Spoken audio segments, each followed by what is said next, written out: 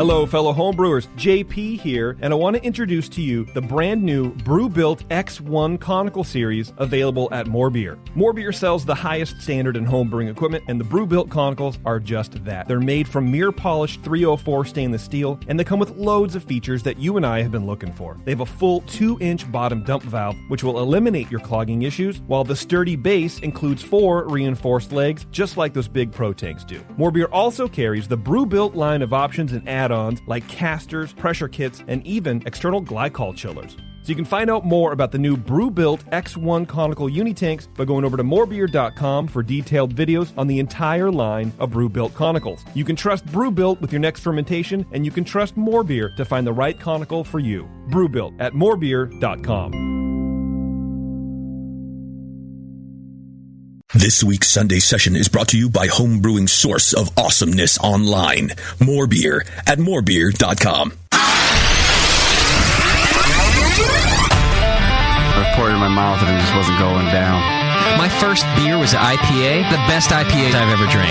Mostly because I brewed it. If you have a scale that is good for measuring cocaine, you're probably good for measuring hops on cocaine. You're scaring me. I think the information is awesome and the audio sucks. Make some sugary water, throw some yeast in there. And you're going to drink good beer. Yeah, it's going to be good. It's fine. God damn it, man. Oh, my God. Now, live from the Brewing Network studios in Northern California, this is the radio program for home brewers, craft brewers, beer lovers, and beer geeks. It's your only source for live beer radio that brings expert brewers together with, well, expert drinkers. This is the radio program with a head on it. This is The Session.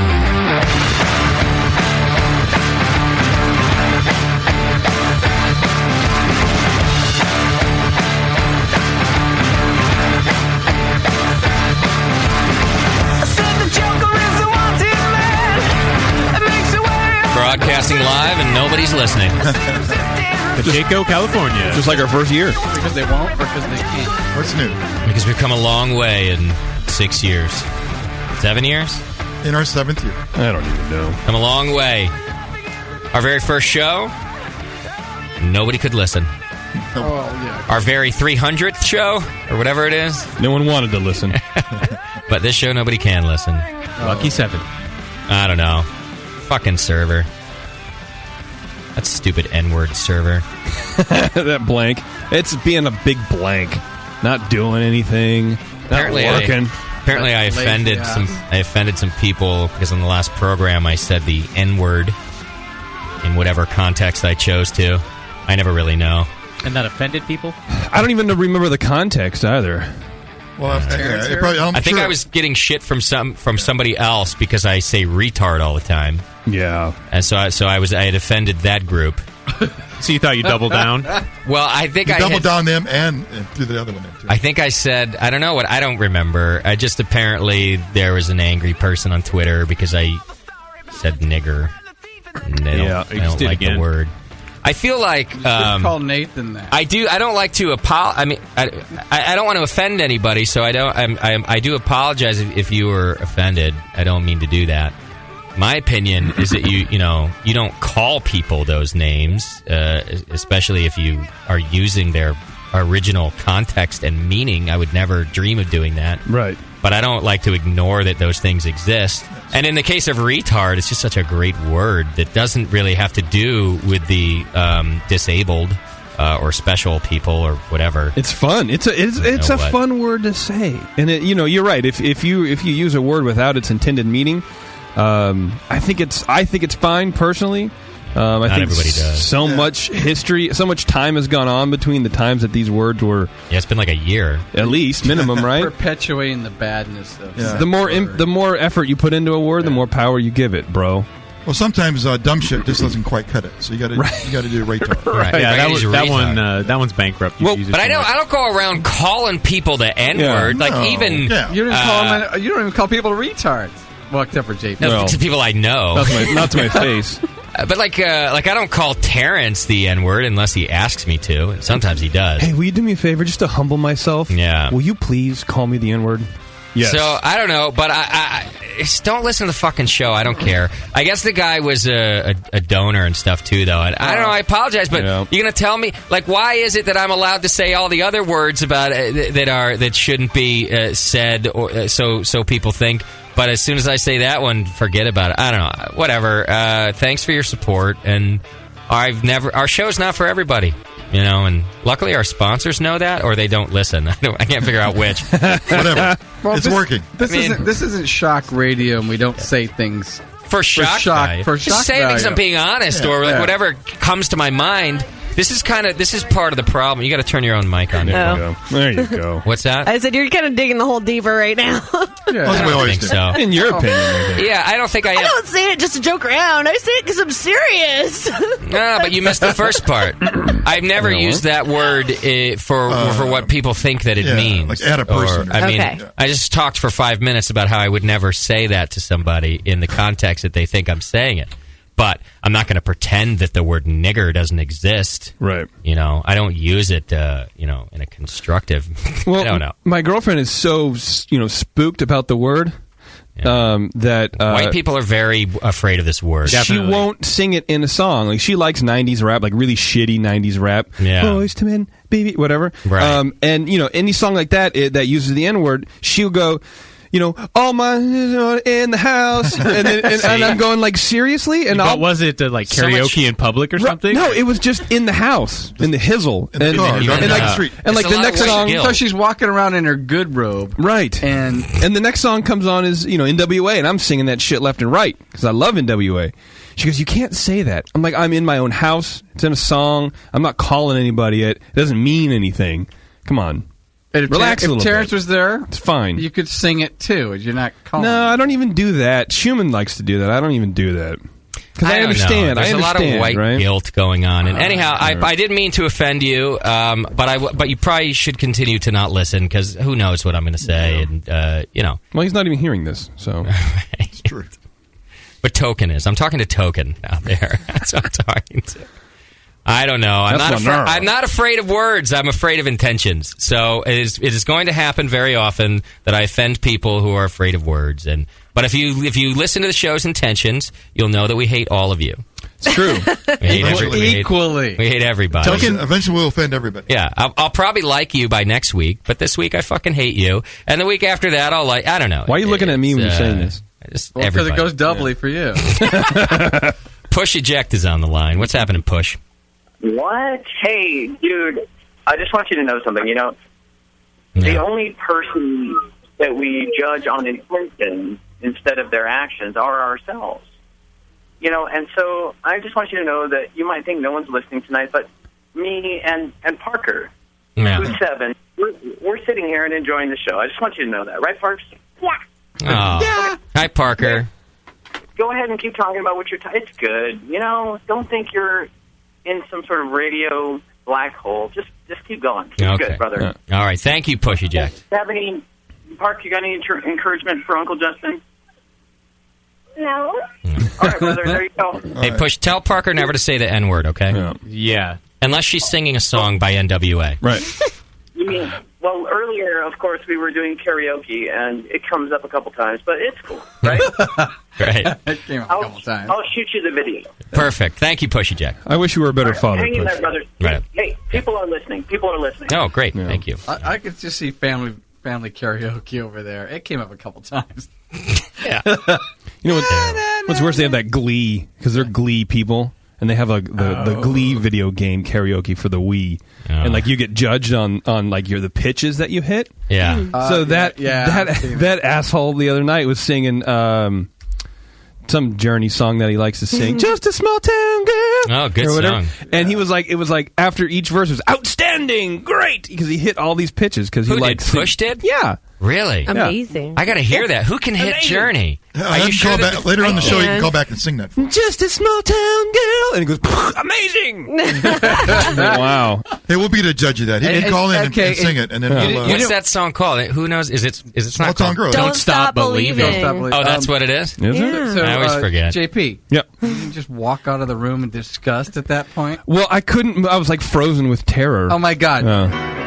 I wouldn't have given you that. Walk out in protest. Did he sing the whole song? Oh yeah, whole song, and then turned it off. An hour long. Actually, he was singing the whole song. I went back in the bathroom to go to the bathroom, took a dump, and then came back and it was off. And he was still gone? No, it was off. He just did the one song and that was it.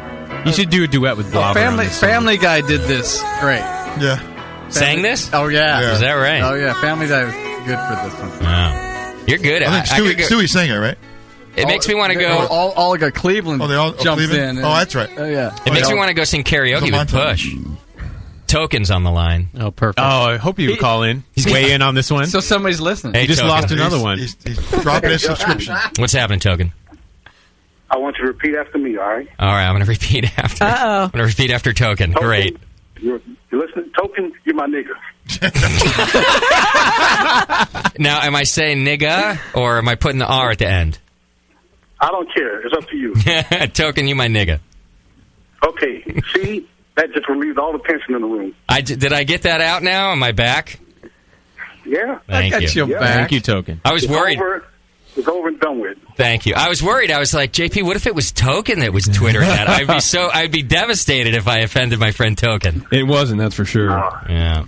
All It's right. all good, man. Thank you, my friend. I Thanks a lot. appreciate that. Well, because Token understands context. Right. You know, that word was used in context to describe something else. It was like a quote. It was like a quote from something else. It was something entirely different. I think Token was just happy I was starting to relate to retards with that word. And Justin's too white to make that mean anyway. Right. Yeah. So anyway, that's my Twitter news for you. Okay. Well, I appreciate it. Look, again, whatever. It's going to happen. It's going to happen if you tune into this program. Yeah. Every once in a while. It's not even close to the first time, and certainly not close to the last time. But you're welcome to bust our balls for it. But it should be Absolutely. the last night. It should be the last time. I wish there were other words that are that bad. Are there? Well, I inadvertently said spook. That's a bad one. That's a really bad one. Ooh. I didn't mean when I said I was like, oh, terrible. I didn't mean that. When you said it, though. Yeah. Well, I did. Long time. But for other groups of people, there aren't really worse words except for blacks. I mean, those are all the worst words. Yeah, well, like Jews have kike. That's not a. That's bad. Isn't that bad? Yeah, it's bad. Kike is bad. What else? Is there another but one? Jews aren't The going to F word used to be like that. Fuck? Yeah. How come you said the F word? Because because you felt bad about using it. it. Felt like saying F word. You have a problem? Well, in what context are you using that? Is it a transitive verb or an intransitive verb? Or as part of a word, like unfucking believable. Unfucking believable. Is it an adjective? It can be any of those. It's the amazing part about the word. I'm fucked up. I wonder what a derogatory word for a Greek is. Oh. JP? No. There's plenty. Oh, someone throw one in there. I don't know. There's one really specific one I can't Everybody remember likes right the now. Greeks, I think. No, they don't. Yeah, we gave you democracy. No. Nicole few years ago. Nicole's like, I've hated the Greeks for years. Wow, I got a whole list of them right here. You are Southern European, Bubble, aren't you? Nah. fleece, goat banger, gobbler, Goat banger could be for anyone. Yeah, I think that's for white people. grease bag. I guess Greeks are white, too. Guppy, high boots, homocrat, which is funny. I don't know why. I don't even know what that means. Lamb chop. That's just stupid. What are these? These are like names from a 5-year-old. It's dopey. Olive inward. What? Huh. Yeah. That's interesting. So if you're saying it about me, I'm an olive nigger, apparently. Olive picker. Unibrow. And that's about it. I don't care. I thought Doesn't that bother was me a at all. much stronger one. Sheep dipper. Actually, that walk them towards water. Well, that goat fucker thing seems kind of generic. Except I think the Greeks marry the goat. Yeah. Well, we are kind of that monogamous. We are more monogamous people. You're absolutely right about that. I hear they don't really actually marry them. They just have a favorite one. Yeah. Well, no, that's the rednecks. Yeah. Well, you know how you can separate. The only way to separate two, one Greek man from another, right? It's crowbar. Pry them apart. And it doesn't bother me. I don't care. I don't let my past of racial slavery for 400 to 600 years by the Romans interrupt who I am. It's such a word. I don't care. And the same caveat, unless somebody says it at you, right? Unless somebody in hate calls you. Yeah, unless they're screaming, slander. then I'm gonna apologize and give my wallet. And again, the intention is the. But now You guys are the whitest fucking white people ever. I still apologize. Well, look around the room. Ever. Yeah, like totally. OMG lols, Nicole. EVAR. Talk about the white kettle calling the rest of the white kettles white. Oh, have you ever Googled Black Jesus and watched that? Yeah, it's Jay-Z, isn't it? Yeah, well, it's kind of fun. No, I don't know. Hey, speaking of racism, Push did a mashup of the Alabama Senate for us. Oh, nice. Oh, nice. God. Yeah, you guys want to hear it? I do want to hear it. Definitely. Yeah. Oh. Noah was a little wino. I had a fellow live next door to me who brewed homebrew in the bathtub. The beer we selling now not good enough, but it was strictly illegal. I don't think you want to do this to your children, do you? Man, you gonna make everybody up there wino. I don't think you want to do this to your children, do you? Man, you gonna make everybody up there wino. It's pretty good. You know, we have people that live on the street that'll go into your local Dollar General store and buy shaving lotion for a high. Chevy Regal is stamped and approved by the government agency that said this is healthy. Yeah. Push should be doing some techno for us, Doc. I'm thinking. Yeah. It's got some rhythm. I want to hear some dubstep out of it. For Burning Man? Yeah. Some dubstep. Some racist techno for us for Burning Man. N-word. The Burning Man is growing up now. They'll appreciate it. Yeah. In step. I can just see my bootlegger now. Bam, in the bathtub. Today, for an underage kid to get alcohol, he's got to have somebody get it for him. If this is going to say, I don't need anybody to get it for me. I just need an adult who I can convince to make it for me, and I got all I want for free.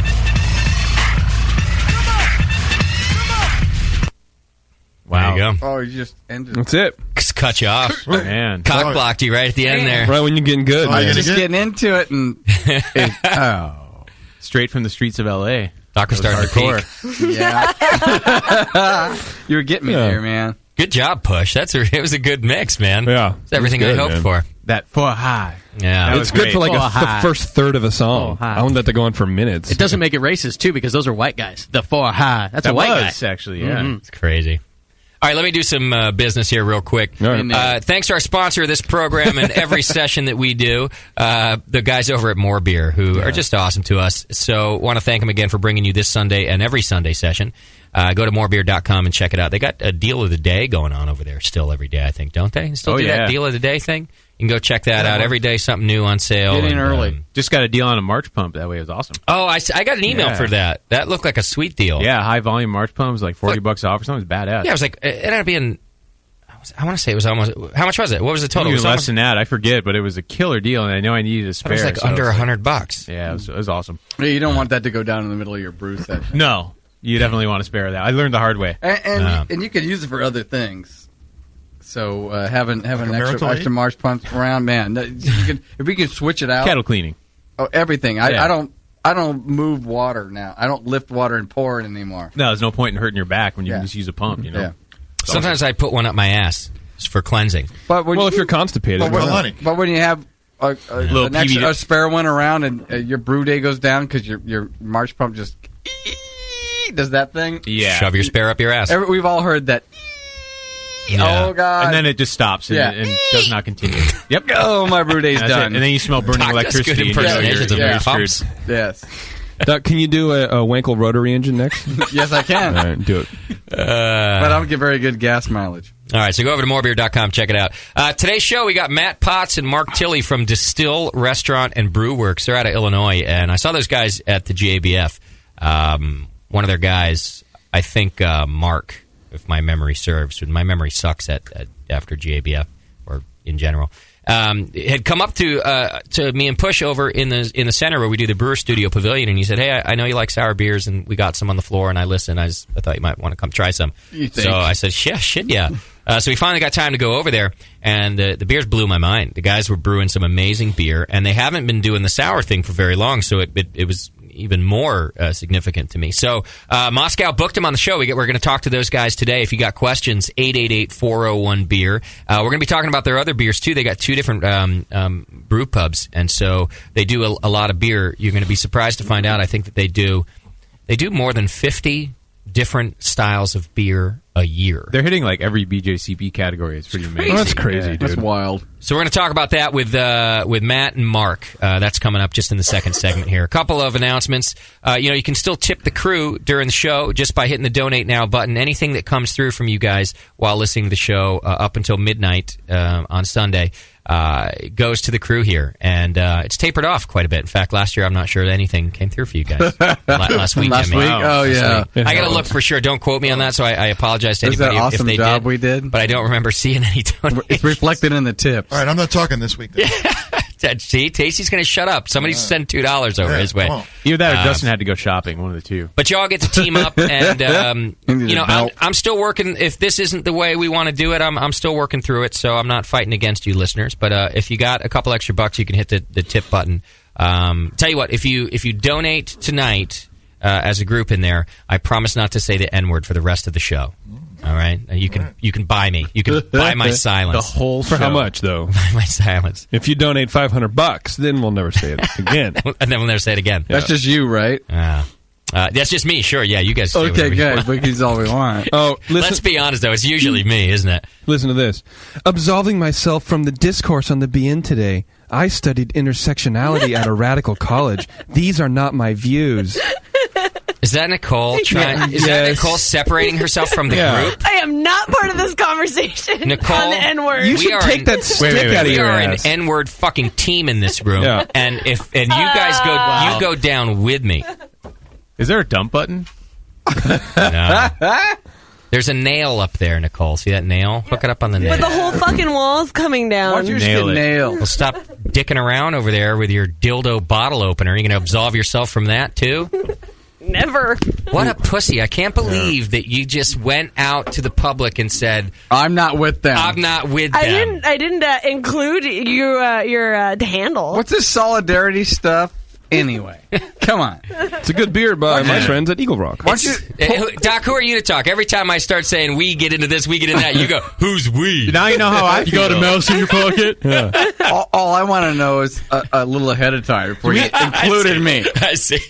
That's all. Yeah, you're going to drag me under the bus. I just want to see the bus coming. So, yeah, pretty give much, me the schedule. Yeah, I want the number. I want the schedule. So it's like that when we go out to bars, too. Nicole starts a fight, and then she's like, Nate, can you deal with this? Right. Yeah. And Nate's like, can you talk to this guy? I don't know what I said. She turns around, there's a tumbleweed right where Nate used to be standing. He's angry all of a sudden. I don't know why. Can you handle this? I guess our website's back up, everybody. So you can always listen on Justin.tv/Brewing Network. That site doesn't seem to go down. Well, now that I'm done saying the N-word all night, you can go see Justin.tv/Brewing Network. You can always check it out there. Attack. So if you listen to this podcast, if you're ever trying to tune in live and you can't get through, you can go over there. I'm trying to fix it. We know the problem, and we've basically just outgrown our server. But with Winterfest on the horizon, which is January 28th, it's just a couple weeks away. It's up here in Concord at Toto Santos Park. You can go to eventbrite.winterbrewsfest.com or something. Winterbrewsfest.eventbrite.com. Winterbrewsfestival.eventbrite.com. Yeah, you can go there. Anyway, all of our capital is tied up in that event every single year, so I can't do the necessary upgrade, and that's why every single Sunday now, when you guys all come to tune in and listen, the server crashes. It's cut down to the bone. It's now an enormous amount of people, so I don't know. Our server company blows. But after this, and you guys show up in mass, and we'll be good to go. We'll be flush. We'll be good to go. Poor Code.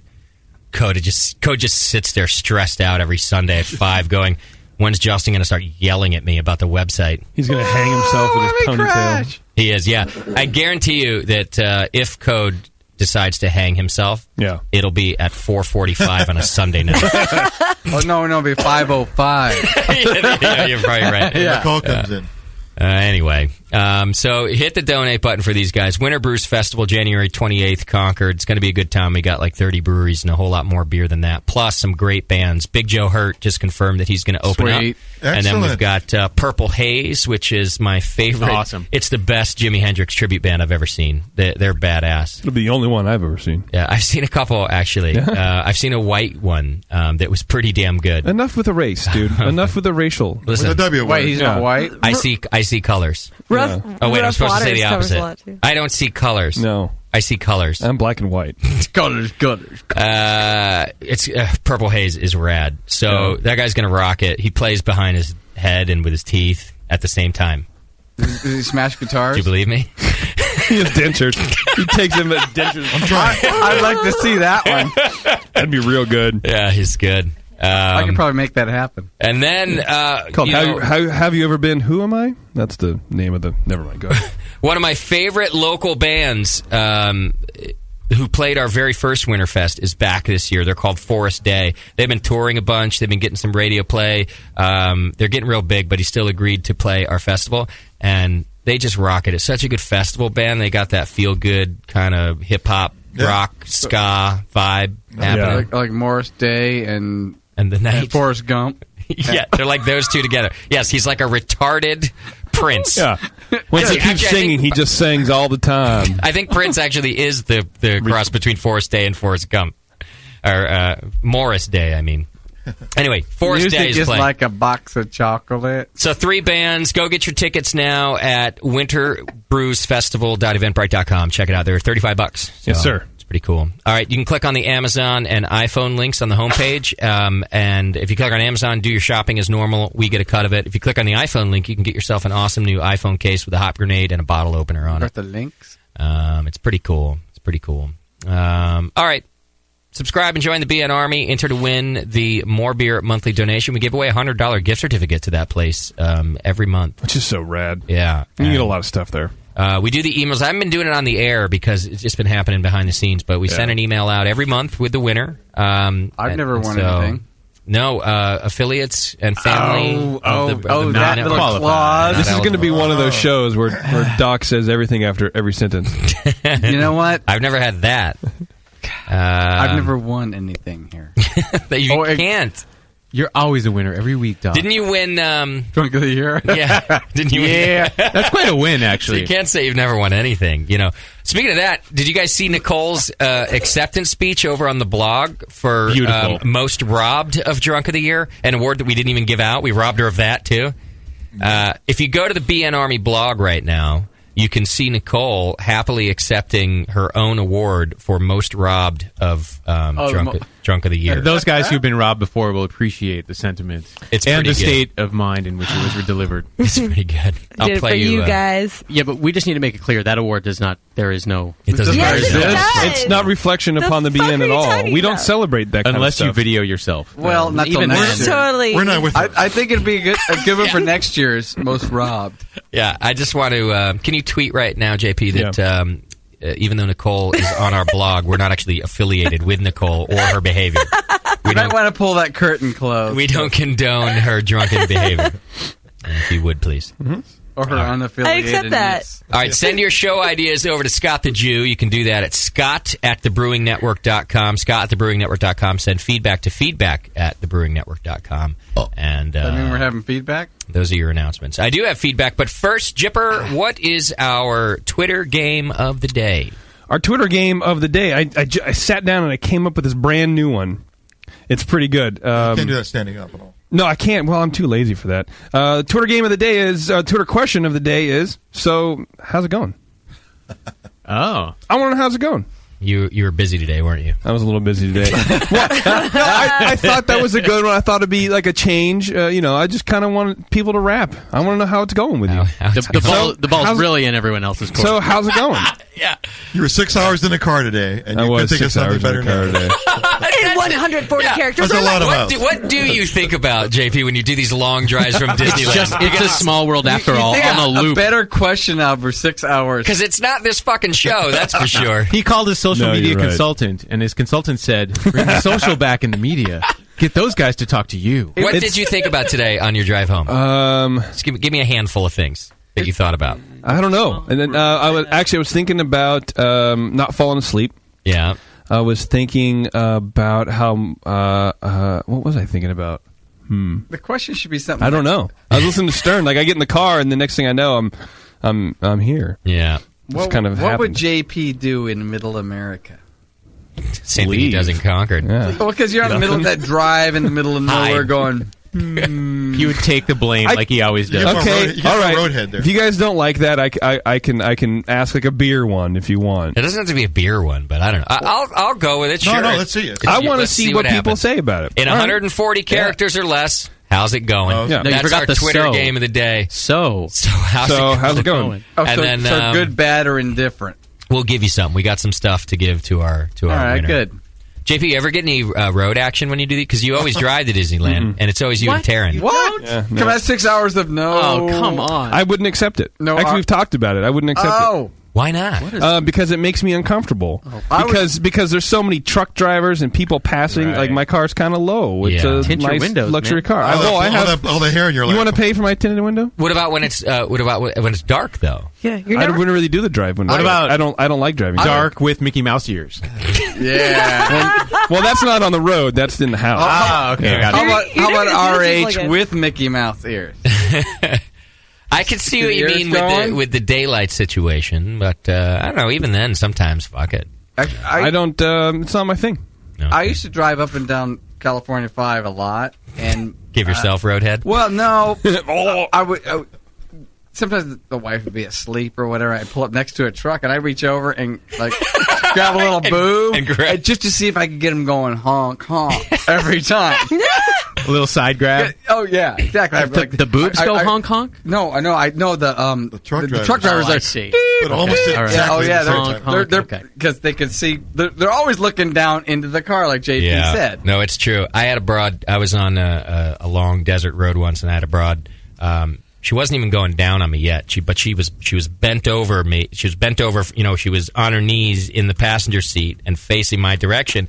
And she had the obvious thong sticking way out, like just the thong everywhere. Oh, the whale tail. And she's just like, she had the whale tail going. Yeah. Exactly. And I don't approve of that. And I'm in the left lane. It's a 2-lane going one way, 2-lane. I'm in the left lane, and You're we're only going one way. And we're passing trucks, and I know that they're going to be looking too. Oh yeah. Well, there was a lot of trucks, so after a few minutes, they had sent the radio call miles ahead to the other truckers. No. Because I started to watch the driver window of the trucks by the time we would pull up to them, and they were already like practically hanging out their window like a pit bull. Like they were waiting for us to come because they wanted to get. I was traveling fast enough so that this is a trick, by the way. So JP. everybody gets a show. So that they don't get too long of a show. I didn't want it to be like I'm next to the window for too long. But that must have been on the message too. They're You're hey, speeding up as you go by. yeah, and so they're getting the advanced look. They're all looking back as far as they can as we. Hi, Kate the Great. Shaking her head. Great. Nothing happened. I mean, it was just. Anyway, It's just preemptive strike. It was pretty funny. Oh yeah. The broad got all pissed off. I finally told her, I was like, I don't know if you know this, but every truck on this road knows that we're coming before we ever get there. If you know what I mean. All right. Yeah. Sorry to disappoint you with a boring story, but I don't know. It's not my deal. All right. Well, speaking of Roadhead, if you're looking for a way to spice things up yourself in the car ride, you can go over to adamandeve.com, and we have our own coupon code over there. If you use coupon code BNARMY, that's BNARMY, then you can get a bunch of good stuff. Let's see, what is it we get here? Stop. 50% off just about any item. Then when you select your one item at 50% off, you also get 3 free DVDs, plus a free extra gift that apparently is so sensual, it's like the N-word. We can't mention it. Cha-ching. On the radio. See? Every sentence. And to top it all off, we'll even throw in free shipping on your entire order. So go to adameve.com and you get 50% off one item using coupon code BNARMY, plus 3 free DVDs, a free extra gift, and free shipping. Oh, yeah. And then you too can have fun on your drive home. After I complained last time, Nate went ahead and bought a couple things, but I never saw any DVDs. Oh, you didn't get free? Oh, no. You never saw that? That's because You didn't see those yet? That's because Nate picked like the creepiest DVDs you could imagine. Yeah. It was like midget stump porn, bloody metal chicks. I don't know. I'm trying to imagine what. I can't say a thing. No, he has just not perfected his knots yet. Sexual, you can't mention on I find it, the rope work. Actually, they didn't send them. I should call them up and make sure I get my free DVDs. Actually. Oh, really? Yeah, it's a short. Yeah. I find it difficult to find porn that is enjoyable to watch. Oh, mutually with your acceptable? mutually, Yeah. Because dudes are into weird shit for one, and rarely a chick will be into weird shit. But then if you go the other way toward what the chick might be into, then it's just boring. I don't want to watch that. It's all storyline. No, it's difficult. You get that question. Do you want me to do that? And you're going. What do I say? Yeah, it's like right now or no, honey. It's we never just want easy. to watch this. It's never easy. It's a complicated thing to do. Watching. Oh no, porn with bros. That's just boring. I don't want to watch this. It seems like a good idea, but it's not. All right, I think I got time to do feedback if we do it quick. Please. So that's what I'm going to do. Oh my God! You've got mail. Kick ass. All right, feedback's brought to you today by the 21st Amendment. You can go to 21st-amendment.com. Check it out. They got beer in cans. Yes, we can. A lot of good talk about Allies Win the War. People are loving that beer. I think everybody in this room has a different can that they love. I know that Moscow and Jip, it's a bitter American.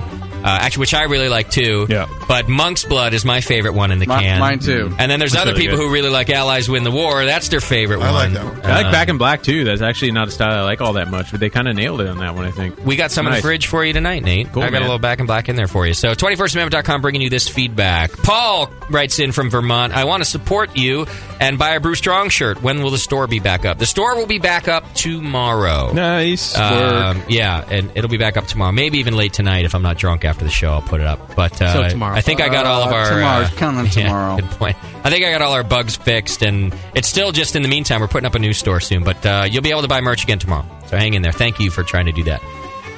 Let's see. Scott writes in from Ghost Cat Brewing. Hey, Justin, super excited about the BNs tonight. Oh, that must have been from last week.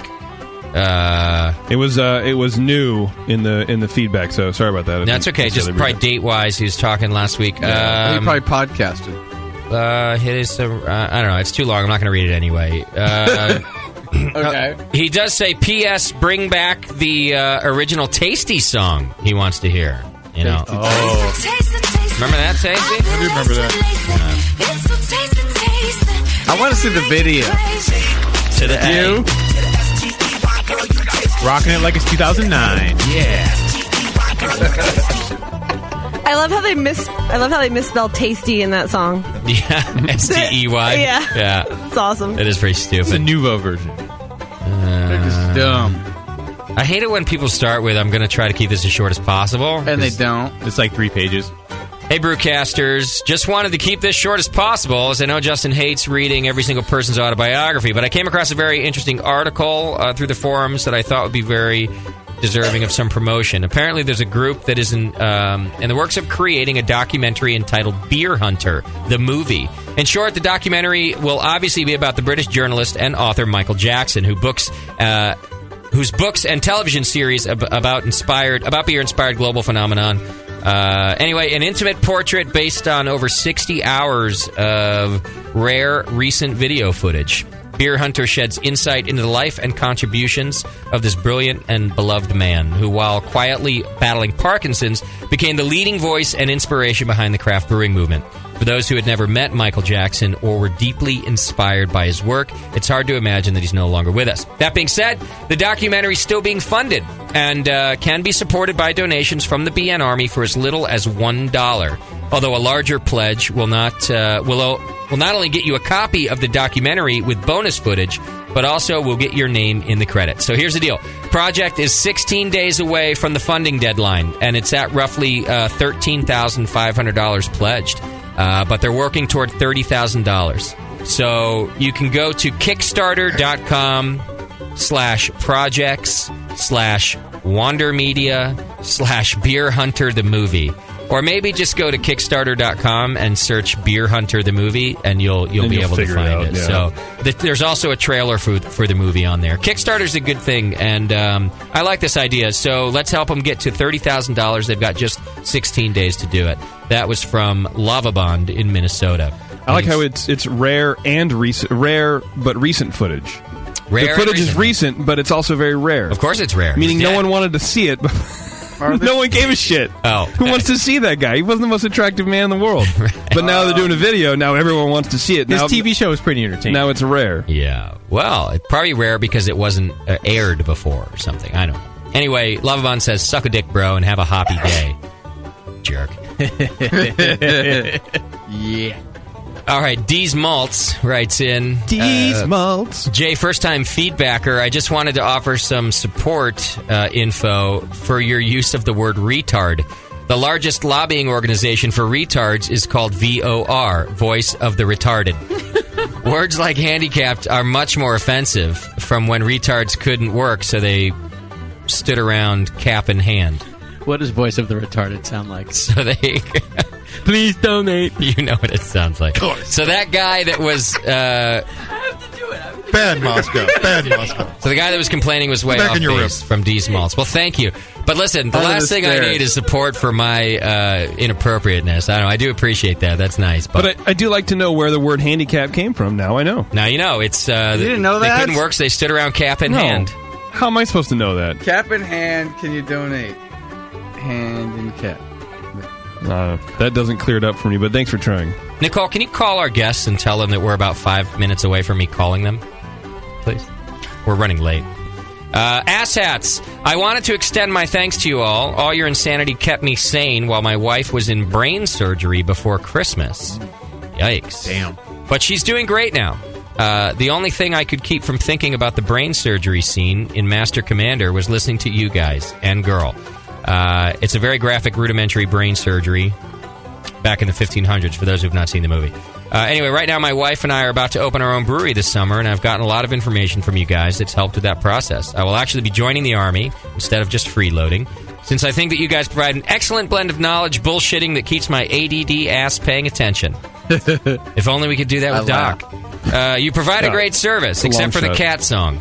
I would have joined the Army earlier, but my wife has been supporting both of us while I've been working on the brewery stuff. That being said, I'd like to extend a thank you to my wife for being an awesome woman and supporting my dream, even though my last brewing job was a little rocky due to the owners. Mm-hmm. So we're calling the brewery Tricksters Brewing Company, and we'll let you know of further advances with the project, et cetera, et cetera. Cheers from Matt. Where's he from? It doesn't say. Northwest? It doesn't say. Zen Tricksters? I don't know. I don't know, but I'm glad your wife's doing better, Matt. Yeah. And thanks for tuning in, brother. Okay, Todd writes in, I hope I'm among a huge crowd of listeners that want more of the homebrewed chef, and if I'm not, fuck it. Statistically, I have to count for some larger group of people that don't have the balls to write in and demand satisfaction. Keep up the good work on the rest of the BN. I hope the show continues. Cheers from Todd, Oregon. Yeah, you must be referring to us being a little behind on, I think we're about a month behind on the episodes now, because we did 2 in a row. Yeah, it's just a timing thing. Don't worry. It's not for lack of demand. We're just trying to work out some glitches in our schedules and some production stuff. Taxi's busy. Sean's a busy dude. He rules. is. Knows Yeah. his stuff for sure. All right, I'm going to skip this next one because it's real long. And finally, from Token, I like the new chat moderator. She's thicker than a Snicker. You know brothers like them thick. Awesome. Thank you. Thank you, Token. All right, feedback's brought to you today by the 21st Amendment. You can go to 21st-amendment.com and check out all their beer and cans. Plus, of course, they got a brew pub right here in San Francisco. You have no idea how many emails I get from people that say, hey, I'm coming to San Francisco. My first stop is going to be 2-1-A. Yeah. Then what should I do? Yes. That's always the question. Where should I go after I go to 2-1-A? It's everybody's first stop. They're straight off the BART line. They go right over to 21A and get some beer, and then they're like, what do I do now? Yeah, Brilliant. Go around the block and go back in. Yeah, just stay there. Right? That's what we do when we go there. We stay for hours. Like they got food, great food, and great beer. Yeah. And you must just stay. And good-looking waitresses. Yeah, I saw Zambo, their brewer, the other day at Beer Revolution. I was like, no brewing today? He's like, it's my day off. I got to get out of there every once in a while and enjoy everyone else's beer. Makes sense. Yeah, yeah. All right, 2-1-A, everybody. Go check it out. Oh, yeah. Everybody. Every day. Oh, yeah. All right, we're going to take a break. When we come back, we're going to talk to the boys from Destihl Brewing Company. I'm excited about this because I'm telling you, they were the brewery that knocked my socks off at GABF this year. There's always one, and this year it was Destihl. So when we come back, we'll talk to the boys from there. We're going to talk about all the tons of different styles of beer they brew, plus their sour beers, because that's what knocked my socks off. Can't wait for that, man. We got some to try in the studio, too, so we'll be doing that. So it's the session. Thanks for sticking with us, and we'll be right back.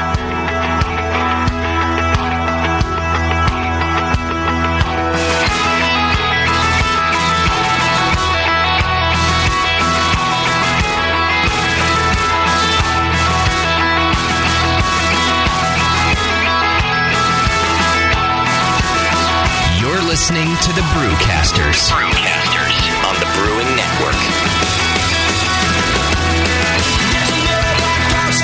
Since the first time the Brewing Network microphones turned on, More Beer was behind it.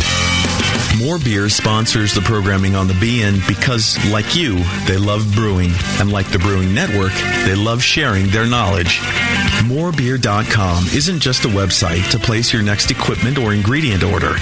Morebeer.com also gives you access to free beer information that will make you a better brewer. Go to morebeer.com and click into the Learning Center. You'll find podcasts, technical facts, video tutorials, and more, including access to The Buzz, More Beer's social network of more than 5,000 members. And some of them might even be crazier about beer than you are. Get over to morebeer.com today and take advantage of The Buzz, the forum, the Learning Center, and make sure you're signed up to receive the newest More Beer catalog. More Beer, bringing you absolutely everything for beer making. Nico, listen, our lawyers said that we had to do this for 1 hour, and after this, we don't have to talk to each other for 3 more months to the next meeting. Kids, come on, let's get out of here. I'm supposed to have more lines, so I'm the professional.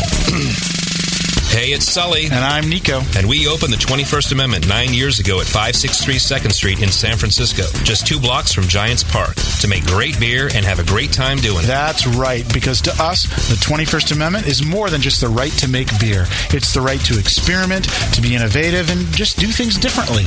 And so now, we're putting our craft beer in cans.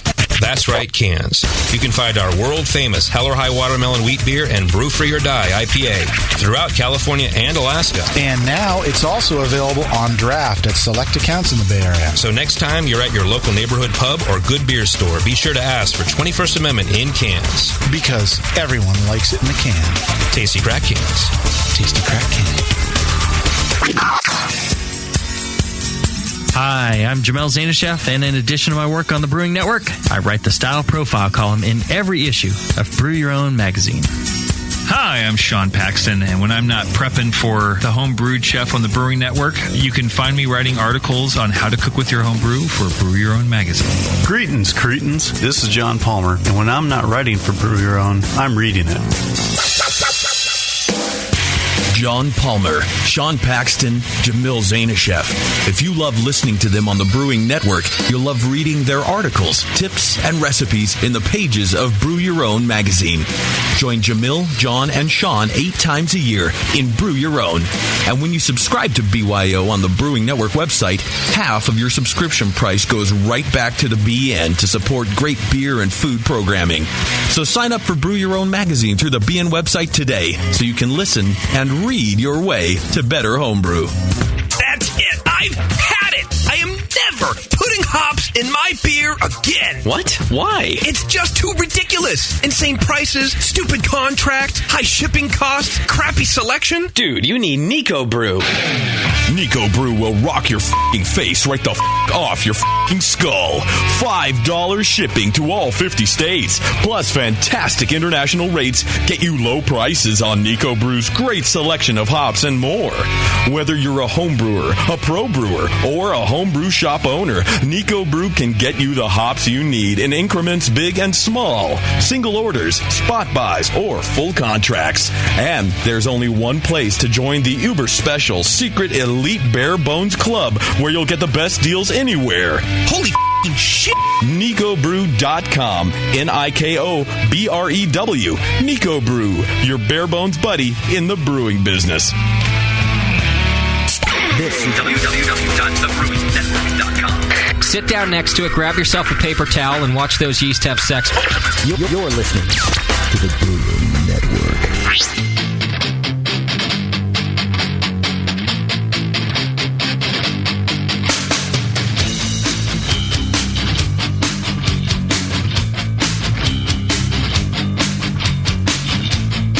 Session. Brewing up our next batch of Radio Gold. Right now.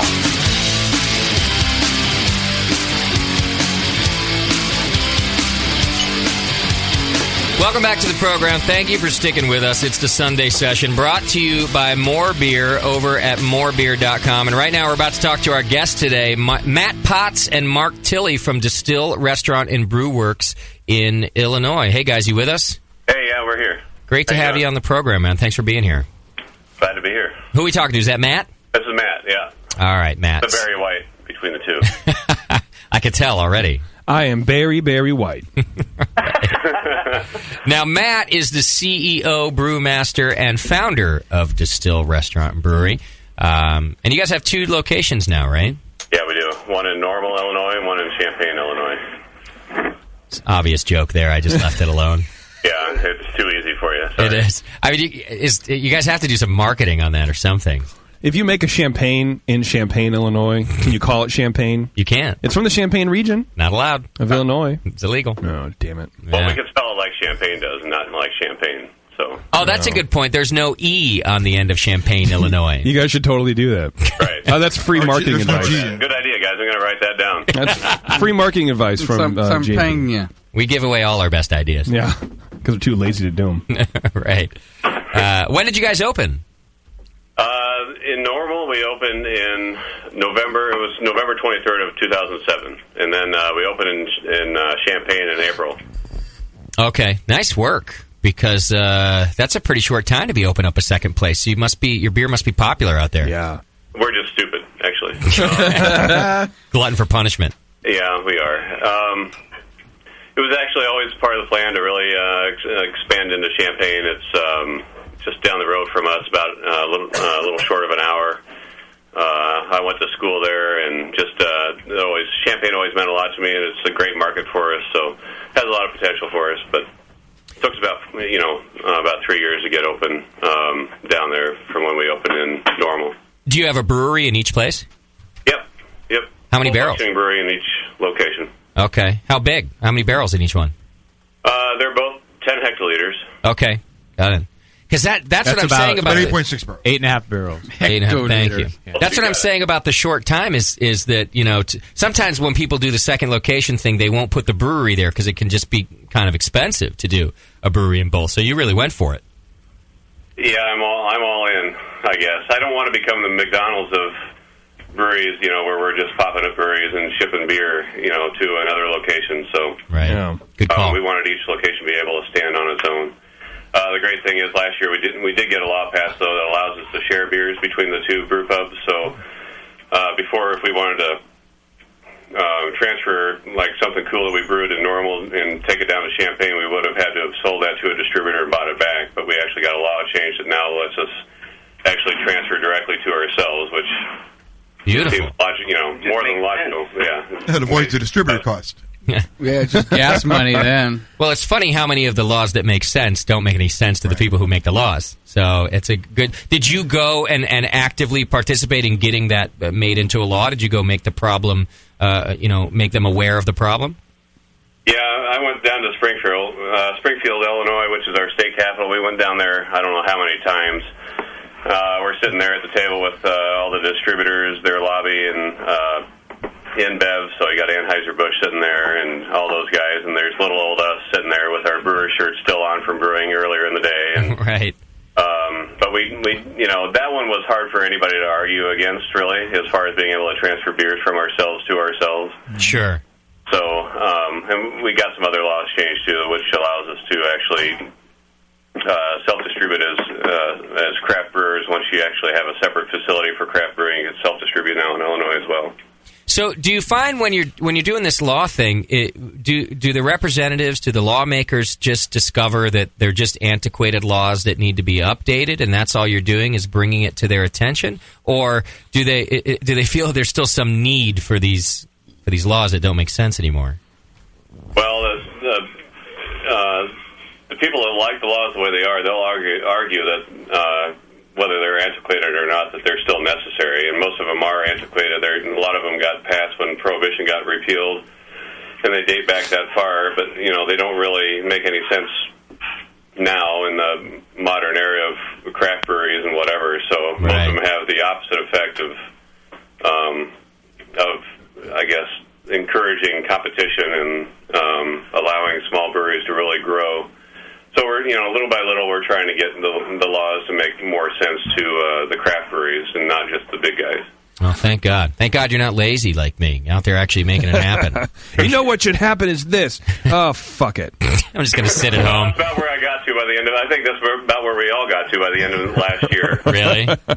It just got tiresome, I bet. Very tiresome. We really lacked the power or the money to really fight the big guys, but in the end we ended up getting a little something, probably not as much as we wanted, but yeah. Anyway, Well, it's probably frustrating, too. I mean, you're trying to run a business, and here you are out there kind of spending money and time to get this law passed so that you can run the business, and there's not enough hours, Yep. Pain in the ass. I'd be very frustrated with that kind of stuff, especially because I get angry. I'll be calm about it while I'm making progress, but the second somebody makes a stupid comment that makes no sense, I just kind of flip my lid. They defend some law that doesn't make any sense at all, and that's where I lose it. It's very frustrating. Gotta make everybody winos. Well, the law's the law, man. Right. If you don't like it, change it. That's what I'm getting at. Yeah. You can't. Now, were you a home brewer, Matt, before opening Destihl? Yeah, my wife Lynn brought me she bought me a homebrew kit in 1995, and I started homebrewing, of course, and within a short period of time, I started homebrewing and having homebrew parties, and actually at the time I was practicing law for a living, so you can make all the lawyer jokes you want now. Wow. I can take it. That's too easy at this point. Yeah. It is way too easy, but I'd join you in that. But so I was practicing law and starting to homebrew at the same time, and started having these homebrew parties, and actually enjoyed making people, you'd share your homebrews and you see people really get happy, and I enjoyed making people happy so much, and as a lawyer, you just piss people off all the time. Right. Do them and whatever else, so I got a lot more pleasure, of course, out of making people happy versus suing people.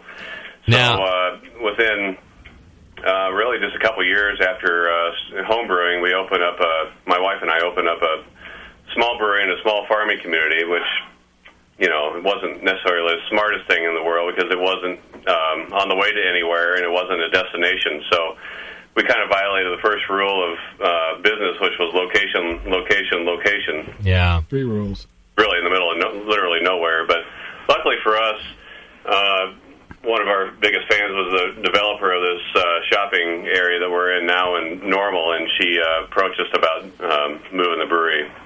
We're actually doing a new brewery concept here in Normal. So we actually moved here and started up from scratch and built a building, and it's worked out really well for us. So. It would be a really great reason to get into homebrewing and having homebrewing parties and friends over if you're a lawyer? No. Is if you're a DUI lawyer. I have a feeling that Matt was a DUI lawyer, and he's like hands everybody his card on their way out the door. Right. Have a good luck. He's like, I'll talk to you guys tomorrow, huh? Well, I did do a few of those, actually. You did? Don't get caught. Full circle. Right, yeah. Come on back to the brewery, guys. We'll see you next time. Be sure to drive real fast. Right. Okay, so you open up the brewery, then you move to a better location and get that fixed up, and it's kind of been going a lot better since then, it sounds like. Oh, yeah. Once we moved to Normal, then I went to Destihl in Chicago right before we broke ground on the first location here in Normal, and just kind of wanted to raise the bar a few levels, and it had been a while since I left our first brewery and started Destihl, so I really wanted to I really wanted to dive back into it, so I went to Destihl and got their associate's degree in brewing technology. And then we broke ground on Destihl in April of 2007 and opened in November. So. Beautiful. Nice work. Yeah, thank you, sir. So now you're like 500 to 600 barrels a year. Yeah, it's that's about what we're running in Normal, and probably about the same in Champaign. Oh, okay. So out of each location, got it. Yeah. currently. Beautiful. So what's the beer I don't really know about your region and how if it's more rural or what. What's the beer population like? Are a lot of craft beer drinkers? College town? Yeah. Both college towns. Yep. Are they? Okay. They are college towns. They are both college. I would consider Champaign to be more of a college town. That's where the University of Illinois is, the Fighting Illini. So that's more of a true college town. Bloomington Normal has ISU, which is Illinois State University. We of course see some impact from that as well, being in town quite a bit. But both locations made sense for us, and I don't know. Do you have anything to add, Mark? I think this is Mark, for the local community, I think for the most part it's kind of rural compared to the Chicago area. So I think we've got a lot of the big three drinkers that we have to deal with and try to educate and really preach the craft brewing industry. So we've got some challenges. We've got some folks that are used to looking for their Miller Lights and Bud Lights, and right. So not the most logical. Normal's not the most logical area for a brew pub. Yeah, it's done very well. It's been a lot of education and getting people kind of used to it. We don't offer any of the. We actually only sell our own beers, so we don't offer any of the major production brewery beers or anything else. So, really, in the entire 4 years that we've been open here, I've probably only heard like 2 or 3 people complain that we didn't have, Busch or Miller or one of those guys here. Honestly, it really hasn't been that big of a deal for us at all. And the biggest sense of empowerment for us is when I think it was right before we were about to open, one of those big distributors came in and to try to see what they could do for us in terms of Bud or Miller. I think it was Bud. And I said, well, we don't need you. Thank you very much. But, we're going to just make our beer ourselves. And that was such a sense of empowerment. And that's kind of the way we've gone forward since then. So, well done, sir. Good job. Do you think moving to an area that isn't very craft brew savvy, do you think that has maybe impacted you negatively? Where you have to put more work into educating people instead of having kind of already a built-in craft beer base who kind of knew what craft beer was to begin with and were open to it, or is the struggle kind of part of the journey for you guys? You're right on almost everything you said. And with some people, it is it's an education. With a lot of people, with other people, they're more than ready for it. We get a lot of people in both Normal and Champaign that are transplants from Chicago, because they're going to school here or whatever. They're used to drinking better beer, so they're like, thank God you guys are here. There's other people like, why don't you have, other beers or whatever? But for the most part, it's been very positive. People have been very open to all the styles that we're doing. I know you guys said earlier how many styles we're doing a year. I think we're around like 58 styles of beer per year that we're doing. What's the deal with that, Matt? Because that's, it's ambitious is what it is to do that many styles of beer. It's basically every BJCB category from what I was looking at. It's amazing. Yeah, tell me what your philosophy is there.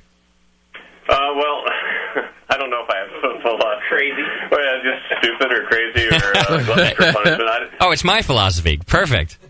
It's variety. Since we don't offer any other beers, we like to mix it up a lot, and we like to keep things really interesting for us as brewers and for our guests. So we do so many different varieties, and 58 doesn't really even cover what we really do, because there's some one-offs that we don't really include on the master list. All the Saint Decara, all the sour beers, those are usually single barrel one-offs. So that's included as one style in that 58 when they're really. Those are endless, really, in terms of how many different ones that we do. That makes sense. Well, it's also really good when you have somebody come into your place of business and why don't you carry Heineken? Why don't you carry Stella? When you're brewing this many types of beer, you have that kind of beer. Yeah, that's a good point. That's why we do it. We usually try to keep 14 to 16 of our own beers on tap at a time. So out of those. That many styles of beer, you're going to find something that you like. And you do lagers? Not all the time, but usually we'll have a lager in the mix. Right now we got the Snowblower, which I believe we sent to you guys. We got the Miner's Ruin, which is, of course, a California common style of beer. We do a Bella Imperial Pilsner. Every Oktoberfest, we do our Oktoberfest beer as well, and a Vienna lager. That's pretty much our lager lineup. Yeah, we're drinking your. Is it a winter bock? Is that snowblower? It's a snowblower winter bock. Yep. It's your winter bock. We're drinking that right now. Started easy. We thought you might start with the either the Dos Vidania or one of the sours. But our producer has no idea about sequence of beer. No. He did ask me. This one's my fault. He asked me about this one, and I just thought we were going to do the sour beers in the second segment. So we went. Plus, I needed to catch a buzz, so we went right for the winter box. I would have started with the That's box. what I've got right now too is the snowblower. So we're good. All right, perfect. See really that, good. Tasty? Yeah, I'm on the wrong frequency. If nothing else, you guys. Well, we don't have that guy's beer, but we have this, and it's a certain style. So you're going to teach them about what they want anyway. Yeah, it's a style of beer you like. Here's our style, and it's the same thing. Tell us about about this winter bock we're drinking.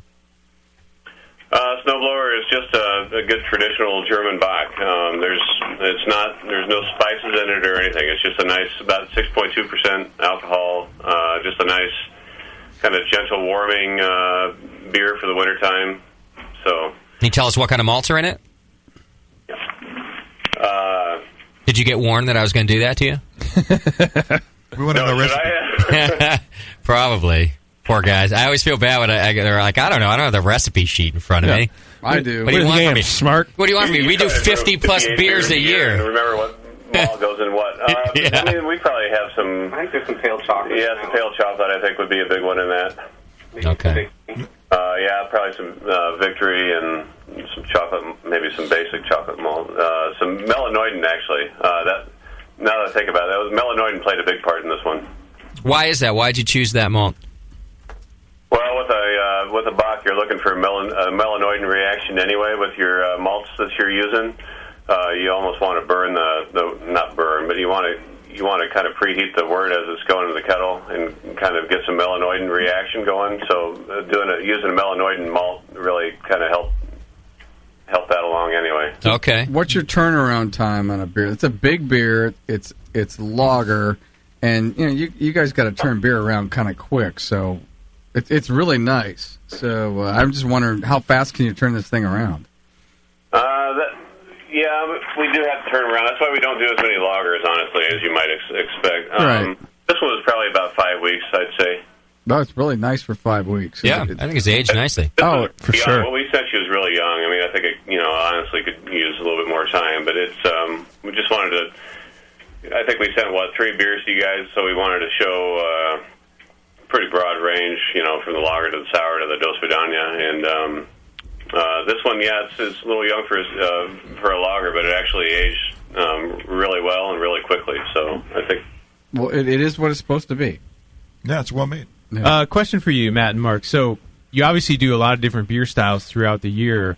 Between the two breweries that you have, how many yeast strains do you have in house at any given time? Probably not enough. We usually about 3. We usually rotate around 2 or 3.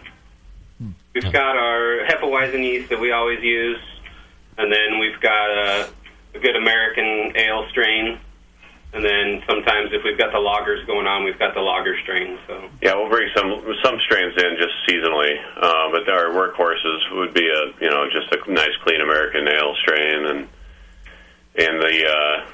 the Hefeweizen strain is kind of a bitch actually because we can only really get a couple batches out of it, and then we really need to either prop it up as new or order it from the lab. So. Yeah, it kind of mutates quickly and doesn't always behave if you want to use it over a lot of generations, right? Yeah, it does not hold up. What does it start to do? What is your sign of when you have to throw it away? What's the flavor? It tastes like crap. Just too much clove, too much. We don't get enough banana or clove out of it. Oh, not enough. With Okay. our Hefeweizen, we brew it like true German style. In normal, we've got a decoction vessel, so we actually use German decoction on it, and it's about as true to a Hefeweizen beer as you can have in the U.S.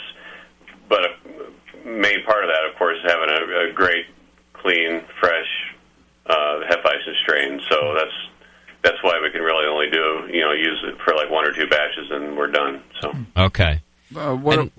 What about your Winterbach yeast? That's a lager that we use for about 3 or 4 generations. So we did it for the miners. You can use that strain to ferment warm and do a California Common with it for the miners' room, which you don't have with you. But we didn't know that we'd want to try sending out a California Common to California and compete with Anchor. Yeah, that's a good we're call. really happy with it, but we just thought that'd be a little bit. We thought we'd send you some snowblower from the cold region of the U.S. instead of the California Common. Do you know do either of you know what maybe an equivalent yeast that we could buy at White Labs or something would be that you used in this Winterbach? Probably like Y yeast. Bohemian Lager, I think, would probably work really well with that one. Okay, nice. And then I promised myself this year that I would go back to some of the basics in brewing, which we haven't done on this show because we covered them in the early years. But I just want to go back to the melanoidin profile of this beer. And this is a question I could ask the homebrewers in the room too, like Tasty. You mentioned adding melanoidin, but also that you could kind of preheat the wort as you're going into the kettle. And so, Tasty, help me out here. One thing that I do when I'm homebrewing, I'm mashing out. I got the liquid going into my kettle. And after it's covered about 4 to 5 inches, I'll turn the flame on. But real low, just to, heat it as it's coming up. Get a jump on the boil. But just to get a jump on the boil. But one thing that Matt mentioned is that you almost even want to get it hot with a beer like this so that you can get some melanoidin going. Some caramelization. So what would I do? Would I try to bring it to a boil early? Yeah, just stop the runoff. Take the first runnings, get, just maybe a gallon or two, and just let it come to a boil. Okay. It's concentrated. Heat the shit out of it. But let it come to a boil, and then I could go ahead and continue again. Your runoff. Okay, and that'll give us some of the. And what are some of the flavor characteristics of a melanoidin that we're looking for? Just really good fresh bread, like a deep toastiness, not necessarily caramel sweetness, or not like burnt. Exactly, not like a roasty or chocolatey quality, but has those kind of complex flavors. So you still have to be careful. You don't want to burn it. Like when Matt says you want to get bring it up to heat, you still have to be careful that you're not going to burn this. Exactly. Right. It's kind of caramel plus. Okay. You can get that fresh caramel flavor, which is kind of sweet and not really what you want to have, but you can get this kind of extra flavor that you can by heating the mash or heating the boil early on when it's concentrated. Okay. The food science guys talk about it as like a non-enzymatic browning, and that usually comes from heat and pressure. Okay. Like both. So, and then Matt, you actually add the melanoid malt, which kind of has some of these flavors built in. I'm guessing. Yeah, you do that, and you still try to get some melanoid reaction as well, like you guys just described. But with the melanoid malt, you're going to get a head start on that. Okay. And, of course, the maltster is providing that. They take care of that at the moment. Exactly. Got it. And we can buy that at our home. Yeah, Environment has really good quality melanoid malt, among a few others, I'm sure. And More Beer carries that exactly. Exactly. More Beer carries that one. Is that something that you have to use in extreme moderation? Is it one of these very powerful malts, like a smoked malt? You got to be real careful? Yeah. You do. So we're talking like not more than a couple of percentage points here. A 2 or 3 be about right, I think. Okay. It's one way of getting that flavor, but if you overdo it, it's not the same thing as trying to get it in your process. But when you're trying to heat the mash, or trying to heat early boil kind of thing. Okay, all right. Well, I like this beer, guys. You've done well. Yes, very well. Really tasty. Yeah. Yes. Thank you. Thank you. Now, Mark, who we heard there a little bit, just because I'm not sure I introduced him in the beginning, but Mark Tilley, he's the assistant brewer in the Cellarman there, and you started there last year, Mark? I started in June of 2010, so just almost 2 years. Oh, okay, got it. And so, Mark, you're the one who came and got me from JBF, right, from the Brewers Pavilion.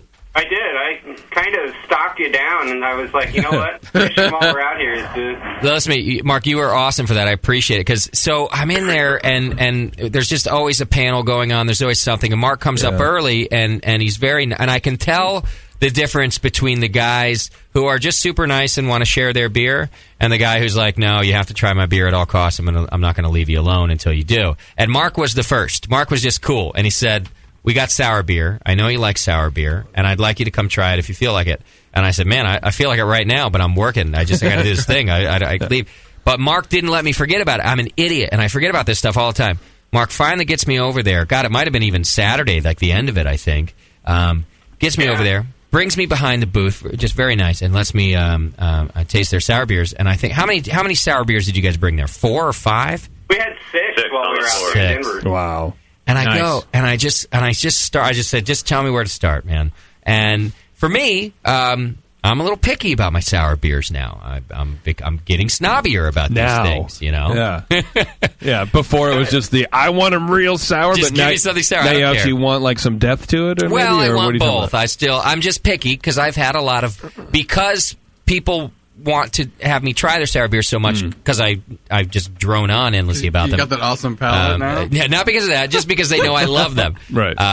I drink a lot of bad ones, is what I'm getting at. Wow. That's the short story is I drink a lot of bad ones. And anyway, your guys' sour beers knocked my socks off. And I think they were knocking everybody's socks off because you had a line going around the booth. It was crazy over Always there. a good sign. So tell me, we're going to try some of yours, but maybe just to tease a little bit, just before the break, tell me about a couple of the sours that were real popular for you at GABF there. Probably the most popular, I would say, was the Framboise, don't you think? I'd say the Framboise, and then people were really digging the sour barley wine just because it was such a unique beer that people hadn't really discovered or heard about, and I don't know if anybody else has been doing it, so yeah, that one got a lot of reviews, but the Framboise was definitely probably the biggest hit. And was this kind of your first run of sour beers, or you've been doing this for a little while? We've been doing it. It's our first time at GABF, though. Okay, all right.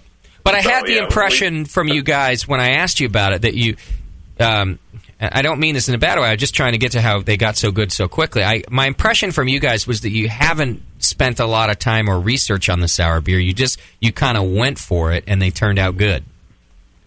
Not that there wasn't any skill involved, but it just didn't sound like you'd been doing it There was for. some skill, It didn't sound like you've been doing it for 10 years, and this is the product of that.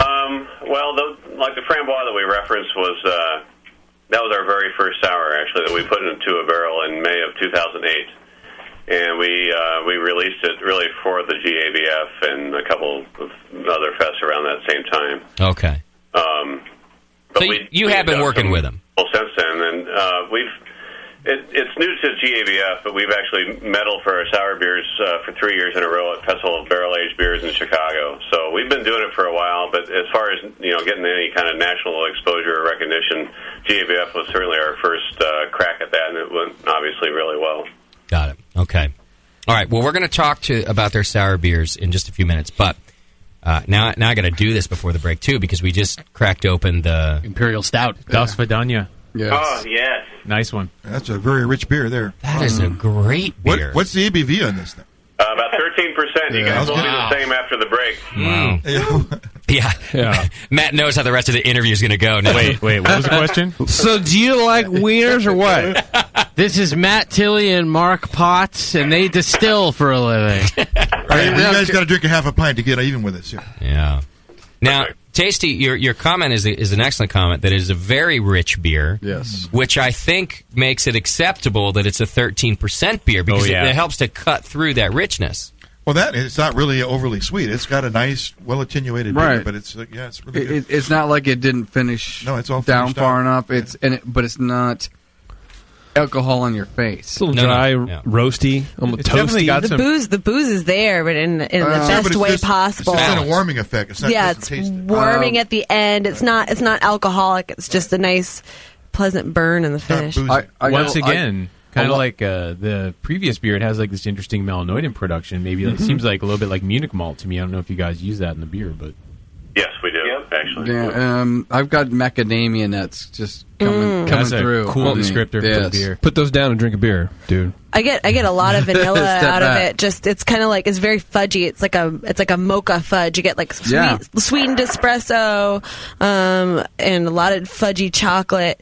But then there's also really high carbonation, which surprised me. But I like it. It's like I like it too. I agree with you. lifting the little bit of sweetness that's there. But it's easy drinking because it's not just thick and laying on your tongue. All these flavors are there, but it's light-ish. Where does the vanilla come from? Is that from the barrel guys, or is there some? Oh, yeah. It's sat in the barrel for about 6 months, almost 7 months before we started playing around with it. So The thing I like about the character vanilla when it comes from the barrel and not from something else is that it blends in so well and it's not overpowering. It is very mellow. I don't really like the taste of vanilla. I don't like vanilla drinks or vanilla foods. Well, it's not vanilla proper. It's the characteristic. Right. Yeah. I think it's the vanilla oak kind of characteristic thing, and they come through together. I mean, it's what kind of toasted barrel? wood sugar, is giving that flavor. I like that. You should name the beer Toasted Wood Sugar. You like that?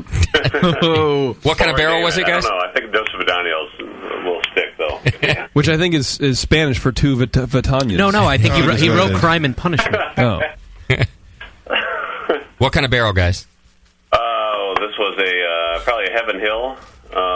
Wow. Probably a Wild Turkey barrel. Oh, this is awesome. There you go.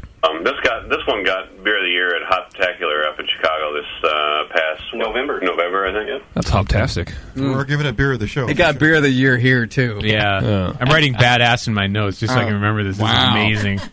Moscow, you might want to write down this for a nominee for the BNAs. It's pretty good already. But what we like about it is that it's got that high alcohol, but it's really so smooth and easy drinking. You really hardly notice that it's that high in alcohol. So there's no noticeability whatsoever on that one. So tell us about the base beer, malt wise and things like that. How'd you get it so big? Well, we did a double mash with it, of course, and then we did a small beer off of it, which ended up being a nice mild. But so when you say when you say double mash, because of the size of your mash tun, you had to actually run two mashes. Exactly, yeah. It's such a big beer that we did two mashes. Exactly. Got it. The base malt is Maris Otter, and then obviously a lot of roasted malts and roasted barley, chocolate malts, etc. But yeah, the base malt would be a Maris Otter in this one. It's good. Oh. Just so you guys know, now that it's been nominated for a Brewing Network Beer of the Year, we're going to need. Well, it's at not least nominated yet. It just when we go back to the nominees. Okay, all right. Settle down over there. I'm just saying I need at least maybe a few more bottles just to make sure that it fits the qualifications. That's true. We could call it a nominee. We'll bring it back in December because this is second show of the year. So maybe we'll bring it back in December and refresh your memory about this beer. Mark, you have listened to this show for too long. You know how these things Very work. smart. You're a smart man. Re-releasing a movie before the Oscars. You have to do it. Maybe we should just fly it out here personally. Yeah. So issue the DVD just before January, even in people's minds, like they do with the Oscars, and it'll put it right back in our brain. Perfect. Exactly. Yeah. All right, let me do this, guys. I got to take care of some sponsors, so I'm going to take a quick break. And when we come back, we can talk a little more about this beer. Plus, we want to pour some sour beers, if that's all right with you. Yeah, let's get to it. All right, guys, hang in there. It's The Session, and we'll be right back after these words. Key to your best beer. When you open a vial of White Labs yeast, you're giving your beer its best chance for a perfect fermentation. In addition to their already incredible variety of yeasts, White Labs is proud to announce WLP 90, San Diego's super yeast, now available year-round. WLP 90 is super clean, super fast fermenting, with low esters and has a neutral flavor and aroma profile. It's alcohol tolerant and highly flocculent. For more of the latest White Labs news, click over to whitelabs.com, where you can read reviews of yeast, learn in the lab section, and join the customer club. And if you should find yourself in San Diego, White Labs has a brand new training facility for craft brewers and home brewers alike. Whitelabs.com. Discover yeast, nutrients, enzymes, and more for commercial breweries, home brewers, and homebrew stores. White Labs. It's all in the vial. And now, Northern Brewer presents What If Homebrewers Ruled the World? Ladies and gentlemen, if you'll follow me, I will lead you into the gallery area. Now, the first piece up for sale today is a Jamil Zainasheff original, a bottle of 1997 vintage Evil Twin. I say. A bidding for this one-of-a-kind piece will start at £7,000. And if you'll continue to follow me, ladies and gentlemen, I can show you a rather abstract piece from Bay Area brewer Justin Crossley. It's a German Doppelbock entitled Justin's Giant Bock. The brewer's notes here indicate that this beer had excellent mouthfeel. That's just a crazy dream, or is it? With Northern Brewer, a thirsty nation can craft its own ale and lager for the greater good of mankind. Northern Brewer, the home of $7.99 Brew Saver shipping, superior customer service, and the finest selection of home brewing goods for the future.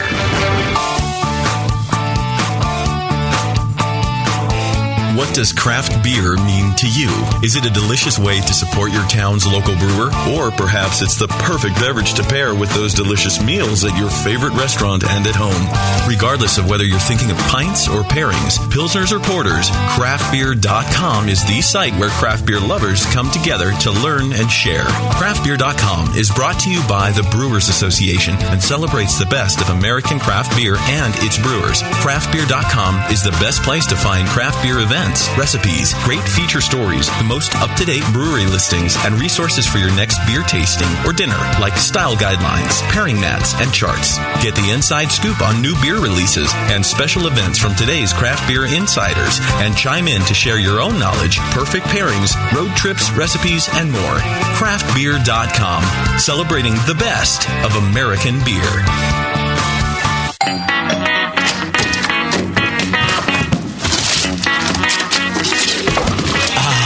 What'd you get? More brewing ingredients? Yep. You know what I love about Brewmaster's Warehouse? The $6.99 shipping? Well, yeah, but... Oh, the in-store classes for beginning brewers. Yeah, that's cool, but... The Brew Builder. Creating and saving your recipes online is awesome! No, yes, but... The cheese-making supplies. No. Oh, the wine-making supplies. Oh, the distilling equipment and liquor flavorings. All that stuff is awesome, yes, but what I really love is that the guy who runs it is totally hot. And that Brew Builder software is awesome. Oh, yeah. Brewmaster's Warehouse brings you flat rate shipping on great equipment and ingredients to make beer, wine, cheese, and spirits at brewmasterswarehouse.com. And if you're in Georgia, stop by Brewmaster's Warehouse Monday through Saturday from 10 to 6. Visit brewmasterswarehouse.com today because it's totally hot. Oh, yeah. What's funny is brewers will say, yeah, I don't brew to style. I'm brewing my own beer. And it's like a German Pilsner, but it's black. Yeah, it's a sports beer. You know? The home of live beer radio. TheBrewingNetwork.com. Because like beer, radio shouldn't suck. You're listening to The Session.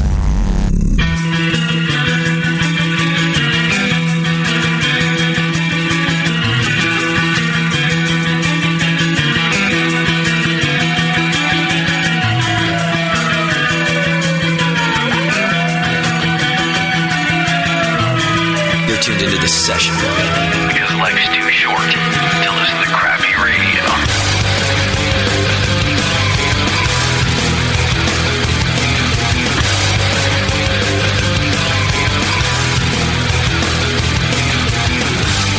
Thanks for sticking with us. We're talking to the guys from Destihl Restaurant in Brewworks out in Illinois. It's Matt Potts and Mark Tilley over there, and we're drinking their Russian Imperial Stout right now, which is very nice. About to pour one of the sour beers. Thanks for sticking with us, guys. I really appreciate it. No problem. I did have some... What are you going to start with? What are we pouring first, Moscow? The wit, huh? The sour wit. Sour wit. What do you guys think? We have a sour lambic and a sour wit. What do you think? Did we make the right choice? Yeah, you're good. Okay. I did have some questions come through from the chat that I wanted to try to get through also. One, which I think you might have gone over quickly, but I think even I missed it. I caught the end. Mega Schwiller in the chat room wants to know, what about the name Destihl? Because it's Destihl, listeners, is how it's spelled. And where did the name come from? We made it up. You just made it up. Yeah. It's just about that simple, really. We wanted a name that really didn't exist on Google. If you Googled Destihl in 2007, nothing came up in terms of how we spelled it.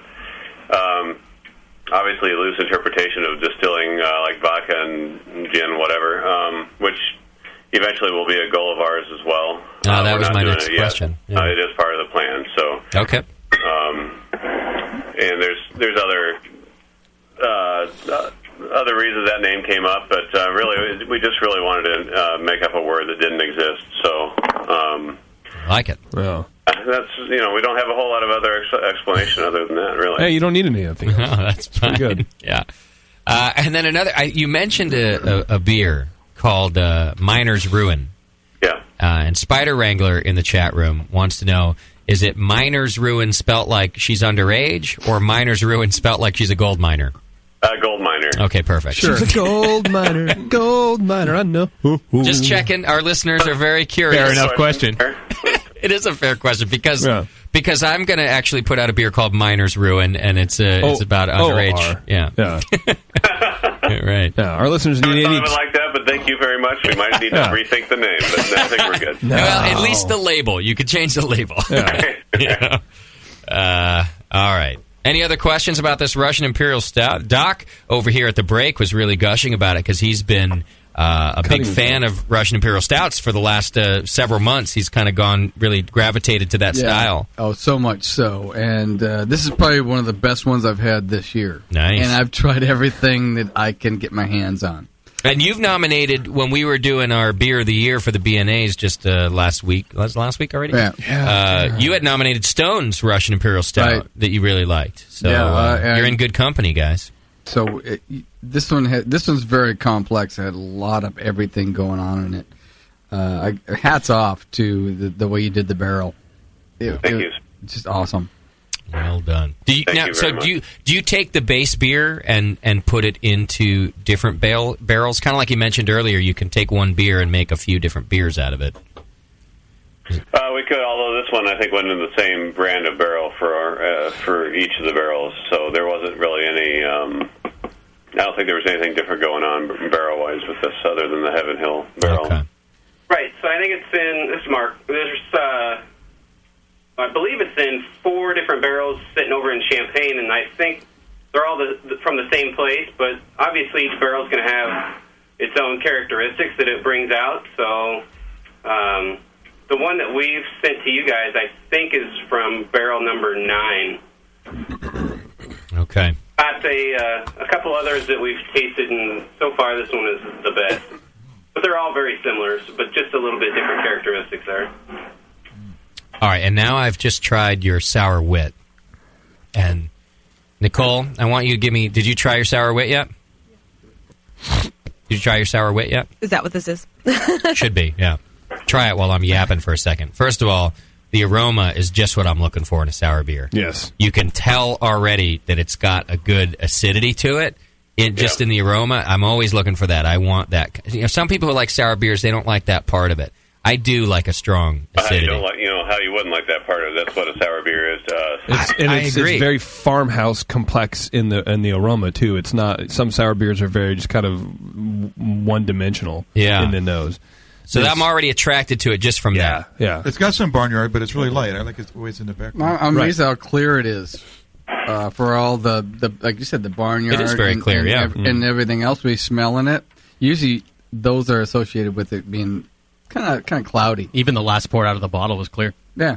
Nicole, what's our master Cicerone style? What's the ABV on this beer? It seems high for wit beer. Hell, I don't know. Oh, they all. Well, it's maybe. I'd say almost 6. 6 and a half, maybe. Yeah. Yeah, I'm getting some esters of higher alcohols in there, which is adding a lot to the complexity, and for a lot of people tends to highlight the sour character. Okay. So now it does have something that I typically don't like if it's not a sour beer, and that's the wit characteristic, to be honest with you. I'm not a big wheat beer fan. Right. Even though I know that sour beers have a large component of wheat in the mash. You wouldn't call it a wheat beer. I would, because they don't taste the same as like a wit. Having a wit beer, in other words, this has a wit beer characteristics, as you'd expect with it being a sour wit. And but I like it with the sour. So it's got the coriander thing, like those kind of notes that you might expect in a wit. They're super mild in this, and I don't know if you guys used coriander and things like that. I did. You did. Yeah. I don't. But this beer is went into the barrel in October of 2009. So you obviously there's a lot of changes that are going to take place in that beer over 2 years inside a barrel, which what we've discovered too with sitting in the barrel for longer is the clarity that you get out of it, which you already noted earlier as well. Yeah. Well, we're drinking it actually kind of cold too, so I'm trying to warm it up and see.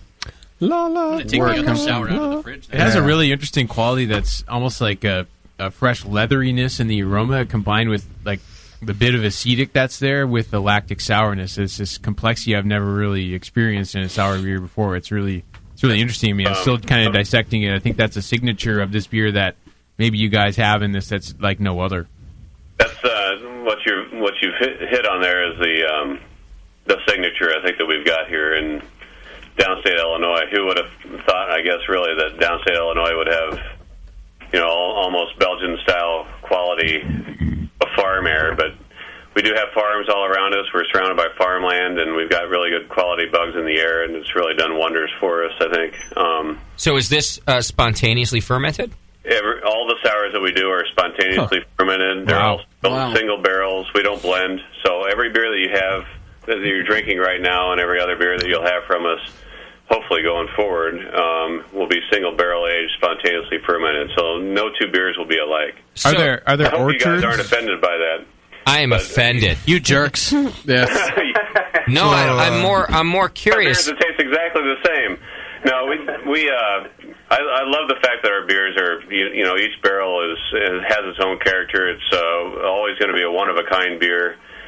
Hang on, though. I really have to call you on this because some brewers will say it's spontaneously fermented, but they kind of mean that after they've added their own or something like that, as sort of partially. So I just want to know, is there any yeast added by you at any point in the process to this beer? Well, the essential process for us, we'll do a primary fermentation in the fermenter like you would with an ordinary beer. Okay. But then the secondary fermentation and aging is all spontaneous. So we'll throw it into a sour barrel after primary fermentation is done. So we'll do a primary fermentation with Saccharomyces, of course, and after that, though, it's we let nature go to work. Got it. Okay. Do most brewers, they add yeast to the barrel part also? I don't know if most is a good way. You can buy cultures that are, have all the bugs already in them, etc. Right. But we let our barrels go naturally sour. And everybody does it different. And I also wouldn't say that one makes a better beer than the other either, because I've had some incredible beers that are produced from those cultures that you can get at White Labs and things like that. I just find it different. I find it very different. Yeah. I also find that not everybody's region who does it spontaneously produces nice flavors. Right. And in this case, it does produce really nice flavors. I warmed my sample up, and the diacetyl went away. The acetobacter went away. There was a little of that, yeah. Yeah, and when it's really cold, it gets. And now I'm getting pears, plums, and apples that I didn't get before, and a lot of the other things kind of went away. This thing is so complex, and I'm a little jealous that you just say, "Oh yeah, it's kind of we just do this naturally, spontaneous." Yeah. Now, what kind of barrel did you use for this beer? What kind of barrel? Yeah. Well, this barrel's probably got a lot of history to it. It would have been a Heaven Hill barrel that went to Goose Island, I would imagine, and then we get them spent. This is probably a spent barrel from Goose Island that we got in. So this was originally a bourbon barrel, you're saying? Yeah. Wow. But it was a spent barrel. So we don't care how ugly they look or how used or abused they've been. By the time we get them, we just want them to be good for our purposes. And that's how I select my staff around here. Right, used and abused. I don't care how used or around the edges. I thought it was really about who would show up here. And when they don't give you any more of what you want, you chuck them out. Get throw them out. Yeah, when they're spent. Well, I know we're flavor neutral by the time you get us. Yeah. We're opinion neutral too. I notice you guys are warming it up with your hands in the glass. I prefer to warm it up naturally. He stuck his. I'm more of a natural warmer. Just let it sit. Yeah, I don't force it to rise. I just want to point that out. Right. That I'm better than you guys. That's fine. Yeah, and that makes it better. And you'll reuse your sour barrels a few times for sour beers. Yes. And in fact, that's probably how you get a lot of good bugs in there is by reusing them. Yeah, once the barrel's established and we've got our bugs in there, we can just keep reusing that barrel. So the question for us is, since we're a little bit younger of a brewery, is how long we'll be able to keep those same barrels, or how long it'll take before we have to rotate them out. Okay. So do you give those barrels a cleaning regimen between beers, like of a hot water rinse or steam or something like that, or you leave them as is? You just have to get into proprietary information, don't you? Yeah. Well, it was interesting listening to Cantillon. Yes. Right. Well, you guys listen to our show probably. You got some secrets from us too, right? Probably. Hopefully. Yeah, come see, come saw. Good point. So, really, do you have a cleaning technique that you feel is proprietary? We're probably not doing anything different than anybody else with their barrels. I would imagine so. The main thing is, for us is you really treat the barrel as a cool ship. So you got to leave them open to the air and let the natural bugs in the air get into the barrel. However, any particular brewery wants to do that is up to them. But that's the key for us is really letting that barrel get well exposed to our farm air that we have in downstate Illinois, and then putting the beer in on top of that. Okay.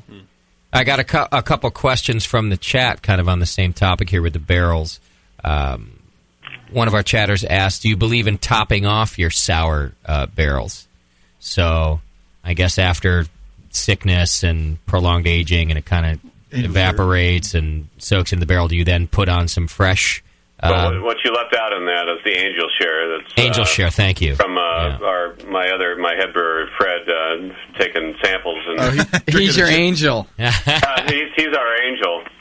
Yeah, Fred the Angel. If you're listening, Fred, you're the angel. The new movie by Disney starring Daniel Radcliffe and Morgan Freeman. Fred the Angel. Anyways, yeah, we do.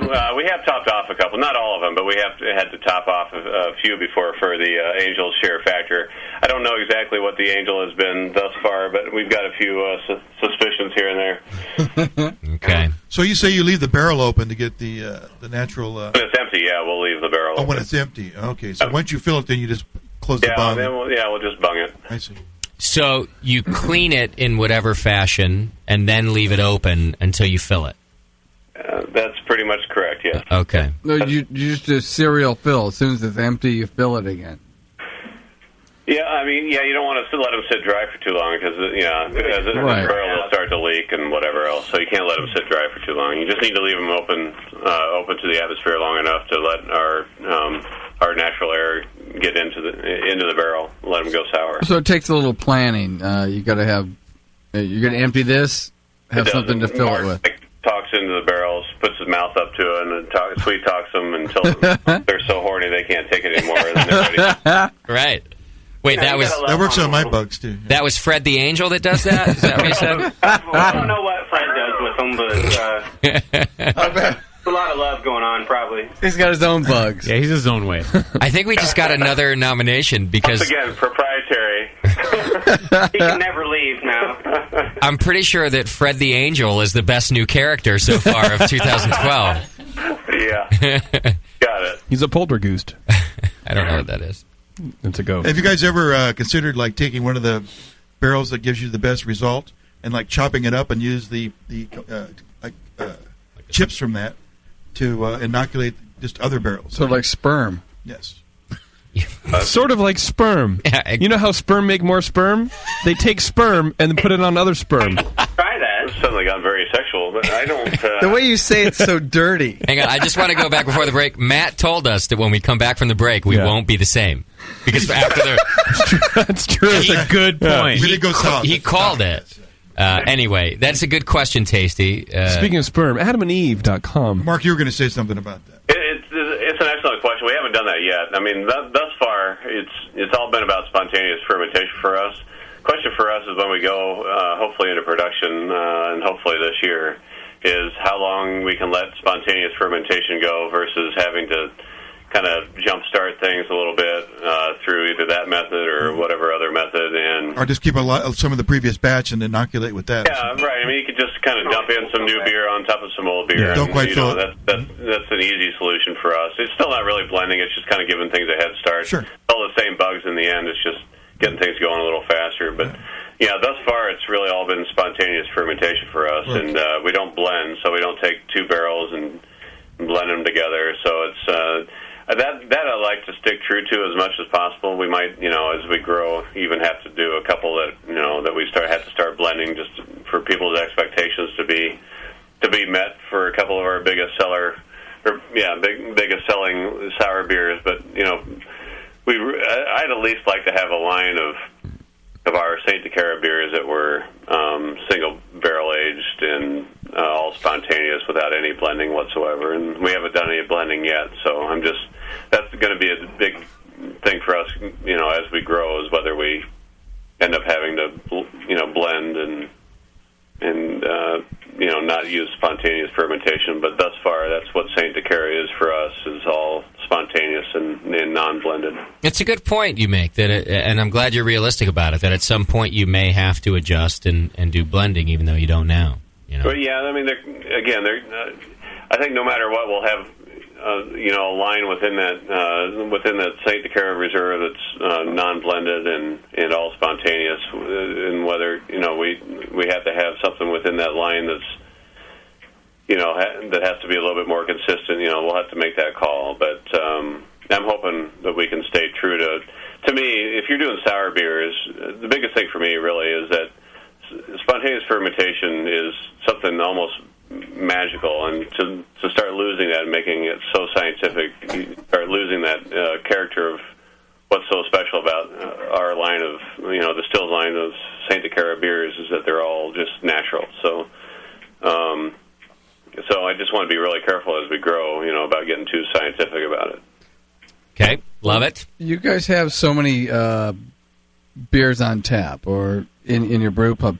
Do you guys have signature blends that the customers have come up with? Maybe your blonde with your stout, things That's like good. that? Yeah, that happens. Anybody come in and want to pour your stout in your Kolsch? I really don't think we have that going on whatsoever. I wouldn't allow it at my bar. I've seen people do it. I've shot 2 people. I think they're dead. Yeah, don't you dare put my IPA into my Kolsch. I will shoot you in the face. Well, I would think, they come up with the Justin, something that tastes really crappy when you blend it. Yeah, agreed. That doesn't happen. I ran across it, I think, just once, and it was at a beer festival up in Chicago this summer where we had our sour strawberry raspberry, and some guys were blending that in their glass with our strawberry blonde. And they were, it was kind of funny as the afternoon went on, they were getting drunker and drunker, and they kept coming back and with different proportions. So 3/4 strawberry blonde and 1/4 of the sour, and right. Come back and change it up a little bit. So that was kind of comical, but that's the only time that I can think of that somebody's tried to blend any of our house flavors in our beers. And every time they came up with a new mix, their skirts got shorter and shorter. Those dudes were weird. You know what really topped this off is an umbrella. Yeah, but you've got so many on tap and so many unique flavors. That Yeah, it's just crying out for that. Now, just before we move on to the next beer, because we just opened your next sour, I wanted to ask you about the base beer of the Wit, because I wouldn't have done it, but I liked that you did it. And so, is it a pretty standard Wit beer that you soured? It was a standard Wit, but honestly, that took probably longer than most of the sour beers that we do, because, like I said, that went into the barrel in October of, what did I say, 2008? 9? I thought he said 8. Yeah, I think 2009. So that one took about a year longer than what a lot of the sours have taken. But we've had some that have. The Lambic that you're going to try next is approaching 4 years old, actually, in May. So we've had some that have been aging for at least, we're getting close to 4 years, and then that sour Wit that you've tried is a little bit more than 2 years old. So that one, by and large, a lot of the beers have been done within about a year and a half. The sour Wit took a little bit longer. I don't know if that, I don't know exactly why that was. After year 1, it actually tasted like bologna. Bologna. Sounds we good. could have released it as a sour bologna beer, but we didn't think it would, do very well. On the marketing factor was a little difficult for that. You can get a really interesting smoked phenol in some of these beers as part of their flavor production over time. I've tasted that in some of the homebrewed sours I do. And sometimes that goes away. It's pretty amazing. You guys probably noticed that changes over time, right? Really, with the sour beer, you'll go through a sick phase, and the sick phase for the Wit was a very long sick phase. Pretty gross. Where it tasted like meat. Yeah. Tastes like bologna. So then it becomes something magical after that. That's why we wanted to send it to you guys, because it was like a beer that could have easily been thrown down the drain, a year ago or 2 years ago, whatever, and. Just a little patience and staying true to what we're doing. That beer finally turned the corner and became what it is. So it's like rescuing a pit bull, isn't it, Justin? It's a lot like that. Yeah, You have to it's have like patience. These dogs are useless and nobody wants them, and I could kill it or hold it and off it on somebody. It's like that. Except not exactly like Except that. not exactly like that. No. Yeah, except in a very in a It's much more better in a much more positive Yeah, way. it's much better than that. Yeah. So I'm guessing like you got at least 3 people tasting this barrel at a certain point, and who decides and how do you decide when it's good? That it's go time? Oh no, it's baloney. And we're gonna wait. Who says throw it out? Who says like let's let it age some more? And who says it's ready to throw on the tap? Well, Fred, Mark, and I, we do try them all. You know, as we're usually there's some reason to try them. Either we're going to send them to a competition or just put them on tap or whatever. So we'll try them, and it's just it's kind of by consensus. But in the end, I guess. You have. Yeah, I guess that's. Yeah, I have the final say. Okay, good. Right. But yeah, I mean, I was first.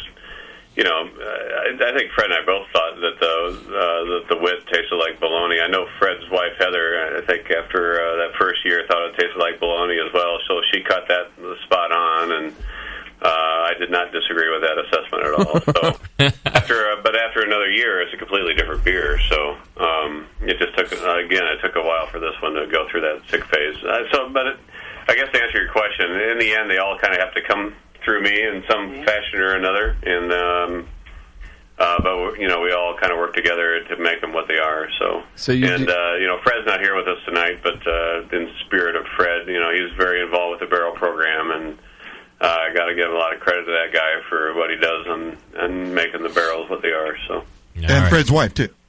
Yeah, and his wife. Yeah. Fred the Angel and his wife that puts up with him. Maybe she's drinking the angel share. No, she's the angel. Every wife is an angel. Now, I want to say something about this lambic. Now we've tried this lambic. And the first thing that I want to say is, and knowing that you don't blend, and a few years ago I wouldn't have known anything about this, but I think it's ballsy to do an I think it's ballsy to do an unblended lambic. Ballsy. Yeah. To do a straight unblended lambic. And I'll tell you what. I've had a straight unblended lambic from some of the best lambic breweries in the world, and it can be a difficult beer to taste and to enjoy. It can have a lot of issues, which is why so many lambics are blended. You take the 1 and the 3 year and you put them together, and those are the lambics that people really have come to know and love. The unblended lambic is a more of a, I don't know if connoisseur is the right word, but it's more of a picky sour guy's beer. It's almost a one-dimensional beer, but not a one-dimensional beer. It's got everything out front. But it also it can be a little shallow. This beer, like you. This beer, exactly. This is a nice unblended lambic. Now, I'm not a fan. I would rather a blended lambic. I'd rather you take your 3 year and your 1 year and put them together for me and let me see what I could do there. But I do like this beer. It has a really firm. How old did you say this one is? This was approaching 4 years old. 4 years. It's got a super firm sourness, so just on its own. And now, the reason I say firm is because it's not the same as like outrageous, puckering, acidic. It's not like that. It's just firmly rooted into the beer, and it's nice. Solid, yeah. It's solid. See, and I kind of agree with you normally on the blending, but I kind of like the unblended. That this is the beer that it happened, and it's almost like a not a collector's edition, really, but this is the beer in this moment in time, this batch. This is what we got at the same time. It's a one-off. Yeah, exactly. We're not going to try to make it any different than it is. This is the experiment. This is the beer, and if you had it at this time, you were lucky to try it here, and yeah, I get that. It makes it, I think, a little more special. That's why I say it's more the connoisseur's version of a lambic, because you can be into those things. But it does. But an unblended lambic does lack some complexity, and in the case of this one, I think there's also a little bit of oxidation coming into it. 4 years old here. I don't know if you can say that this lacks complexity. I did. I think it's but I don't know if you were allowed to. Oh, yeah, you broke the rules because I think this is super complex. Okay, there's a lot going on. Well, that's maybe my palate versus yours. This is a beer geek's beer. Right. If you want to learn about lambics, right. If you want to learn about lambics, this is a beer geek's beer. Well, that's exactly it. It's a learning tool, also. It has everything, and it's not covered. It's right there. But we're not the guys that have to sell it. Well, but I know, but I'm the one drinking it right now, so I just wanted to talk about the it still has a little bit of that smokiness that was probably a lot like bologna a year or two ago. But it still has that's pleasant. That's exactly, a nice complexity kind of adds now. an interesting complexity to it. I'm licking beef. That's pleasant. But if you are. And kind of the idea I think that you're talking about, Justin, if you blended that with a couple of other beers, maybe younger or older, it would add to that complexity or would take it away from it, depending on if the person drinking it liked that or not, or if the brewer that was blending it liked that or not. Yep. And one of the questions that I'm really curious about to these folks is when you talk about not blending a beer or beer like this, you're doing that intentionally because you don't want to introduce other flavors, or what's your philosophy behind not blending a sour beer or making a goose style beer like this? I just want the barrel to stand on its own, for what it was. And not have any other influences from other barrels. After 4 years, I want to taste what a 4-year-old beer tastes like without a 1-year beer blended into it. I want to see what a 4-year-old beer tastes like. Yeah, but you could do that, and then when you put the bottle out or whatever else, then you can blend it. You get to taste it.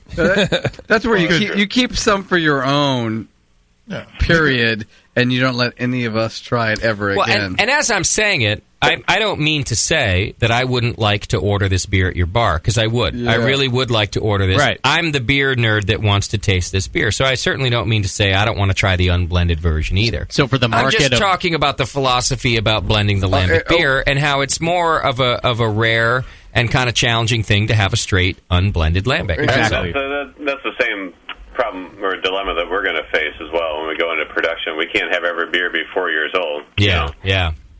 Yeah, that will be tough. It's not going to be physically possible. I don't No, think. just the ones you give me. Plus, if you have a 4-year-old lambic that you don't exactly like how it's turning out, are you going to dump that 4-year-old beer, or you're going to blend it? Are you going to build on its best properties Right. by blending it with some other beers that are going to draw out those positive flavors and minimize, maybe there's a little diacetyl or maybe there's something like that going on too. That's what we would do. Yeah. But in this case, I would not have blended. I'm not saying you should have blended this. I would have left it alone too. It didn't need blending. I just wanted to talk right about now, we're a brew pub, and or brew pubs, and we don't need to blend. We just want each beer to stand on its own merits, and this is what it is. After 4 years. So. Well, I think we're also talking about what happens to unblended lambics. They go to heaven. Well, the guys that were making these 400 years ago, Disney movie. Yes. They weren't selling or whatever, and they would blend them and they would sell. Yeah. And so that's what we're seeing, and that became the norm of blending the old with the new, and everybody liked that. Well, it's kind of cool on a brew pub level too. It's like the single hop experience that sometimes brew pub guys do. It's like, here's a straight 4-year aged sour beer, not blended with anything else. It's not like Girardin Goose. It's not like classic Goose from Cantillon. Yeah. It's a 4-year-old sour beer, and that's it. Right. It's kind of like having a straight Cascade beer, pale ale, and that's it. It's kind of cool. It gives you that, as a beer geek, gives you that level of understanding. But that's where this conversation came from for me, because basically I went to Cantillon and had all their beers in a bottle and was just a fanatic about all their complexity and their sourness and everything. And then Jean gave me an unblended lambic out of the barrel, and I was utterly disappointed. You spit it in his face. There was nothing wrong with it. It wasn't a broken beer. It wasn't. But I was disappointed in the lack of complexity. Some of the parts. And he basically said, "Of course you are, because I haven't blended it for you yet. I haven't given you the beer that you're used to out of my bottle and the things that you like." But I did gain an appreciation for the beer. I understood the changes that the beer can go through, which it sounds like what Matt really enjoys about presenting a beer like this is that we get to understand a beer like this because of it. I didn't understand it until I tried one. By any means, this is not something you keep from the public. No. Is it still available to your public? Yep. We currently have the Sour Wit on right now. You do. You have it on tap? Yep, it's on tap. Oh, you guys, do you sell bottles out of the pubs? Not yet. We're going to work on that this year, though. Okay. Take a growler home. Can people take growlers of your sour beers home? Like to California? Yeah, they take them to Chicago. Wow. I have not been into a brew pub in so long where they will pour you a growler of sour beer. Why not? It's hard to make, and it's expensive, and it's 4 years. Yeah, you Matt and Mark Mark are kind of my heroes that way.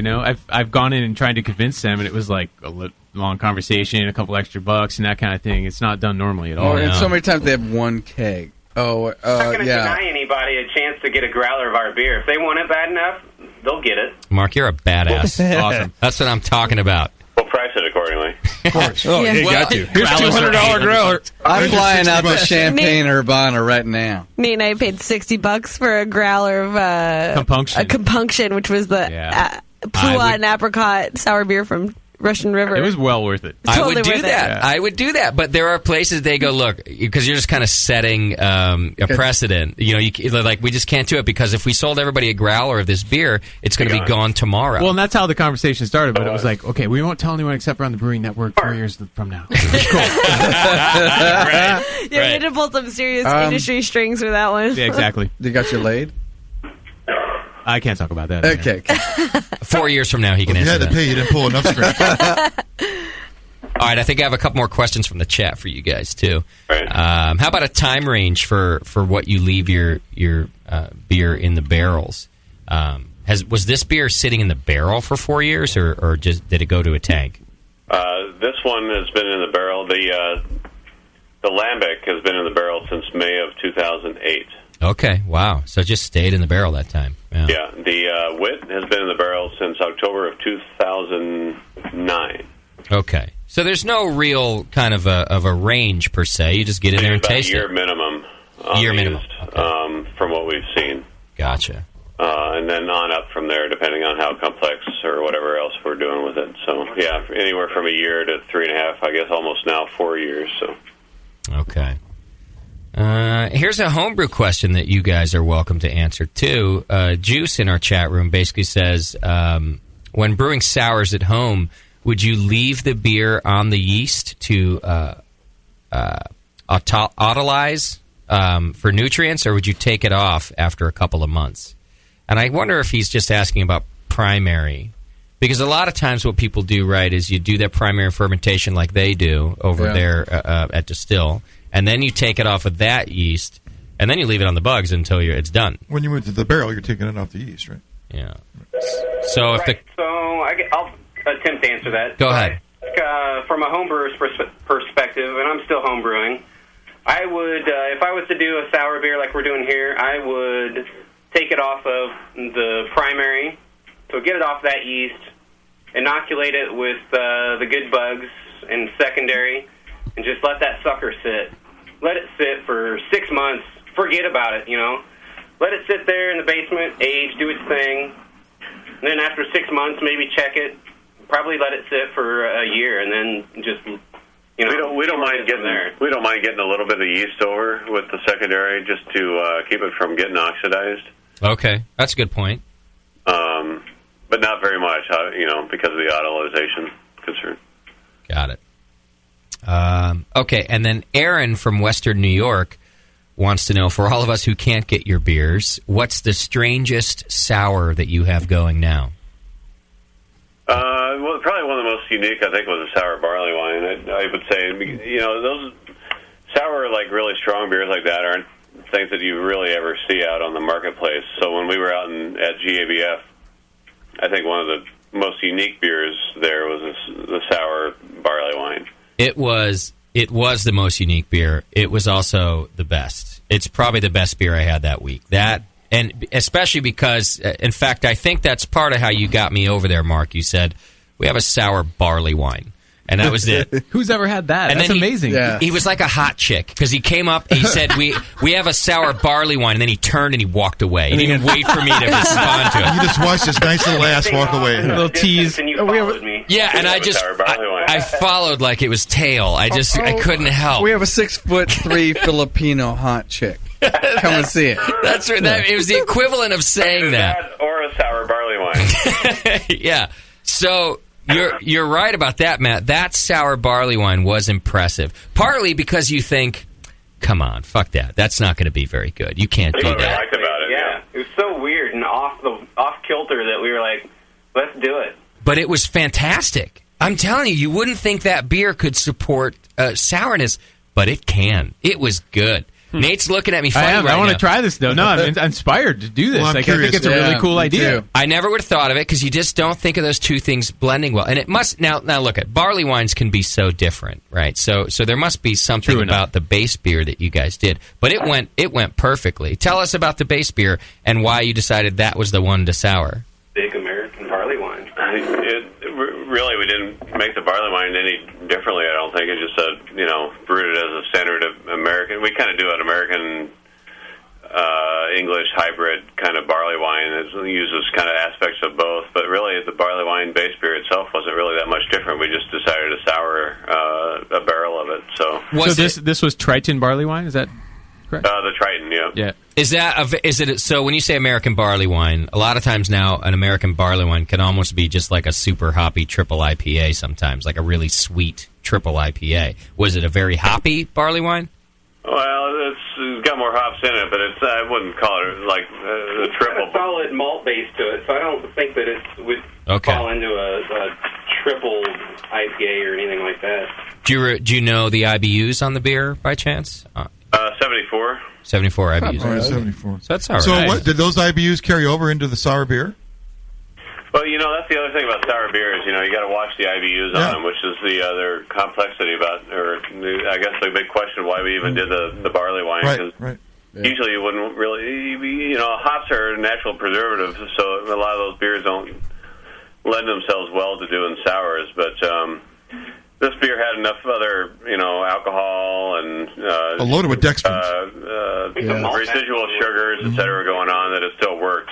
Even with a higher IBU. Well, even at 74 IBUs, that's not like 120 IBU. Oh, and it was like ABV was about 11.5 on it. Hey, it works for me. And you're also using English hop varieties for aroma and flavor in that as well, correct? Yeah. Mm-hmm. That kind of hopefully mitigates the lends to some cohimbulin thing. Exactly, lends to some sour complexity where maybe citrus hops would clash if it was aggressively dry hop. 100%, yes. Okay. I'm telling you guys, this beer was badass. Oh, I want to do this. It was a really good want some of that. beer. I'm sorry I missed it. That sounds amazing. Again, so. You won't be? Yes, we will. You will be. Okay. I will. That's good news, not yes, bad we'll be doing that again. It's like retiring after the championship. We won't be doing that again. We're done. Retired champion, sour barley wine. Did you enter we can't that? Do no more. Did you enter that beer into the GABF? Oh yeah, but the comments were like, "Well, this beer's too big for sours," and we're like, screw it. Yeah. You had to expect that, though, I guess. What's the category? We're in the end, we were obviously it would have been great to get a medal, but in the end, we were just as excited about the reception that we got from them. I mean, that kind of sounds like the losers. Right. Sour grapes. Speech, but sour beers. We were happy. We had Peter Bocart and Kim Jordan and. Vinny was over behind her booth and drinking her sours. We were happy by the end of the fest. So it's just a lot of our sours they really push the limits a little bit as far as when you read the GABF style category descriptions. Yeah, it was very hard to classify a lot of our beers directly into any one of those categories. It's like, well, it can kind of fall into a Belgian sour or the American sour, barrel-aged sours. It's just they're all over the place. So there's really not a good pigeonhole for our sours, and I don't know the success that we'll really have, like with getting medals per se. Although we've done well with Festival of Barrel Aged Beers, but it's right. The good thing for us with that festival, the categories by definition at FOBAB, they're a lot more open and loosely defined, whereas with GABF, it's very. You got to really find that good pigeonhole, and our beers are just kind of all over the place. I mean, there's really when you read the descriptions, there's no good place to put a sour barley wine, Right. Yeah. And in judging, except in your face. Not yet. Yeah. And in judgings like that, a lot of times they're just looking to eliminate beer, so they use the style guideline as a way to do that, and completely ignore a beer that really tastes great. Yeah. Which I think is probably your beer. The key for us is trying to find a way to get our beers in there that are in some kind of a catch-all category, or we don't know what the fuck we are category, or isn't there an experimental category at GABF? There is, but that's all over the place. It covers anything, and it could be sours, could be whatever else. That's almost too broad for us. I'd like to find something that was like experimental sour category or something like that. I see. Oh, that's a good point. That would be a nice category. I'd love to see that kind of a category in not just commercial but homebrew competitions also. There should be at least at least 3 experimental categories, and kind of define them a little bit. Yeah, there should be an experimental asshole category for guys like me. At least. There should be an experimental sour for guys like Destihl. Experimental oops. Sounds like the AVN Awards. Now, for best experimental asshole, Jada Brown. Oh, my God, I won. Thank you. Oh, my God. I want to thank Captain Steele. He was so nice with me and smooth and taught me everything I know.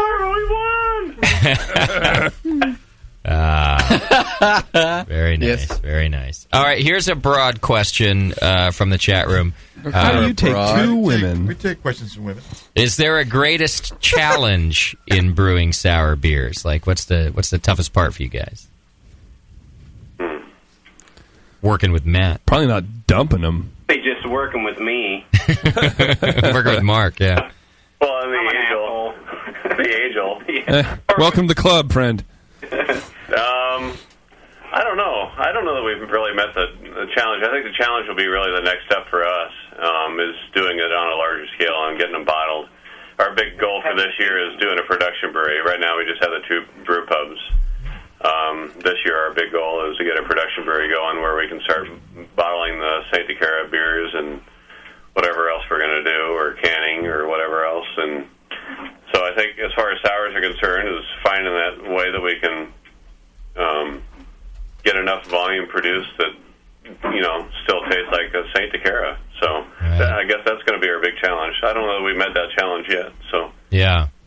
Well, maybe just to have the patience as well to let them sit, and let them do their due diligence and age. And you sound like an attorney. Just get No, that's you. I'm supposed to be the attorney. And not market it so quickly that we lose our own character, and we're really at that point, if we're just pushing them out to meet demand, are we really meeting our characteristics and what we want the beer to taste like? So it's a great question, but we really haven't answered that for ourselves yet. I think it's going to come in the next year or two. Well, and Mark, for the homebrewer side, actually, if we want to talk about the greatest challenge, I think your point is excellent, and that is patience and just waiting it out. Because you do taste it all the way through, and you go, oh, man, there's no way that's ever going to be good. Yeah. And the truth is it could be. It would be so easy to, 3 months into letting one sit, to take a little pull off of it and say, oh, wow, this tastes like shit, and I want to do it right now. And you just got to sit back and relax and say, all right, I'm going to let it sit for another 3 months, and I'll try it again. And it's very hard to do, I think. Yeah. Yeah, sours are, really a truly living beer, and you got to really let them do their thing. So it's almost good that we brew so many styles, because we can put the sours in the barrels and kind of forget about them, and then, 6 months later we can go, oh, yeah, shit, we haven't tried that for months. Let's try that and, see where it's at. Oh, that's a good point, too. You guys are like a homebrewer's brewery. You don't have to sit around waiting for your sours, what they're going to taste like, because you've got like 30 styles that you're brewing in the next week. Exactly. We've got so much going on that we kind of just can forget about them, so to speak, and just kind of keep up with our current demand and rotating out other beers, and then the sours are just gems. We try to keep one sour on there all the time. Thank you for that. So, so that's a little bit of a challenge for us to keep up with the one sour all the time. So we want to add about at least 8 to 12 more barrels here in the next few weeks to what we've got right now. We've got about 20 barrels in normal and about another 30 barrels in champagne. Okay. So what's your closest thing to Bud Light? Really? He just gave you the finger, Doc. Play our normal blonde. Normal blonde. There you go. You got one. Nobody likes a normal blonde, I'll tell you that right now. And when you're in normal, you can have a beer called Normal Blonde. Extra significance, right? You're going to have 2 guys going to drag the third friend into your brew pub. That third guy, that's all he drinks. Yeah. And no, dude, these are awesome beers. You got to do this. I only drink Bud Light. And, Normal blonde. All right. And I bet you do a good normal blonde. These are good voices Doc has. No, dude. But, yeah. I hate those guys. I just hate those guys. Right. I don't want to go there. Right, they don't have Bud Light. Tasty, last question. What do you have? Thank you. I wouldn't show up with that guy, but I would bring guys who want other beers. So you mentioned you had sour beer on tap, and you mentioned the blonde. With your 16 faucets, what would I find there? How many? What range of hoppy beers would I find, and what range of dark beers and what range of beers it might appeal to the there you go, like lighter drinking folks. Yeah, what's on there? Question.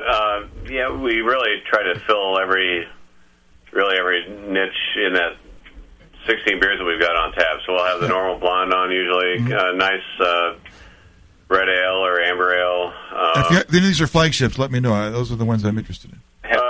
The Weisenheimer Hefeweizen is flagship, really almost always on. The kitchen requires that a lot, so we really have to always have that. It runs the kitchen. Okay, good. We use a lot of, we're really a gastro brew pub is what we refer to ourselves as. The kitchen uses a lot of our beer in the food, and good. Hefeweizen becomes a base in a lot of our recipes, actually. So that one we have to keep on almost all the time. Right. And again, like I mentioned before, that's a decoction style beer, really brewed in the German tradition, so that's pretty unique. So we can pull out a lot of banana and clove in that one. Right. We already mentioned the normal blonde. We do a Redbird ale here in normal. We do a Roblox red ale in Champagne. So those are kind of your amber, your standard amber ales. As far as stouts, we almost always have Black Angel on tap.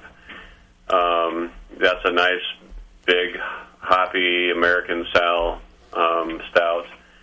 Once in a while, we'll rotate that out with our Angus, which is OENGUS, Angus stout. It's our Irish style stout. We just do that usually in the spring, but usually it's the Black Angel. Our IPAs, we kind of rotate between the Downstate Pale Ale, which is our nice, really drinkable session pale ale. We do a IPA, it's called Baldock IPA, which is named after the Baldock beer disaster of, I don't know what the freak year that was, 18 or 17, whatever it was. I love Baldock. The story there was a big vat of beer crashed down and killed a lot of people. The village, and the only survivor was a dog. And so we named our beer after that. A bad porter night. Give a rat's ass. But so that's we got the IPA, we got a double double pale ale, we got the Operation Overload double IPA. That's really our mid coast. We've got you've got your West Coast IPAs that are all just like hop forward, in your face, hop forward, in your face. Screw that noise. Right, our mid coast. We got the East Coast and the West Coast IPAs. We got the mid coast. We don't have a coast. Operation is kind of a really well-balanced IPA. It's got a little bit more caramel malt in it to balance a lot of the hops, so that's our Operation Overload. Got Deadhead Double Red Ale, which is usually on tap at our brew pubs. That's a double red ale, one of our more popular beers as well. Let's see what else. Well, that's kind of the... All right, you got a lot of beer. If I rolled in, I could get a beer I like. It sounds like a lot of different styles. I like that. It sounds like you keep everybody happy. Yeah, we usually try to have at least one fruit beer on at each brew pub as well. We'll usually either do like the strawberry blonde or a raspberry wheat on. I won't hold that against you, but that's fine. Well, yeah, you got to please a little bit. The winner of 2 gold medals in fruit beer. Right, I was just going to say. Hey, right. I admit I was whoring myself up. All right, I got one last question that's important from the chat. Do you guys have any other locations planned? It sounded like you're working on a production brewery. Production brewery, and of course there's another brew pub in the, we're always planning, what's next. I don't know where that's going to be yet. So there'll be another brew pub. I don't know where yet. Pacheco. Probably be within driving distance from where we are now, since it's only store number 3. Okay. So that'd be on tap hopefully this year sometime, and then the production brewery is our number 1 goal for this year. Well, listen, you guys are ambitious, and I like it. And it sounds like you're ambitious not only with growing the company and spreading it out, but definitely with your beers. And it comes through. All of your beers we had tonight were really excellent. Thanks so much for sending them to us. Thanks, guys. I appreciate you having Thank you, Justin. Yeah, no sweat. Mark, I'm glad you went and found me over there, brother. I appreciate that. And I'm telling you guys, that's sour barley wine. You missed out. Oh, I want to try that. You missed out. Look for us in October. We'll be back out at GABF again, so we're talking about maybe doing all sours, so we could potentially have 10 sour beers out there for GABF. We might bring nothing but sours to GABF. Wow. You guys are awesome. Amazing. Make sure to bring a keg of each just for our booth, please. Yeah. Thank you. All right. Well, the next time I'm in Illinois, which I'm sure will be soon or something. I don't know. You sure will. Right, sure. Because the weather's great right now. Right. Yeah, I bet. What is the weather? Are you guys like 6 foot of snow, or what happens in Illinois? 4 inches, nothing big. Not that We got big. our first real snow for the year, actually. So it's Been an snow on the easy ground and nice and balmy. Maybe 30 degrees today. Sweet. Okay. Yeah, that sounds horrible. Yeah, we got down to about 65 here. Yeah, I almost had to put on a jacket, a light windbreaker today. Or no, that cardigan. Right. All right, guys. Then we will see you at GABF next time. Mark, Matt, thanks so much for your time. And again, thanks for bringing me to the booth because I'm really glad to learn about you guys. Excellent beer. No problem. Thank you very much. All right, kids. We'll talk to you later. All right. Thanks, guys. There you go, folks. The boys from Destihl Restaurant and Brew Works. It's Matt Potts and Mark Tilley. Yeah. Yay. No, they deserve a round of applause. Yeah, they're doing great work just there. ballsy Cool enough to do guys, that man. many beers. Oh. Sour barley wine? I like how, and then, right after that, he goes, well, we kind of pushed the envelope. Yeah? I think? With a sour barley wine? But, you know ripping what it up is, and too? throwing it off a cliff. Yeah. But not just trying it, right? Because we can do that. Well, sure. I mean, you can do anything. But nailing it. Yeah. Right. I mean, right. they nailed this beer, which I thought for sure it was like a train wreck. Like you had to go watch it. You had to go see it. Yeah. You had to go see the dead body. Yeah. But you were sure it was going to look like a dead body. Right. It wasn't. The dead body. The beer was great. The beer was really good. We were doing the variability of spontaneous. It was worth the 2-day trip Yeah. to go see the dead A lot of breweries try those. Well, let's throw it off the cliff and see what happens. Well, guess what? It crashes. And Well, you, and never, we do- you never taste it. And we 'cause do it too sucks. as homebrewers, Yeah, don't we? exactly. I I think we do that all the more time. often, Yeah. But no. Well, and you have to We're have to add bugs. I mean, intentionally make it away. The natural. Yeah, things. exactly. Well, obviously in Champagne Urbana, they have the right bugs. That's true. You do have to be a good brewer of the base beer, too, in order to, it's not, a beer's not going to get better as it sours, or because it's soured. Yeah. It's not going to make it a better base beer. Yeah, you can't start with a bad idea and Right. hope it's going to be a good idea. That'd be a good side by side. That American barley wine, just straight, and then the sour version. Definitely. Kind of see what disappears, what stays, what gets heightened. Wow. Yeah. It was goodness. You on that? All right, here's what we're going to do. We got a little surprise for you today. We're not going away. We're going to take a break right now. When we come back, we're going to talk about Tasty's favorite current topic. He's been a lot of talking about this with professional brewers and some research on it. We're going to talk about hop isomerization in the whirlpool. Or maybe set a bit easier for us. We'll define all this stuff when we come back. But how hops react in the whirlpool and how they affect the beer, because through the Can You Brew It episodes we've been doing, Tasty has kind of noticed a difference between the homebrew style and the professional style, where the whirlpool tends to last a little bit longer, and how that affects the beer and how we calculate our recipes and things like that. So we've got more homebrew info for you coming up right now. We're going to take a quick break. We got a little press play segment from Moscow we're going to do right here, and we'll be back in a few minutes to talk about hops in the whirlpool. We'll be right back after these. By popular vote from the Northwest Brewing News, HopTech has been voted the best homebrew shop in Northern California. Serving homebrewers for nearly 30 years in Dublin, California, HopTech carries more than 40 different kinds of hops and more than 60 different grains, malt extract, spices and sugars, hop oils and extracts. Open every day except Wednesday, or shop online anytime at hoptech.com or call 1-800-DRY-HOPS, 1-800-379-4677. With in-store classes almost every Saturday, huge selection and a dedicated commitment to their customers, HopTech is one of the longest running and passionate homebrew stores, period.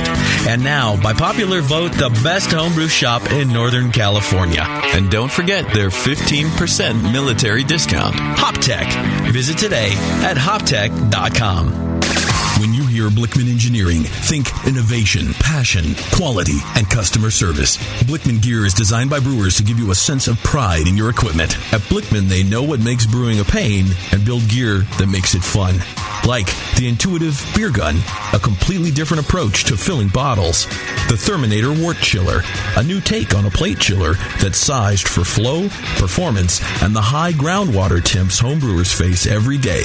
The Brewmometer, a brilliant weldless thermometer design with brewing parameters right on the dial.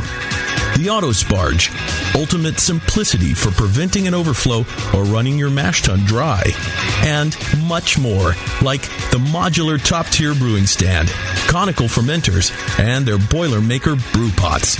With more cutting-edge equipment coming soon, keep up with the latest from Blickman at blickmanengineering.com and stay on the cutting edge. Mix me your 100-grain amber recipe, and I'm going to eat it. And then it can ferment in my gut. It totally works. The beer is almost identical to the grain sandwich. Your colon won't know what hit it. The home of live beer radio. TheBrewingNetwork.com. Because like beer, radio shouldn't suck. You're listening to The Session.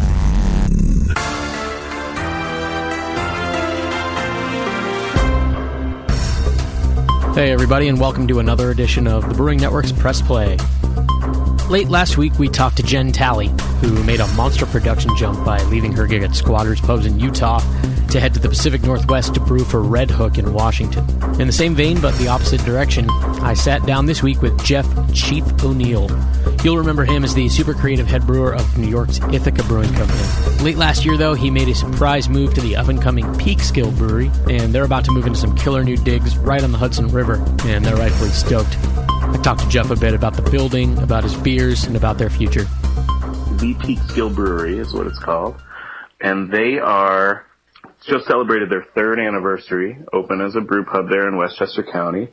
And they become good friends of mine as good customers of the Ithaca Beer Company, actually. Really did well by us there. They have a little brew system in the place now. It's like a 3.5 barrel brew house and 3 7-barrel fermenters. So their capacity is pretty limited, and they're about 50% house brewed beers and 50% guest taps. But the owner, Keith, who, as I say, has become a friend, called me for some advice on how to build out a new facility, a new space that they were going to acquire. And I was down in the area and swung by and looked at the building with him. And it's just a remarkable site. I mean, they're in a great spot right now next to the train station. The Metro North train is about a 45 or 50-minute ride from Grand Central right to their front door. But they're moving a block into this huge, about 100-year-old stone building that's directly facing the river. And it's just got so much potential to be really a sort of mecca for beer tourism, if you will. Nice. What was there before? Well, it was like an Army surplus warehouse, I think, when it was built. There's still some, painting on some of the walls, like military wardrobes here, dressers over there. Like, I think they used it for surplus there because the bay in the Hudson River there was really deep and there was a shipping center. The first floor had 16-foot ceilings. Wow. So we're going to put the bulk of the brewing equipment there and then have a dining room in the second story that is sort of opened up. We're going to blow out part of the ceiling so there's some continuity between the brewery, bar, and restaurant. Then further on down the road, we'll turn the 3rd floor into like a loungy area. Hopefully the 4th floor can become a catering type setup. And the roof looks over the Hudson River, just stunning views. And that'll be a rooftop beer garden. So compare their current system and, what they're going to upgrade to your gig at Ithaca. Well, basically, Ithaca's at 13,000 barrels. So I downshifted by a factor of 30 times or something. There's an interesting juxtaposition from Jen, who went from 1,200 barrels to 170,000 barrels, Sure. Which is extreme too, and you sort of went in the other direction. So, of course, I'm wondering what your reasoning was. Well, I think, I had a great run at Ithaca, a lot of success, a lot of critical success, some great awards. But it was also a long time that I was there, 9 years, and sometimes it's just the right time for a change. There's a disconnect for me sending beer out 1,000 miles away and hoping that people are going to take care of it and not being out there to support it as much as I'd like and talk about it as much as I'd like to keep people sort of on the same page as the intention of the beer. And this is a great opportunity to really be extremely local, to talk to people over the bar about the beer. And also, the plan is kind of to be a sort of a hybrid brewery where we're about, we're going to top out at maybe 2,500 barrels of capacity in this space, and we want to do about 50% in-house and about 50% out to the very immediate market. So, maybe 1,000 or 1,200 barrels of draft out in draft only out to the Westchester and New York City market, which has just become an unbelievable market for beer. And then the other right in-house, right under my control, from raw materials right to the faucets. I love that. You're a man of the people and a man of your beer. And a man who likes to be in total control. Control freak, right. Yeah. So, obviously I wouldn't have had this opportunity without having success before, and I'm not trying to downplay anything that Ithaca or other regional or would-be regional breweries are doing, because there's obviously a place for it. For me, I want to have the opportunity to do some totally unique stuff, and in a regional brewery, that's a lot more difficult to do, a lot more difficult to justify when your MO is to be making 2 or 3 or 4 core brands, and then maybe you get to play a little bit. This is a great opportunity for me to spread my wings and do all kinds of whatever comes to mind. I can just sort of do. Did you ever consider at Ithaca, before you left, other options to maintain more control, like pasteurization or something? Did you ever look into other options to not have to worry about, it being 1,000 miles away in a warm warehouse?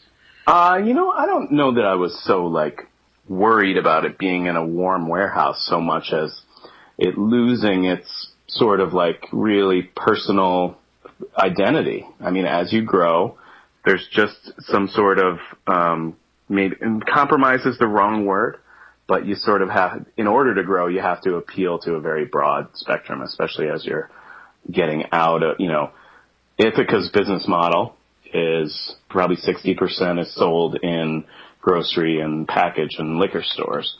And the kind of beers that I enjoy drinking every day really are truly best as draft beers. And the kind of beers that I really like to focus the creative energies on are probably really best as tiny little bottle releases.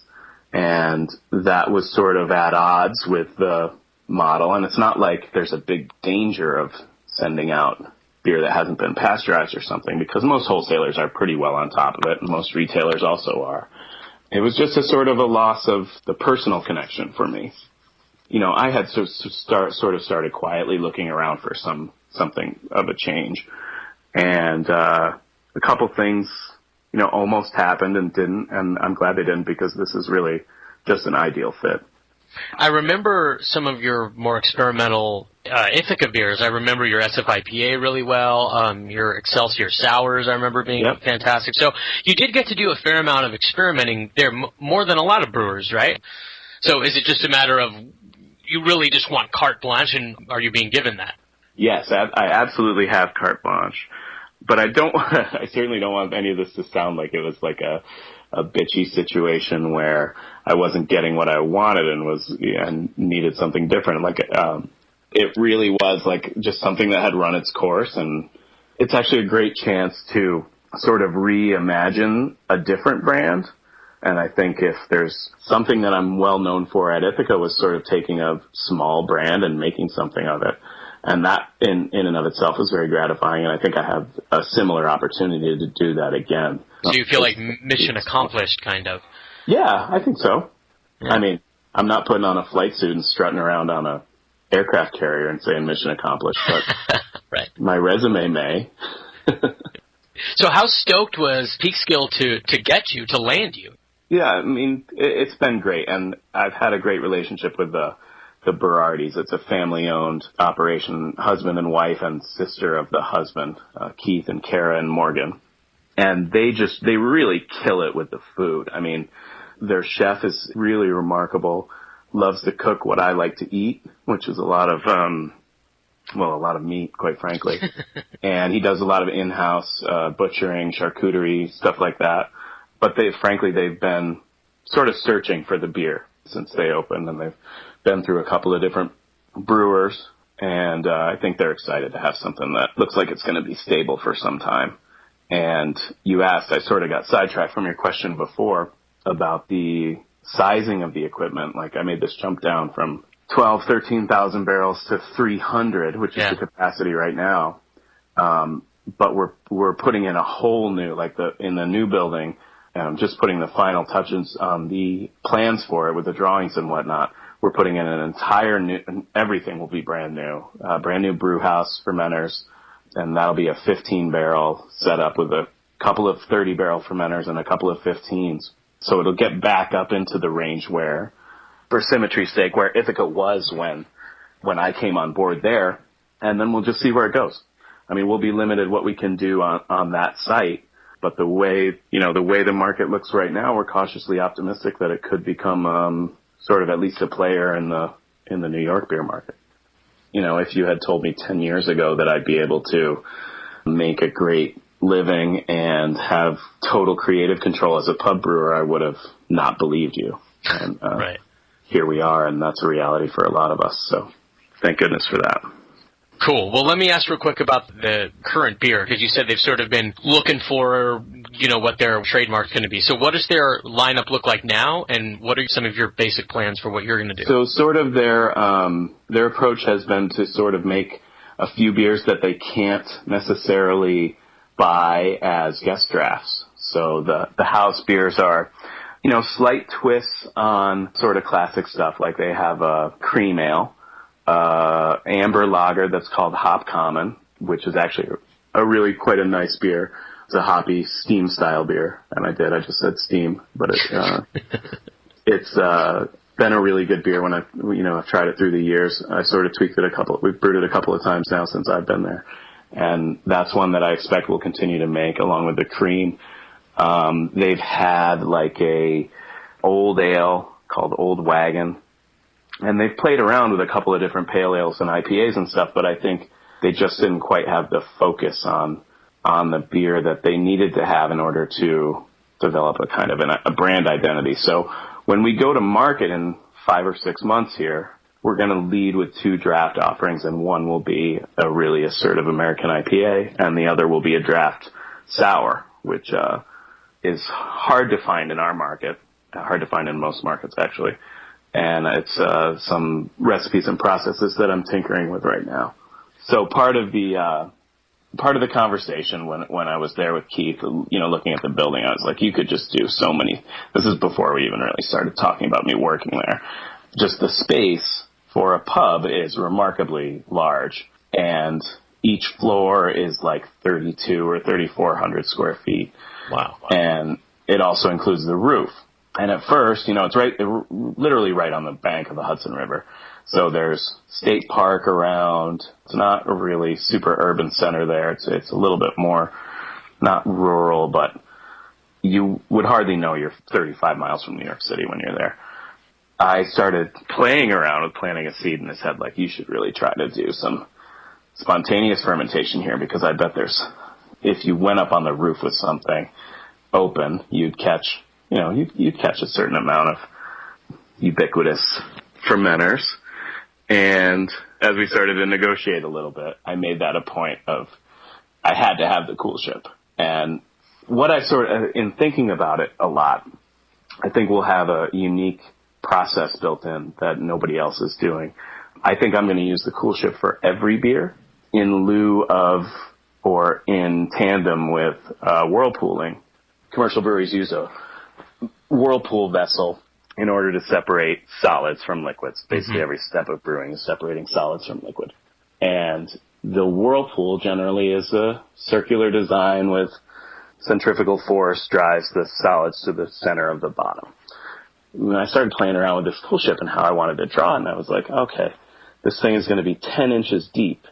If I just pump every wort into this, aren't the solids just going to settle out on the floor of it anyway? So we're putting a dam in there to block anything from coming back in, but I'm expecting that we will pump every wort from the kettle up to the 3rd floor, which is now where the whirlpool is going to be placed, sort of in a corner where it will be the focal point of the lounge area that I mentioned earlier. It'll be it'll have its own room, but it'll be enclosed in glass. And I think this will actually be a really cool place to visit because of these little touches that we're really going to focus on. We're going to pump it up there, and probably with hoppy beers, do that whirlpool style hopping, which is after the boil is over, as your temperature is coming down. But I'll be able to do it at a lower temperature than most people can without having gone through a heat exchanger. So once we get down to 170, 160 in the whirlpool, we will add hops at that point, and we'll definitely get a different character out of them. So I think we'll be able to do some stuff that is really unique to our facility and should create some sort of house signature. Beyond just hopping in this thing, I intend to ferment of beers that are traditionally top fermenting beers, like a Hefeweizen or even some English style beers, where we can just cast out up into there, get the fermentation going. Saisons, perhaps, total top cropping yeast. Maybe knock out on a Friday, get it going for a couple of days, then drop it down into the cellar later on once it's really ripping. And I think we should be able to get that classic fermentation character that some of those styles really need for authenticity. And like I say, it'll be sort of sequestered off from the rest of the place so we can keep it very clean. And it also functions as our hot liquor back every day. Mm-hmm. So we're going to make hot liquor in the kettle, pump it up into the cool ship at near boiling temperature, take the rest of the kettle water to mash in, and then sparge by gravity down from the cool ship. So it really will be intimately involved in every single brew. So it's sort of our point of difference, if you will. I can't think of a draft sour that I see regularly, and not like we're going to be making a massive quantity. I think if we're at 1,000 barrels, maybe 100 or 150 would be this product. So it's something like 10 brews a year.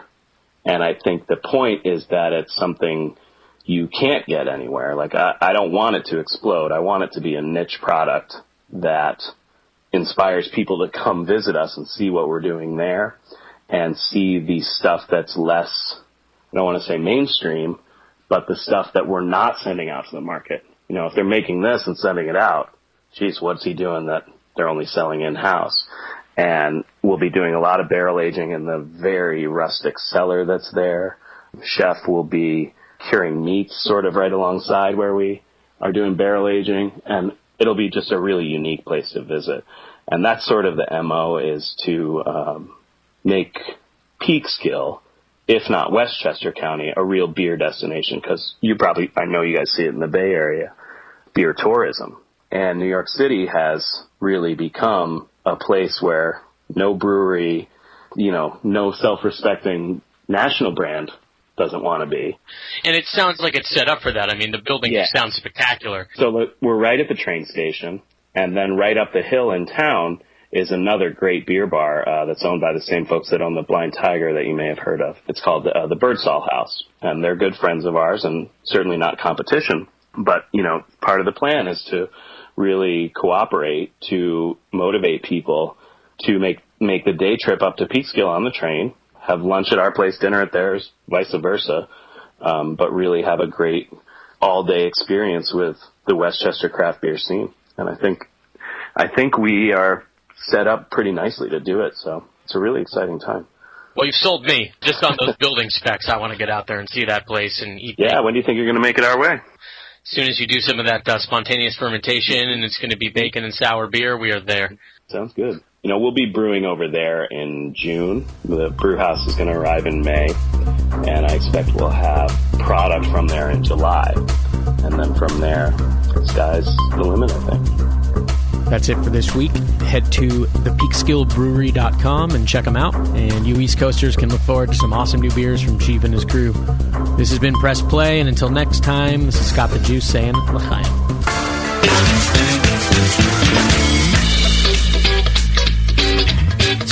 888-401-BEER. This is the session.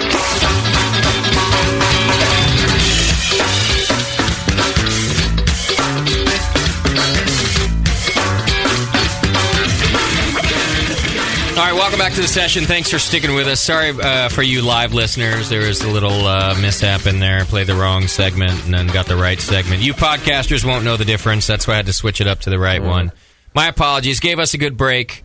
And I'm a little distracted. My fault. I just hit the wrong fucking thing like an idiot. We should get I don't know, what do you call it, a producer, I guess, for that shit. No, it's my fault. He has no control over those things. No, I know. I'm retarded. Sorry, retards. I'm retarded. It's more offensive to retards, I think, if I say that I'm one of you. I'm retarded also. That's crossing the line. Pissed off I did that. Though. Sorry about that. But you archive people, you won't even know the difference. I'll get the right one edited in there. All right, more importantly, it's time to move on to our next segment. And, we did some mini segments last year, and we are trying to get back to some of the homebrew action that we can. And this isn't necessarily a mini segment. It's just a homebrew topic that we wanted to discuss with you tonight. And it's basically about isomerization of hops in the whirlpool. So, Nicole, like I said, I kind of made a promise to myself that I would get back to basics a little bit this year and not just plow into things, assuming that everybody knows what I'm talking about. Especially because most of the time I don't know what I'm talking about. So help me understand isomerization. Well, what I tell people when I'm teaching review courses for the Cicerone program, when I explain isomerization is a fancy chemist's term that just means that a compound is being made more soluble in water. So you're taking something, in this case alpha acid, which normally does not go into solution very well. It doesn't want to stay suspended evenly in the liquid. And by boiling, you're changing a chemical property of that alpha acid and isomerizing it. And that's making it more stable in solution. So it's going to stay in solution and not just drop out. Okay. So kind of this ability to get it from its hop form, the green matter that we can see and touch and feel, into the liquid form that we can taste. Right, specifically with the alpha acids. With the alpha acids. With bitterness in particular, like 2-3 months down the road, you can still taste it kind of thing. Right, and what that does is isomerized alpha acid is what gives you the bitterness in beer. For the most part, that's number one place where you get bitterness in beer is from alpha acid. So, Tasty, I kind of set it up before the break that essentially you had started really thinking about this after the Can You Brew It episodes, because we were taking these commercial beer recipes and doing them at home, and you found that this kind of end-of-the-boil process was a little different for us than the pros. But set that up for me. Tell me what made you start thinking about this. Well, once we realized, and a lot of this was through comments that we got from the brewers themselves, one in particular, Matt Brindleson, is that they're getting a fair amount of IBU contribution from the whirlpool. And as home brewers, the typical scheme is, especially with an immersion chiller, is to recipe calls for a flame out addition, and you would go ahead and do that, except that you would immediately start chilling your wort, right? So from the science that I know, or what the scientists are willing to concede, once you get below 195 degrees Fahrenheit or 90 Celsius, there's no chance of any isomerization taking place. So we would add, like as homebrewers, we would add a flame out addition and then completely ignoring it by chilling the wort. So that's something that's different in the commercial examples we give, because they don't have a wort chiller. They don't drop a 4-foot diameter wort chiller into their boil kettle. They start a whirlpool, and for flavor and aroma, they typically, for certain beers, add a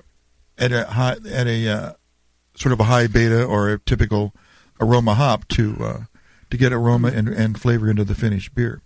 So in order to clone those beers, I found, or at least I thought it was worth considering, was to mimic the process to a certain extent. So I in fact did change my process. When I went to clone Union Jack, I listened to what Matt said in terms of his how long he spun the wort, how long he let it rest, and what his typical knockout time was. And I sort of made the beer, do that. All right, I got a clip from Matt Brindleson from July of 2010 when we talked to him on Can You Brew It about this very thing. So let's see what Matt had to say about it right here. Or not. All right.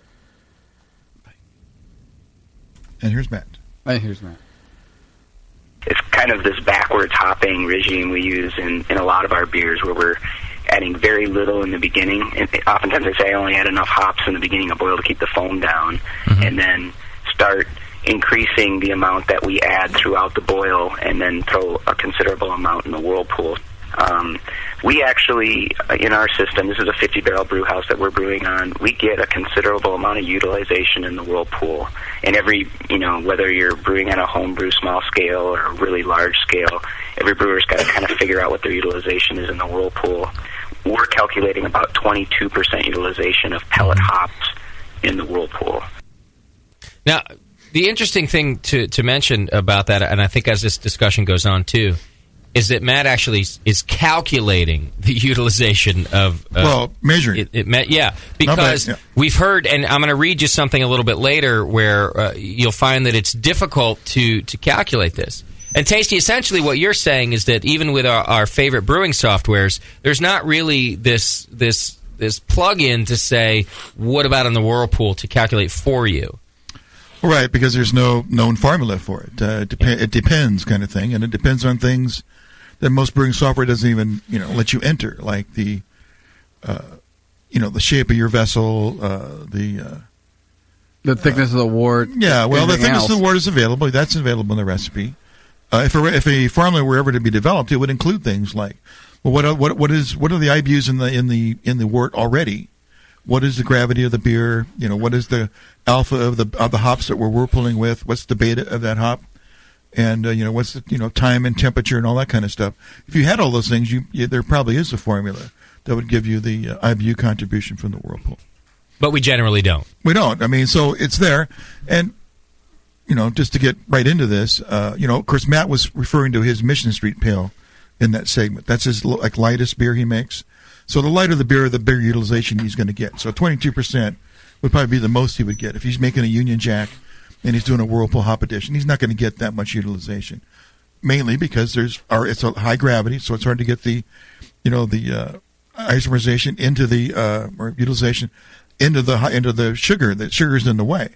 And there's always a lot of IBUs already in the beer from the previous edition. So it's a matter of saturation kind of thing. Okay. So, but yeah, he's getting 22% on the Mission Street Pale, and he's getting half his bitterness on that beer from that Whirlpool edition. Okay, and that was kind of my next question. I really wanted to know what it is you're mostly concerned with, and it's mostly concerned with bitterness. Exactly. Because the problem that we're having with these clone recipes, right, is that we're deriving all our bitterness from, the boil, right? So we're not really calculating for after. So we're ending up a little from the kettle. So we're ending up with more bitter afterward when we're doing this, or not bitter enough. So how much is he gaining from the Whirlpool? You're saying he's saying that he's gaining 22% of it. 20% utilization, and of course, but half of his bitterness, half of the bitterness in the beer is from the Whirlpool. That sounds amazing to me. Well, for example, the Heretic Evil Twin, there's batches of that we've had that the only addition was Whirlpool. Okay. No other additions, just Whirlpool. Got it. And it's been measured, and Jamil has his beers measured at like 45 IBUs, which is not, that's just what it is. But, the brewing software and a lot of the science says you're not going to get that. That's sort of the right crux of what this whole Whirlpool IBU contribution is about. But it seems to be happening based on people's sensory perception of the beer. Well, that's true. In any commercial brew house, the recipe is a recipe. The beer they make is all based on when they taste the beer and then what they do to the recipe. I mean, whether they believe in IBUs from the Whirlpool or not, they believe in that if we change the recipe, we're going to get a result, and that's what they do. So they may say, well, our beer's too hoppy. Where do I back off? Well, they may just back off on the 60-minute hop, thinking they're not getting it from the Whirlpool. So they get the desired result. But, there may be, like Jamil, now he's changed his recipe because his beers are coming out too hoppy. Okay. So now what he's done is now he does the 60-minute edition, but then he's taken a big load of that he used to do at Flame Out and put that into the dry hop. So he's using the same amount of hops now for that beer. He just moved it around a little bit so it wouldn't be so hoppy. So what he's looking for is this kind of aroma and flavor addition that he used to do in the Whirlpool. But instead it's adding bitterness at the same time. Exactly. His beer was too bitter because he couldn't get it in there and knocked out in time to keep it from over-bittering his beer. So rather than changing his bittering addition, he's changing this flame out thing and adding now his aroma and I guess in some ways flavor into dry hop. And then moving get the aroma. So he's losing aroma because you won't get bitterness. He's losing aroma because he's not putting as much into the flame out. Okay. Right? So he's making it up for just putting that extra into the dry hop. And he's getting flavor. Right. and he's backing off on the IBUs because he doesn't put as much into the whirlpool. I see. Yeah. Okay. Let me read to you something from, this was from the University of Oregon. And Tasty had this exchange there because he started to discover this thing happening. And so you sent Charlie Banforth was on the show, and I asked him this question about IBU contribution from the whirlpool. Yeah. And he declined to comment, but referred me to Thomas Schohammer up at Oregon State, who's a renowned authority on these kind of things. So Tom writes, I think it's short and sweet, and it's pretty interesting the way he describes it. He says, "Hey Mike, that the short answer is that hop isomerization that may occur during a whirlpool should be minimal. That is, adding hops to a relatively quiescent pool of hot wort and then cooling 15 to 20 minutes later should result in only a small amount of isomerization. The long answer is, though, that it depends on the length of time that the hops sit in the whirlpool, the form of the hops, what degree of agitation.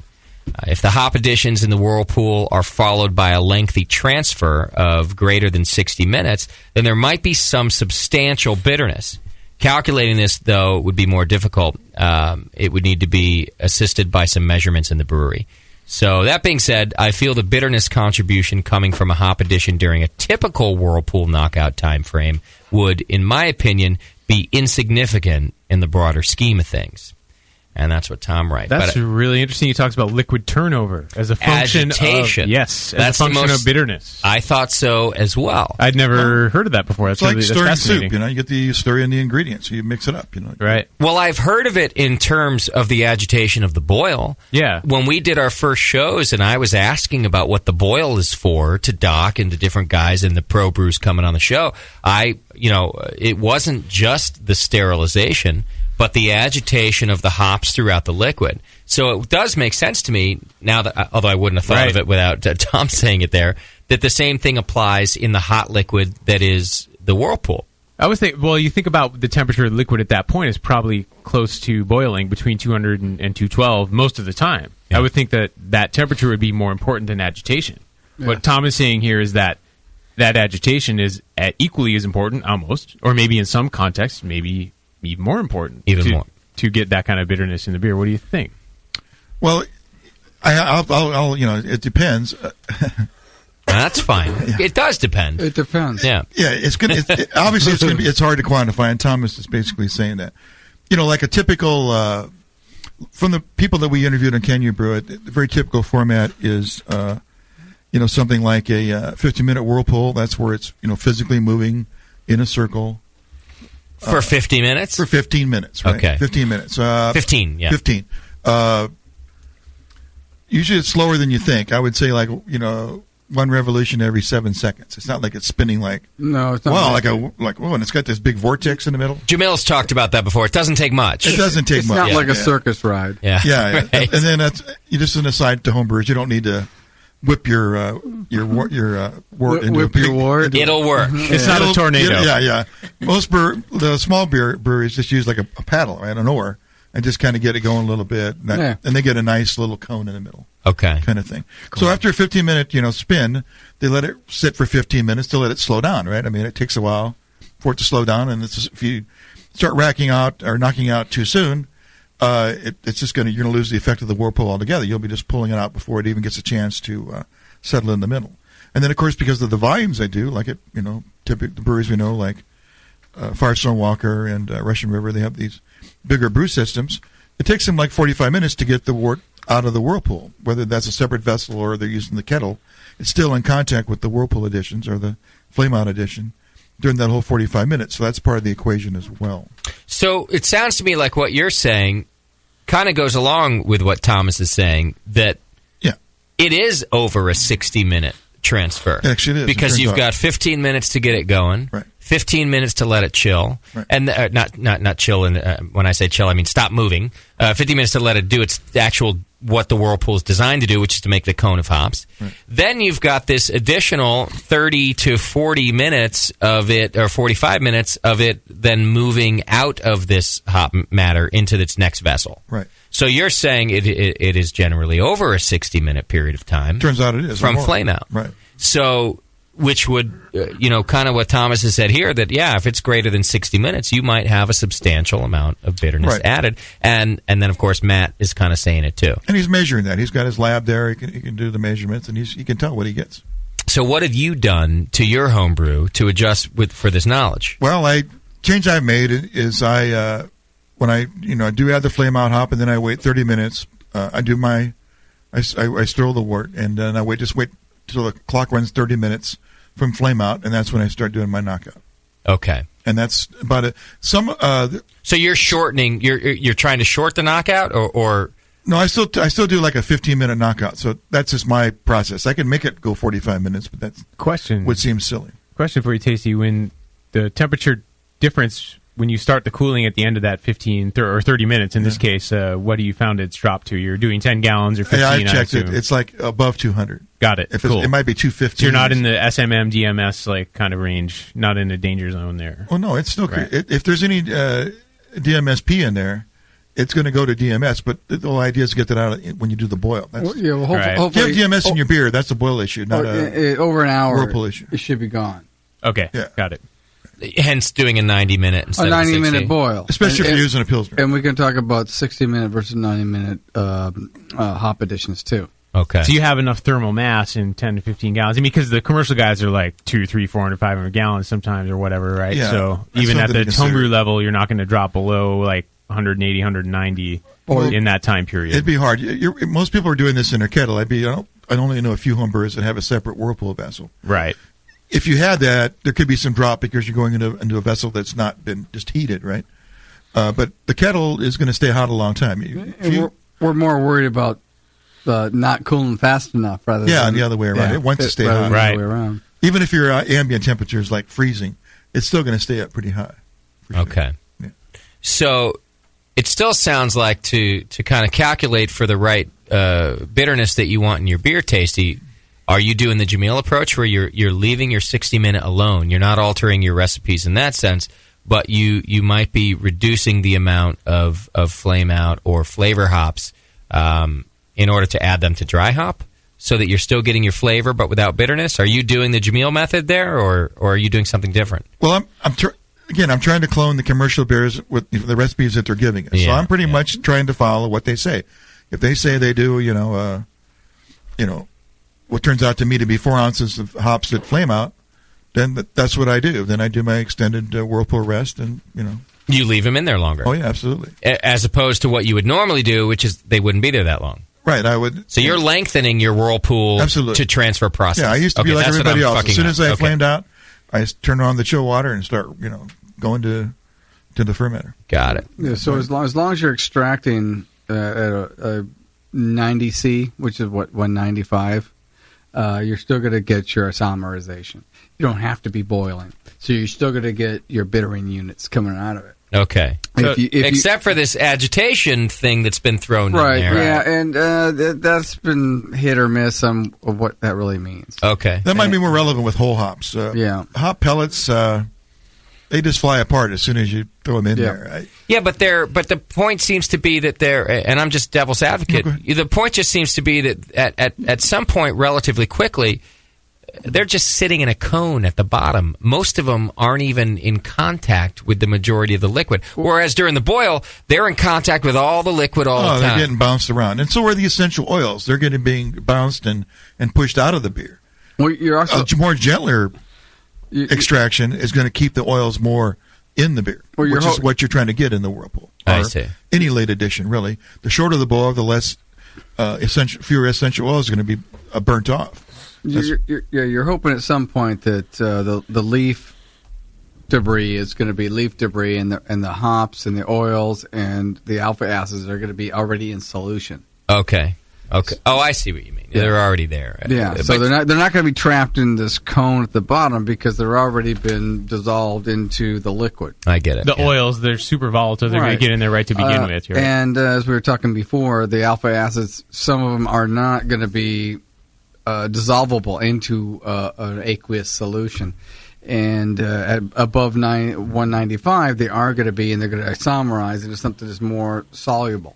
Okay. And so you get more of the bittering units going to be staying into the solution, which is the beer, which is the wort, which is what you want. A question for you, Tasty. I know you're a huge fan of hop backing as well. Has this changed your process there at all, or has it kept everything equal? Well, it has in a way. I mean, the clone beers that I do, if they don't use a hop back, I don't use one. Okay. Again, we're trying to clone the beer for the show where people could actually have some success doing the clone as themselves. But this has also changed your process for your individual beers and not just the clone beers exactly. too, right? Like yesterday, I made Janet's Brown, and I did the 30-minute extended whirlpool rest. And I also did a hop back when that was over. In the past, I just didn't do the long rest. So that has changed my process. And I'm getting a lot more, hop flavor and aroma in the beer because of that. Okay. The thing that's in play here, and you got to consider this, right? Like when we do an extended whirlpool rest and we keep the temperature stays above 195 Fahrenheit, the 5-minute hops are still in there. The 10-minute hops are still in there. The 30-minute hops are still in there. Right. The 60 are probably kaput. But you're extending that as well. There's more going on. Right. There's some need for a software solution, or at least something that would at least calculate, what the contribution is from the kettle hops, let alone the flame up. Yeah, because you're getting that 22% from the 5 and the 10, the 15 exactly. minute. That's all also, in play. Yeah, it's in there too. That's not zero. Yeah, you're not pulling right? that out. So you're still building bitterness if those. Well, are or still whatever in you're solution. building. What is it? Yeah, IBUs. Right. Yeah, exactly. Well, this also doesn't play into hop degradation either.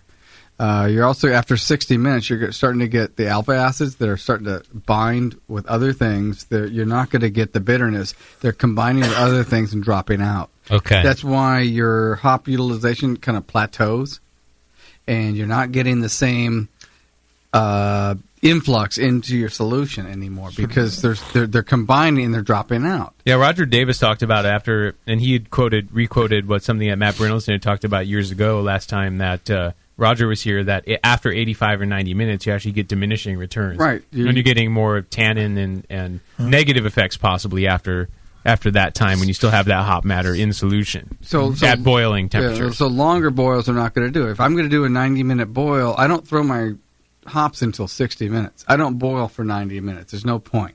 I'm going to start seeing diminishing returns on the whole thing. And what Tasty's talking about is like, okay, you got their 60 minutes, and they're starting to degrade as you're doing your whirlpool. And you can't do a 2-hour whirlpool. You're going to start to degrade your 60-minute hops all the way around. Okay. So you're not going to get more in by doing longer on things like this. What are you getting out of this whole thing? But as the temperature's going down, you're starting to dissolve more of the oils, more of the flavors, more of the aroma compounds in, but you're still going to get in this whole whirlpool thing. You're still going to get the bitterness coming in. It's not like, I throw them in at the end, I start to cool, that I'm not going to get any bitterness out of this whole thing. Yeah, there's definitely something coming through. Oh, definitely. Conventional wisdom was that you're not going to get any additional aroma or flavor by leaving them in there at non-boiling temps for an extra 5 minutes. No. And kind of what Tasty is saying is that there's the opposite. You're probably going to get more of that. At least in the late editions. Yeah, and as it's coming down. So you're losing at the fore end. Your 60 minutes or 70-minute hops are now, after a 60-minute whirlpool, 120-minute hops. Right. Things are starting to come down. Yes. So you're losing at one end and you're gaining at the other end. Why not just pull your hop bag out? That's another method you can definitely use. Absolutely. So that's a great question. Right? Great question. Because your 60-minute Then hop edition, your 60-minute hop edition that already went in, those are already isomerized, and those are in solution. Sure. They've been in there for 60 minutes already, and they started to degrade. But you're not going to get the majority of all that vegetable matter in there because you pulled it out. I mean, we all know that it doesn't retain everything, but most stuff, right? They combine with vegetable matter, they combine with protein matter, they combine with a lot of things, so you're starting to lose it at the far end. It's in solution already, is what you're saying. All the stuff you did at the beginning, you're losing at the far end. But maybe you should pull it out anyways. Yeah. Because you don't want your 60-minute in your bag hanging on the side of your kettle while you're doing your whirlpool and waiting for it to calm down. More so. And waiting for it to cool and then waiting for you to transfer, right? Well, I think they're both. To me, they sound like excellent points both. Because for me, I would immediately go with JP, and I go, "Oh yeah, pull the hops out, and it's fine." Yeah. But then I see what you're saying, Doc, is that they've also already been. They're in solution. Exactly. So yes, you don't want to keep them in there to. So it's a nice way, I think, to do the hop bags, but it's already in solution too. Right. So after 60 minutes in solution, you're starting, whatever's been in there is starting to degrade. So you're losing whatever you're losing. If you had 100% in there at 60 minutes, at 120 minutes, you've lost about 30% of that. So you're having this whirlpool at 190 for another hour. You're starting to lose what you had at the beginning. Is not to ask it to ride your ass, but is 30% a known number, or is that like an estimate? It's just me throwing it out there because I just wanted to know, just to be clear, so no one starts quoting it, right? No. It's I'm just. It's a good guess. I think it's a good guess. No, I'm trying to extrapolate off of some graphs that I saw, and you really can't because there's not enough empirical data out there to say that. But the thing, let's just say you got a 60-minute boil, and you have all your hops in for your IPA, and you say, well, Tasty's 30-minute whirlpool hops are great. Why don't I do it for 30 or for 60 minutes and throw twice as much in? I'm going to get more out, and I'm going to keep it at 190 degrees. You're going to get about 2/3 of the isomerization at that point. But you're going to start losing it to degradation at the far end. Those things you got isomerized at the first 60 minutes, so you're kind of losing. I see what you mean. Yeah. So the stuff that's in solution is going to start to degrade, even though you're putting some new stuff in at the end. end. It's kind of a bell curve. Okay. But you're gaining a lot more at what he's doing. So late hop edition fans. They usually have just a minimal 60-minute edition. Exactly. Just for certification to eliminate the boil up and to change the pH of the wort quite a bit. So they don't care about that, what they're losing on the 60. They're not trying to get all their IBUs at the 60-minute hop. They're pushing it more towards the late hop editions. Right. So they get flavor, aroma, and bitterness. So they're gaining so much more at the late end of it. So Tasty, what's the hop utilization for an addition added at 5 or 10 minutes? Is it anywhere near 22, or is it much higher than that normally? I wonder. It's like 17. I don't know what about 17. I think it's 17 for the 5. I don't know. It's because kind of the takeaway I'm thinking for homebrewers on this is like they could dial it in within a range. Like your max is going to be 35-ish. Right. And for a 60-minute, it's 35-ish.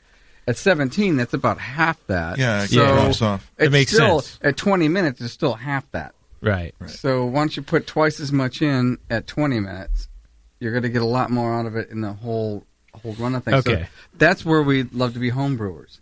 That's the art of it. Can I put in twice as much here, half as much there? Right. Because you can. Yes. And the commercial guys may not be able to, or it's not realistic. So let me do this. We're running short on time, but just to help me wrap my head around this, all right? You know, Tasty, that I am in constant pursuit of a good pale ale, right, if I'm homebrewing.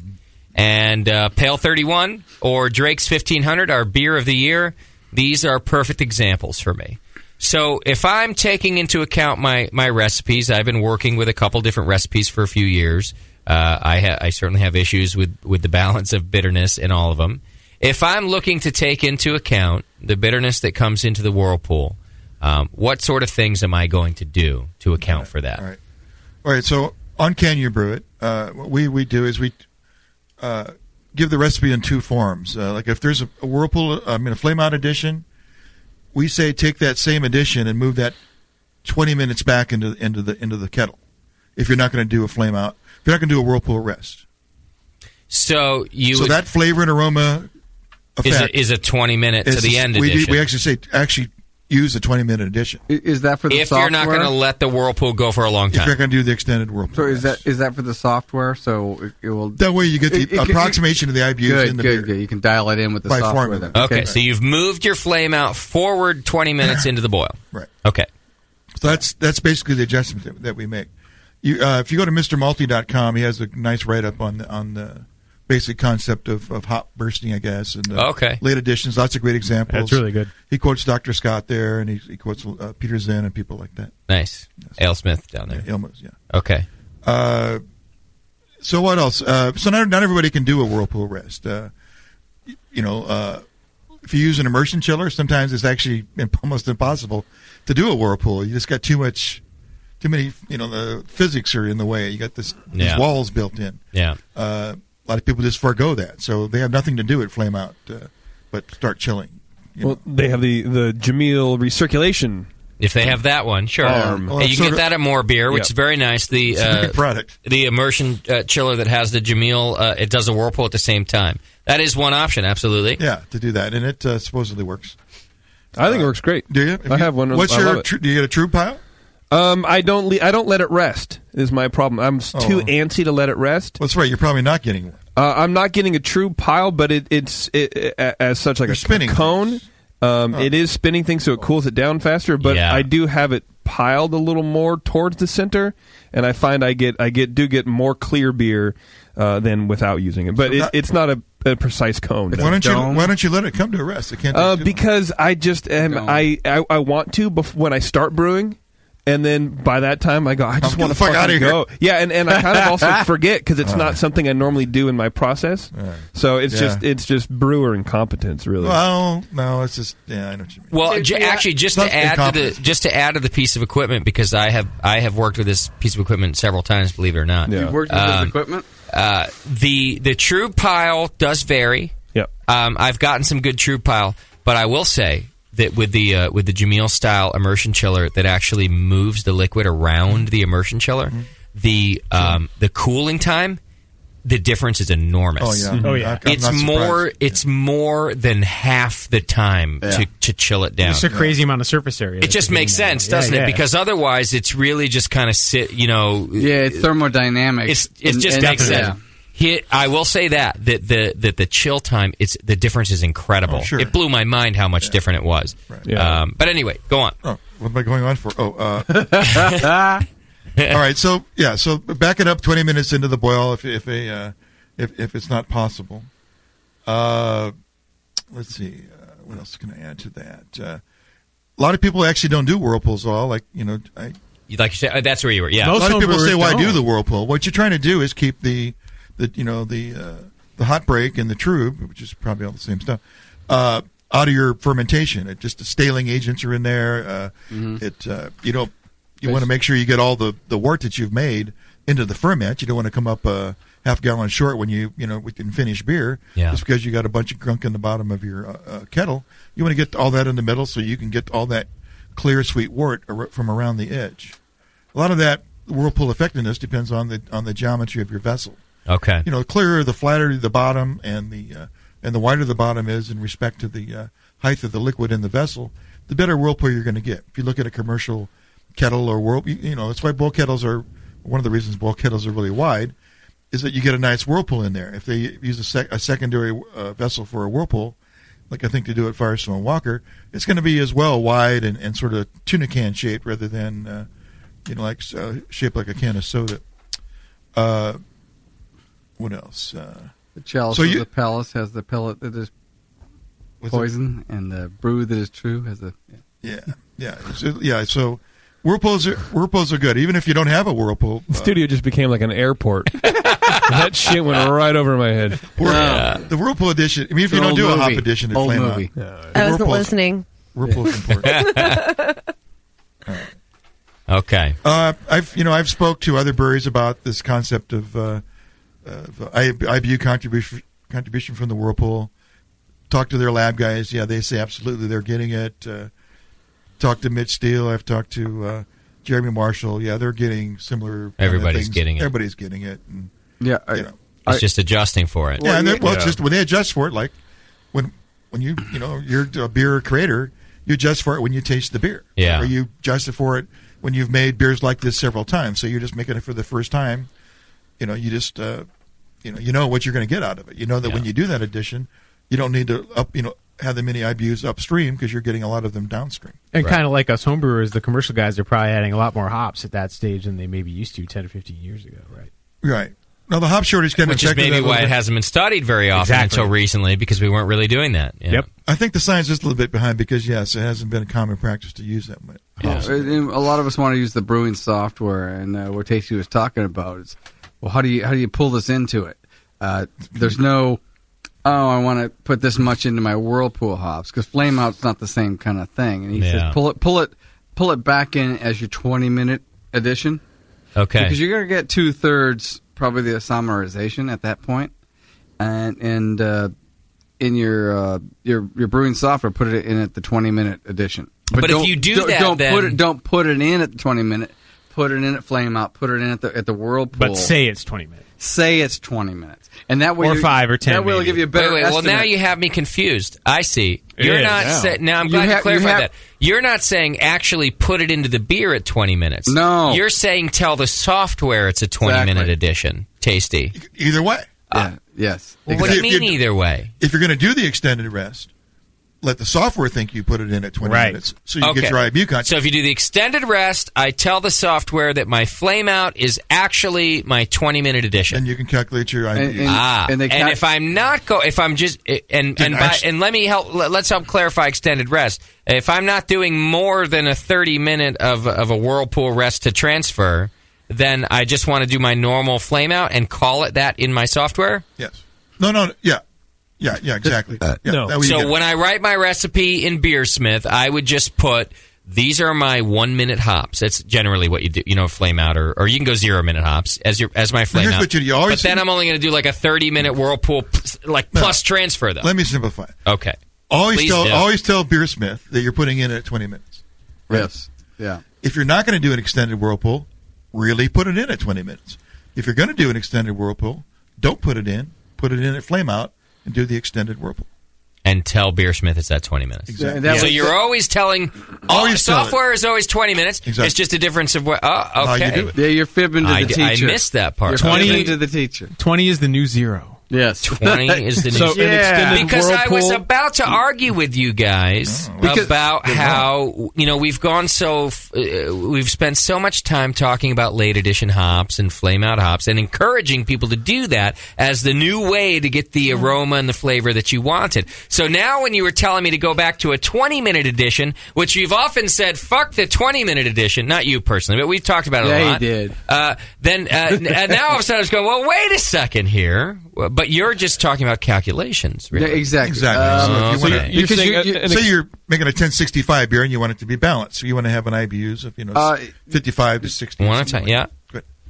Yeah, go on, finish. Right. So you want to by formula be able to estimate what your IBUs are going to be. That's why you want to use the 20-minute edition to show its contribution. Okay. Yeah, the beer geeks are going to say, well, what if? And if you want to have the calculations go right, he said it at the very beginning, we can't have, there's no calculations right now for Whirlpool hops. No, I get that. So to kind of fool the software, call it a 20. Call it 20 minutes. That's what I was gonna verify. I mean, that's what it seems like the whole thing is an extended Whirlpool is equal to adding hops at 20 minutes in the boil. But do you my view calculate in terms of the flavor of the beer? No, it's not the same. No. Do you also change how you enter your let's say you have a 20-minute hop edition anyway. Do you leave that as 20 minutes or do you relabel that also? No, if you'd add to it. You just add to it. You'd leave it. Okay. Leave it. But what he's saying is... Good question, Nicole. It's kind of from T. Hundy, but... Yeah. But as he said, you kind of want to throw out the whole 20-minute thing. We're not doing this to get IBUs into the beer. We're trying to get a different flavor profile in the recipe. Yeah. So we could do a 20-minute hop edition, but that's going to be different than if we get no 20-minute and we throw it in for a Whirlpool. But our calculations are going to be all thrown off. You can't do a recipe if you don't know what the calculations are going to be. All right, hang on. Let me just once more. Because someone's going to come up to me and ask me to explain what you just said. You're still not going to explain. And I'm not going to be able to do it. So, if someone comes up to me and says, do it. So are you telling me that there's no 20-minute edition? However, if I'm punching it into my Beersmith, what I do is I move my 0 minutes to in the software, I move it to as a 20-minute addition. However, I still drop those hops in at 0 minutes. Yes. Would I have explained that right? If your whirlpool, that will for get that your long. If you're doing an extended whirlpool, Right. which is longer than 10 minutes. Longer than starting to chill as soon as you throw the hops Yeah, right. in. Longer than 10 minutes. Right away. Okay. Whatever. You got- So what we're trying to do is we're trying to get more flavor into the finished beer. Yeah. In a different way. So, but we have to have a way of calculating the total IBUs that are going to be in that finished beer. Right. And in the software as it's written right now, we don't have calculations for that.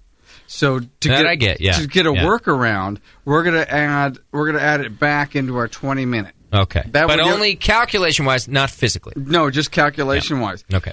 Who's on first, though? So exactly. That's what I have to know. If you're going to do two different beers, do one with all your Why are we doing two different beers now? IBU calculations, and you do your 20-minute hop as you do, and then flame out and cool. The the way of doing the beer is you calculate it the same way, but you don't do the 20-minute. You throw all the 20-minute At zero. At zero, Yeah. and you do an extended hop, extended whirlpool. Anything over 10 minutes. Right. Okay. And you're going to get two different beers, and that's what we're trying to get here. Is we're trying to get But same IBUs. but we can calculate now the IBUs. Right, that's what I'm saying. Same IBUs, but different flavors. But the flavor and the aroma profile is going to be different, and that's what we're trying to get out of this thing. We're trying to do a workaround. Now I get it. Yeah. Oddly enough. For this whole IBU calculation. I can't do it, but I get it. Did I say calculation? You did just say calculation. I'm sorry, I said that. What about the 10-minute hops? JP, just stop. Sure? Yeah. All right. But I want to work around. I know. All right. Only because we don't have time. But what anything We else, just Stacey? worked around Justin's brain. We can't work around your brain. One brain at a show. My brain is like a roundabout.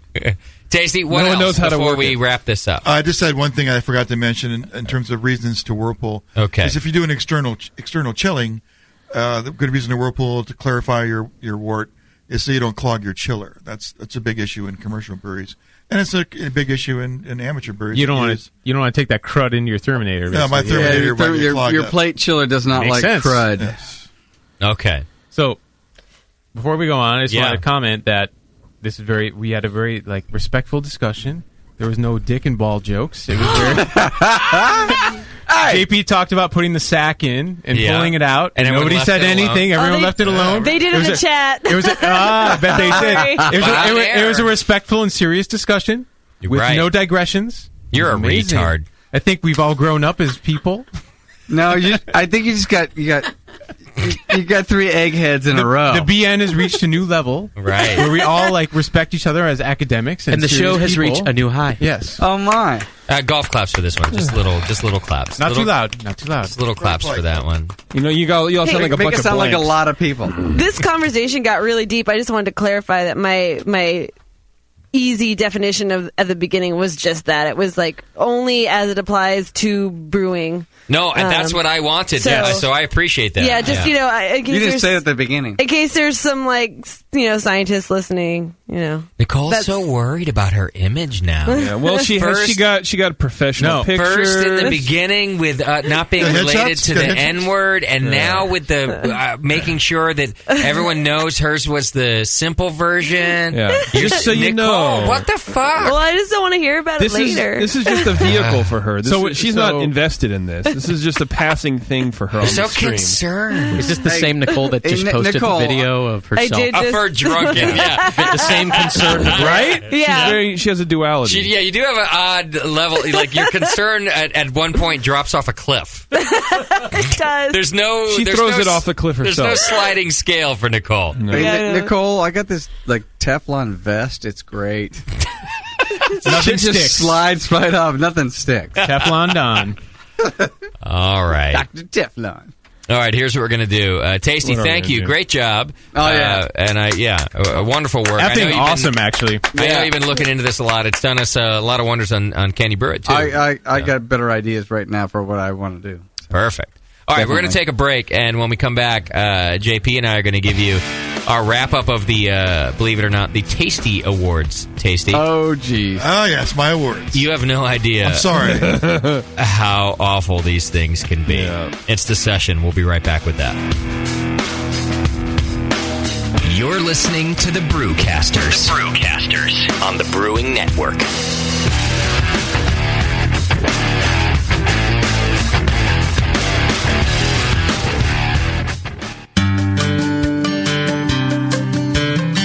Williams Brewing is your online resource for prompt delivery of quality home brewing supplies. Since 1979, Williams Brewing has offered the finest equipment and freshest ingredients, and the best customer service in the business. Cut hours off your brewing sessions by using one of their 11 varieties of famous Williams malt extract. Their new Snap-Lock stainless steel cam-lock fittings will make connecting your pump or heat exchanger quick and easy. Or check out their exclusive paintball tank-based draft beer equipment. They even have their own line of precision hydrometers. Go to williamsbrewing.com to browse their vast selection. That's williamsbrewing.com. Orders placed by 4 p.m. Pacific Time weekdays ship the same day. Brewing is easy. The Williams way.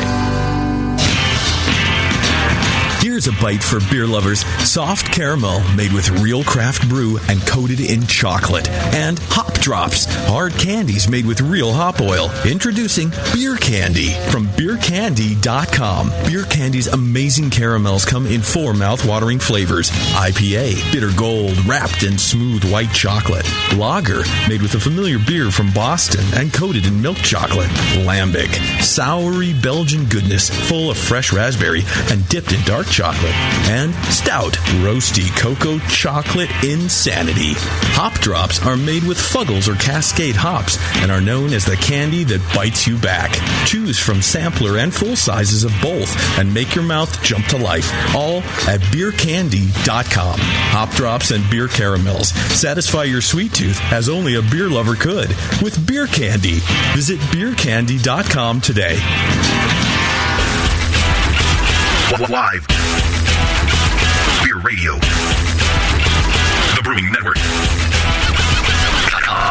The Brewcasters. If you're just starting, don't be discouraged by all this stuff. It's so easy. Just throw it together. Put some sugar and some water and some yeast in there. Yeah. Network. Noah was a little wino.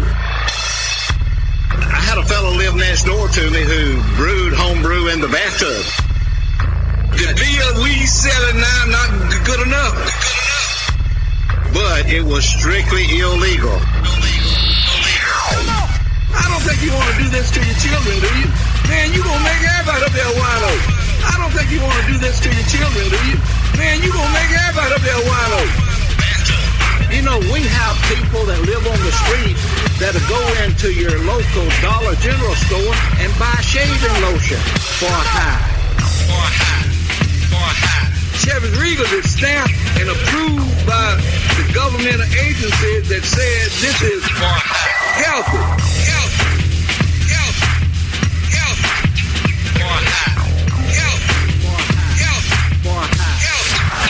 Bathtub. You don't want your child at a party. Our children already getting a hold to enough alcohol. I can just see my bootlegger now. I can just see my bootlegger now. I can just see my bootlegger now. Bam, in the bathtub. Today, for an underage kid to get alcohol, he's going to have somebody get it for him. And this is going to say, I don't need anybody to get it for me. I just need an adult who I can convince to make it for me. And I got all I want for free. Hey, Mr. Bartender, please don't be so slow. I've got time for one more round and a 6-pack to go.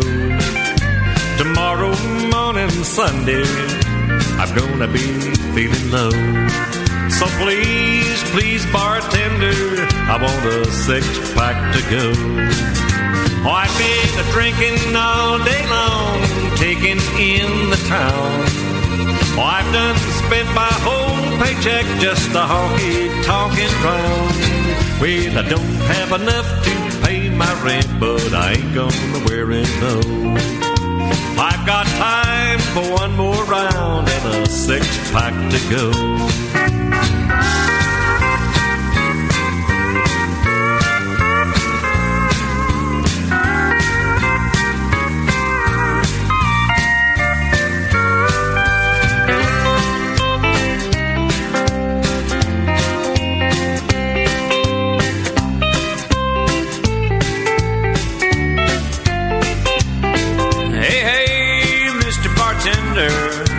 Please don't be so slow, 'cause I got time for one more round and a 6-pack to go.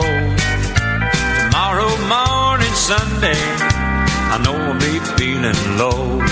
So please, please, bartender, I want a 6-pack to go.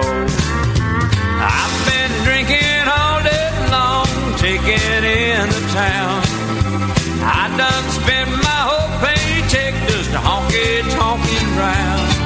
Well, I don't have a dime to pay my rent, I ain't gonna worry though, 'cause I got time for one more round and a 6-pack to go.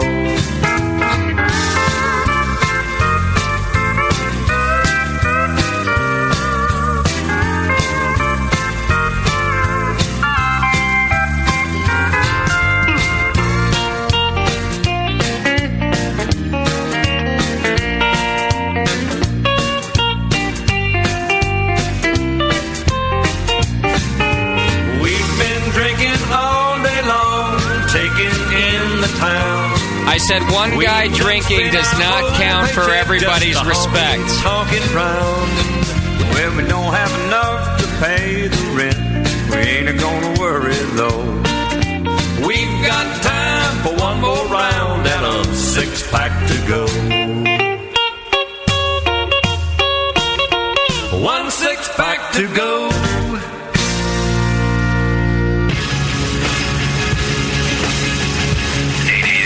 401-BEER. It's time to talk beer and chew bubble gum. And we're all out of gum. The session. All right, welcome back to the program. Thanks for sticking with us. Thanks to Tasty for doing a rad Whirlpool segment. Oh, of yeah. course, Nate and Doc sticking with them and helping us out through it. Good to get a little homebrew action in there. Don't forget, Nicole said it at the beginning already, though. Laying What? it down. Don't forget. It's all about geeking out about homebrew. What did she say? No, I don't. I thought we were still on the last thing from last. In the segment where she said the simplistic version up front, and I thought it was, I don't know. I was trying to do callback, didn't work. Sorry.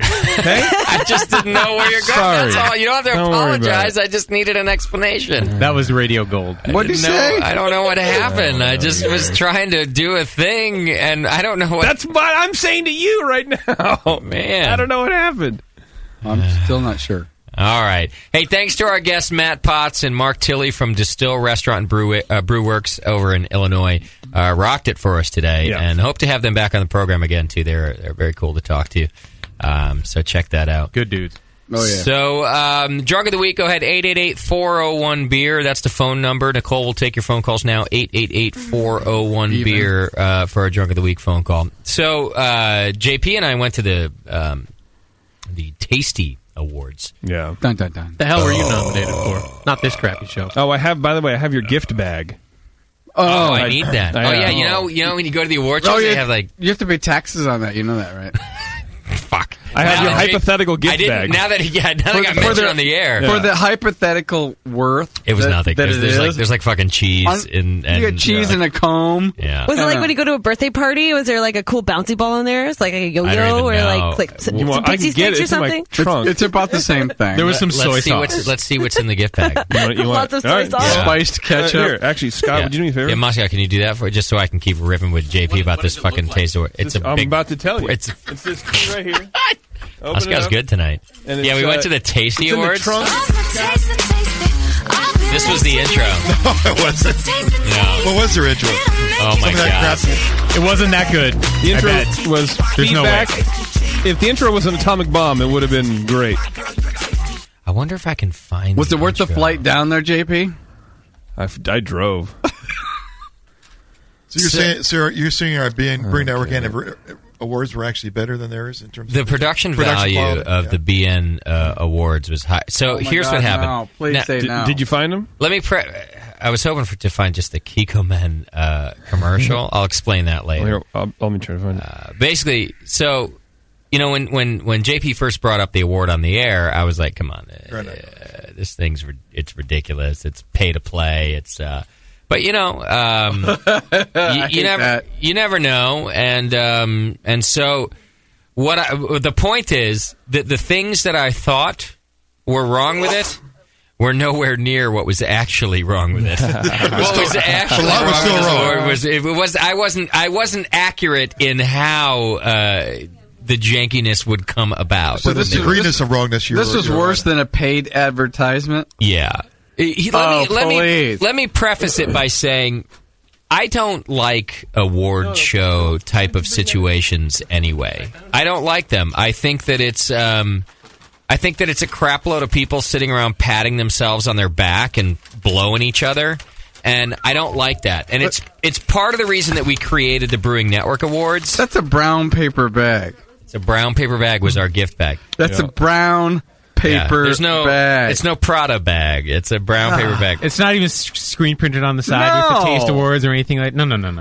But it just starts. That's Trader Joe's. My lack of respect for awards things in general, like the Oscars and these things, I just feel like it's a lot of people who really like themselves sitting around telling each other how great they are. And I've always had a problem with it. It makes me very uncomfortable. I don't like it, and I think it's part of what's wrong with human beings. So your low esteem for the whole thing is just dropped. Well, I'm just saying that I'm just setting it up that even if it was some sort of fantastic award ceremony, I'm still uncomfortable, and I also don't like it. I don't like it. If it had been some sort of legitimate thing, I still wouldn't have liked it. It's uncomfortable for me, and I think it's weird.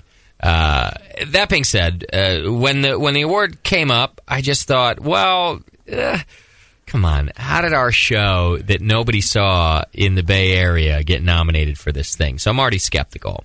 But I still thought, that they would put on a big show. Like, I thought it'd be a big deal because if you're going to be that janky, you got to keep up the rouge, though. You still have to, So the things that I thought were wrong with it weren't what's wrong with it. We get down there, and I'm still thinking, I go, all right, JP, we'll go to this thing. And the TV station went, and our executive producer went. Because I'm stoked. And, I'm stoked to shit, because I need the attention. I'm like, this is going to be great. You're in Hollywood. Come on. Right?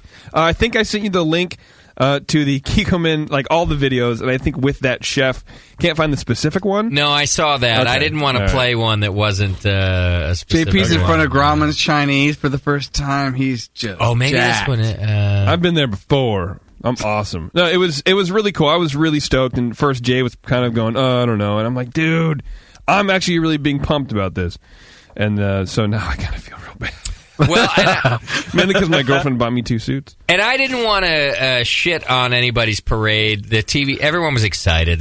Everyone but me was excited. The TV station's excited. The executive producer, and I get it because it was billed as this red carpet event, and let's be honest, guys like you and me don't get to do that very often. So noon on Tuesday wasn't so good. Yeah, well, you know what I'm saying.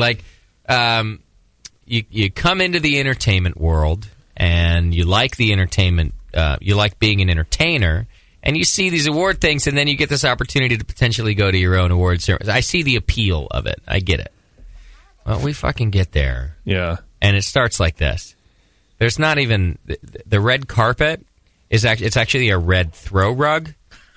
You think It's probably mauve. Actually, let me just say this right now as moving forward, just so that everybody knows.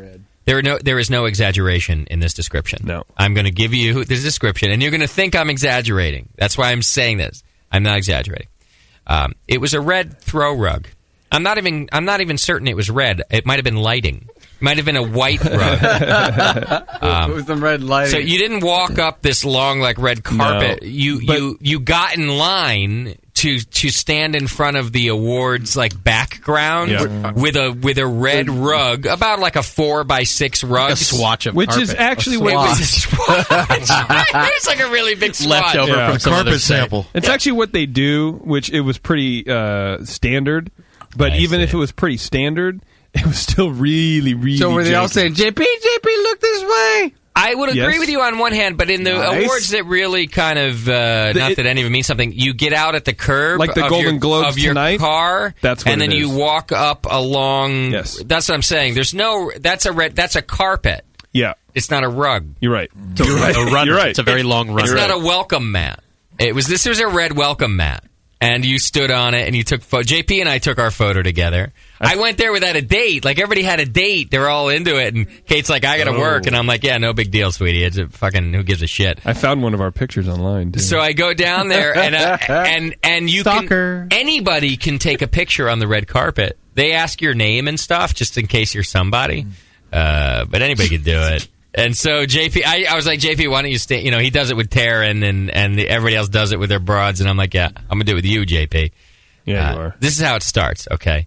And then it's kind of nice. They've got some free wine and some free. There's this gift bag. Did it loosen you up a little bit? The free cheap wine. It was Pijou. It wasn't cheap at all. Oh, you got it was some really chips in good. there. I'm hungry. Can I eat that? pour Charles We Shaw got into some. We got Pijou some bottles. potato chips in our gift. Sweet Good. potatoes. Nice. They are actually good. Now, keep in mind, it is the Taste Award, so I've eaten them it's all. the awards show. It bills itself as the award ceremony for food, beverage, and design. And that's what they're the award show for. And beer is food. So food, here's more chips. Here's some more chips. Excellent. Some rosemary and olive oil. That sounds good, actually. It's been packaged well. I should have put this out for you guys for tonight's show. Why didn't you? I think this is some lube. Or Lube, it looks like- It's soap. Oh no, this one looks like lotion or something. There's soap in there. There's a bit of soap. And That's for afterwards. So some sexy time stuff. To keep your skin moist. Here's the Tasty, you want to put tasty. that up in the camera? That's the program. Was she there? You want to grab it from me for a second? Was she there? Oh, here's some toffee. No. Who likes toffee? I do. Toffee. Hand that to Nicole, please. There's some toffee. You better share that with me. Toffee. Here's a golden bag of all natural skincare. Probably good for you. I can't give it all away, Nicole. I got to give some to the old lady. I don't even want to open this right now. Actually, if you read that on the, I don't know. There's a bunch of shit. Yeah. There's some fucking cheese, and I don't know. But this is the Why point. did we not get the cheese? What's in this box, JP? tofu or no tofu? Toffee. Toffee. More toffee. Yeah. There's like 5 things of toffee. Tofu. It wouldn't Toffee- surprise. I'd be like, oh, tofu. That's more toffee. Toffee are it's More toffee. It's the new mini cupcake. You know, the mini cupcakes are like all the rage the past couple years. That's some toffee. That's the new mini cupcake. I see. And there's a bunch of. So you get the. There's toffee talk. You get the gift bag. Right. Toffee. Put that up. So now it's at the Egyptian Toffee talk. Theater in Hollywood, and I don't know what this is, but we go there and we go inside after drinking our free stuff, and it's literally just a movie theater.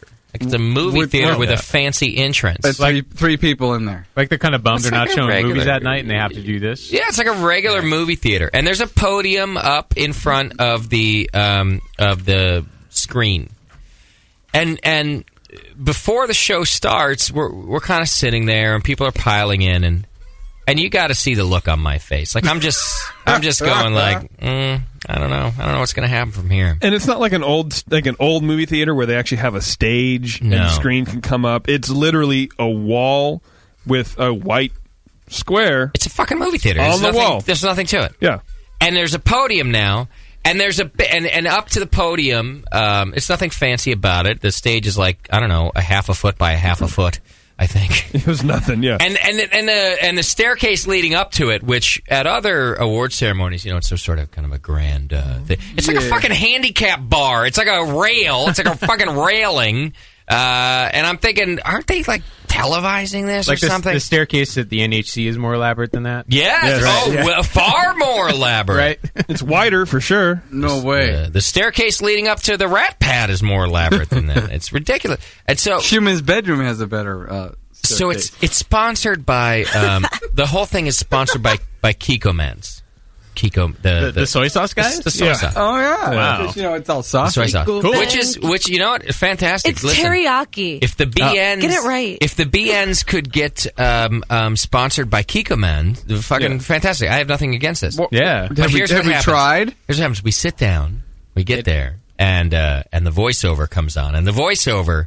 Have you heard our voiceover guy? Oh yeah, he's great. He's a fucking angel compared to these people. He's got rich vocal You mean cords. announcer man? Announcer man. Announcer man. Hollywood announcer man. It's like some guy it comes over the, and now, and it's like listen, it's like a cross between announcer man and Moscow. That's what this guy sounds like. With he's Terrence like, the Black's voice. So he's like half bored to death like Moscow, and half I'm trying to do an announcer voice like announcer man. That's what this guy sounds like. He's right in there.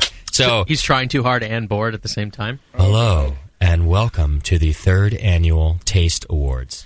I'm pretty close, I think. Actually, you're not that bad. A little more bass in your voice, and you got it right Some there. bitterness. EQ can solve that. Brought to you by Kiko Mans. And now Kiko Mans. Kiko. Both of them. Yeah, but they Both did of the Mans. But they did get it wrong all night. Like they got things wrong all night like that. Oh. And now Are you saying that at night? And now Kiko Mans. And then we have to sit through a 7-minute infomercial about Kiko Man. And it's this, I'm going to offend somebody, but fuck it, I'm just calling it like it is. It's this Aunt Jemima type character. Yeah. This woman, this large black woman with an Aunt Jemima accent talking about chicken for the next 7 minutes. And she's like, do you like chicken? Well, so do I. Do you like teriyaki chicken? Me too. Now listen, my bad accent, again, I'm not exaggerating. This is what this person sounded like. Well, I like teriyaki chicken too. And then she goes through, it's a commercial for Kiko Man for like 8 minutes. She's talking about put it in the oven. At some point in the middle, she like puts it in the oven, and then she talks about stuff, and then she's like, now I'm going to show you what it's like. And now I can't take it anymore. I can't take it. It's silent in the room. I can't believe that nobody's laughing. Did or anyone fucking walk yelling. out? No. And so she pulls out the chicken, and I just start clapping. I'm just like, oh my God, that chicken. Because I can't take the silence. It's clearly fucking ridiculous. Did you inspire everyone else to start clapping? No, You're the only laughter, one. but no clap. A few people clapped. They're still hanging in there. And you know why they're hanging in there? Because they still want to believe that it's going to be a real fucking award show. They're clinging to the hope. Well, Everybody wants an award. And a few times, it's Hollywood. They're going to make it. A few times she said honey and now, sweetie. honey, sweetie. And I think that is more racist than using the N-word. Well, I don't know. I do because I think I have her. She just called you Whitey. You're pandering to the white people, reinforcing a shitty stereotype. It's retarded. Or is sweetie even worse? This is her. You can hear her. This is her. But it's like, honey. Listen, this is how it started. This is the video. This is the video clip. This is Kiko Man teriyaki sauce, and you know what it's for. But I'm Helen with Kiko Man, and after years of working with this stuff, I'm here to tell you this is going to be your best friend in the kitchen.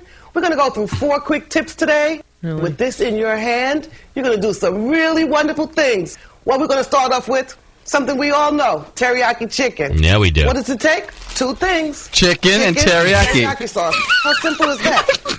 I'm going to pour the teriyaki sauce right on the chicken in This the is the bag. same video. Are you freaking kidding me? It's not the exact same video, but there's no fucking difference. Yeah. I'm not exaggerating. Actually, this is what happened. We sat down and this starts, and I'm going. Yeah. So how many people do you guess are in there? A few hundred at least, right? And I look over. It was about 100. Couple hundred, yeah. They're all I like, look over at my executive producer, who's already nervous about me because he heard the radio show where the award got announced, where JP talked about it. He's already a little worried about me, and I look over at him and I go, "This woman is writing my radio show right now. The radio gods are shining on me." I feel like Kiko Man is a brand that does not need to advertise. I mean, every sushi joint from coast to coast says Kiko Man soy sauce. Well, who are they talking to? They're talking to the chefs. They're talking to chefs and home chefs and people on the web and stuff like that. So, Justin, the 100 people to use their. They got money to spend. Does somebody that's making it a dish with 2 ingredients, is that really reaching out to and chefs teriyaki and home chefs? So, Justin, what were the other 100 people doing in this How you cooking? place? Look at that. Just watching. You make halfway to making teriyaki chicken. Hopefully thinking Use a what I was bag, thinking. There's no cleanup. She's using a Push it around plastic a little bag. bit. Hollywood. I'm going to put this in the fridge for like 30 minutes. No way. Wow, look at this. Or My like- chicken is marinated. It has some really good color. This is going to be perfect. All right, you get the fucking point. This is the start of the show. This is how it begins. Yeah. And then it stops. And we're like nobody knows what to do. So a couple people start, it sounds like this. Like 3 of you do this with me. This is what the start of the fucking show happens. And at this point, I know what's in store now. The stage has been set. The audio was terrible. The video on this big screen, it's better on YouTube. It's not even high definition. There's no... So they put top dollar down for this. So they then go, and now the host of the Taste Awards. Please welcome Zane Lamprey. And so we're all like... He's going to run up to the stage. It's going to be badass. No. Yeah, we're all like fired up, right? Nice. Video.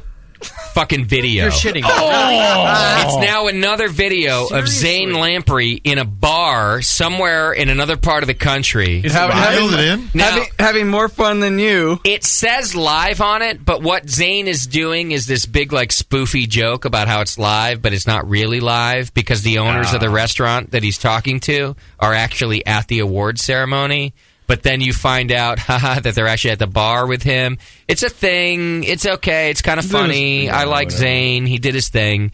The point is, the whole bit, the shtick, that was the end of his hosting of the Taste Awards. I thought maybe like the video would be done, and then he'd come out and he'd be like, I'm just fucking with you. I'm here, guy. No, he's really in Melbourne. He was apparently he got married that weekend. He was in Hawaii getting married. Anyway, so the host was not the host. Who was the host? There's no host! There's no host! There was no main... Well, there was that one dude that kind of shared it last year, Justin? but he just kind of offed it. He pawned it off to like 4 or 6 other groups of people. Nicole, who's on the phone? We have a couple of callers for Drunk of the Week. All right. Please. We have on line 1 Kyle from North Carolina, and on line 2 there's this drunk chick that claims that she's been partying since last night. Well, then we're going with Drunk Chick. Drunk Chick, what's happening? Hold on 1 second. Let me get her. Yeah. Lordy. No, sounds like the Taste Awards. They offer you a drunk trick, you end up with the dude. Drunk trick. Yeah. Or they go hang on and they're not ready and they hang up on you. Little DC. You see, Jay, this is why you should always be skeptical, because then you get to be right. All right, that's true. That's true. Drunk Chick, you there? All right, fuck off. No. It's just like the awards. No Laura. Kyle from North Carolina, what's happening, man? Hey, what's going on? How are you, brother? Drunk of the week? Yes. Act like it. Among other things. What else you got? Among other things? Well, I would love to just, first of all, say that you guys rock. Thanks, brother. JP? Yeah, no, I found you guys about a year ago. My wife bought me like a homebrew kit for last Christmas, and soon after I found you guys, and it's been pretty amazing, I gotta say. I'm glad you found us. We're like the Match.com for brewers. This is fantastic. What have you been drinking tonight? A lot of stuff. I've been a couple of different home brews, a double IPA and an ESB. What do you do for a living? What do I do? Yeah, what do you do? I work in IT for a university. I fucking knew it. I should start just guessing ahead of time. Yeah, because I knew you were thinking that, but you got to say it so people know. Why don't we have right. Justin guesses your... It should be from now on. Yeah. I don't know I'm going to be that accurate, but there's some times where you just go, yep. He's Justin guesses that would have been my first guess.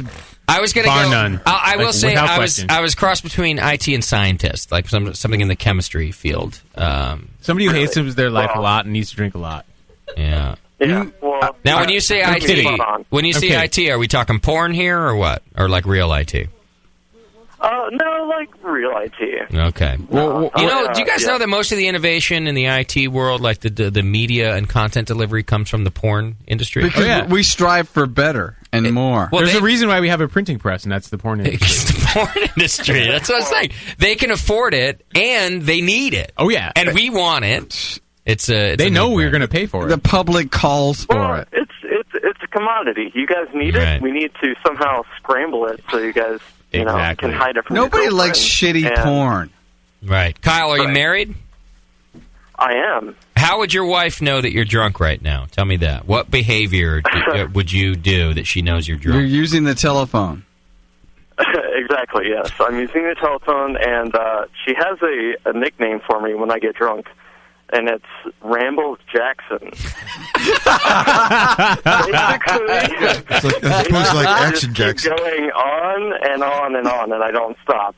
And Dude, you sound like me. She knows, she knows how I'm drunk because I don't shut up, basically. So. Never-ending story. Rambles Jackson. I could easily steal that name. I often wake up the next day and I go, Justin, shut the fuck up, man. What were you doing last night? Just fucking going on about whatever. Shut your mouth. I think that's as soon as I called in for Drunk of the Week, she came out and was like, "What the fuck are you doing? I am trying to go to sleep. I have to work tomorrow. I have tomorrow off, by the way, because I work for, a university. So luckily I've got tomorrow off." But she's like, "Dude, I have to go to sleep tonight. Shut up." Yeah, what holiday is tomorrow? It's a very racially cool holiday. Martin Luther the King. Oh, it's the King Day? Yeah. Oh, shit, I should have known that. Martin Luther the King. Day off for Martin Luther King I like Day. So. Okay. All right, Kyle, you're in the running for Drunk of the Week, man. Yeah, man. Hey, I just want to say I love you guys. You've done a lot for me home-brewing wise, and I don't know. I just want to give a shout-out. Thanks, brother. I really appreciate that. Thanks for listening, man. Make good beer for us, will you? Yeah. All right, brother. Cheers. I think that should be a new state of mind. Rambles Jackson. Rambles Jackson. Rambles Seriously. Jackson. Yeah, we're gonna, I love use that. It's a bunch of us are like that. The drunk chick is back online too. Oh, all right. Lisa? Drunk chick, what's happening? Hi, my name's Low Range, and Wait a minute. It's low range? Low Range. She used to keep the change. So my fucking old roommates, getting married in a couple months. So this was one of her first birthdays as a single woman. This is one of her last birthdays as a single woman.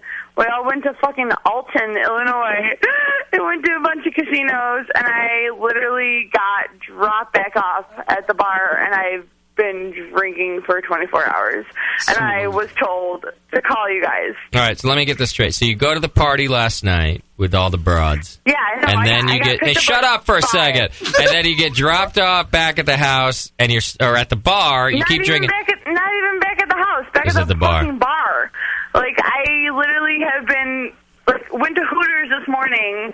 I've been drinking Bloody Marys there and got dropped back off at the bar, and I'm still standing. You got to think the Bloody Marys at Hooters are awesome, right? It's the only way to fight a hangover. But you do make a good It's the point. only thing to fight a hangover, but also the homegirl whose birthday we're celebrating last birthday as a single woman was puking in the morning. She's not even there. We were celebrating her birthday. Hey, Low Range, which one of you girls banged a stripper last night? Someone did.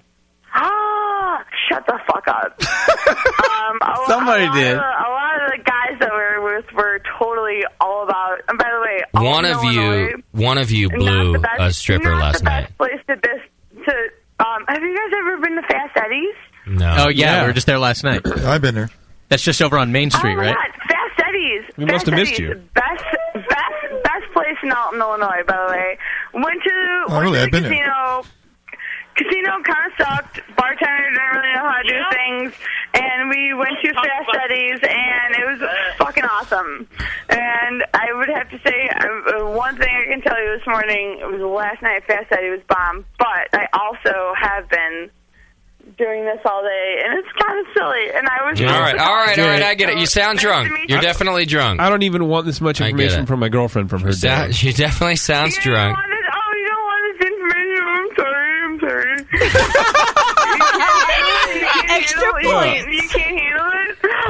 No, actually, I can't handle you. No, I can't. Well, I'm fucking happy I called you guys because I was good. told to. We're glad to hear from My you. friend is a really good brewer, and I was told to call you guys. I'm glad we can make you happy. I love you. I hope you're still standing tonight like me. Yeah, all right. You're in the running for Drunk of the Week. Thanks, Low Range. Should make someone's life real long. Cheers.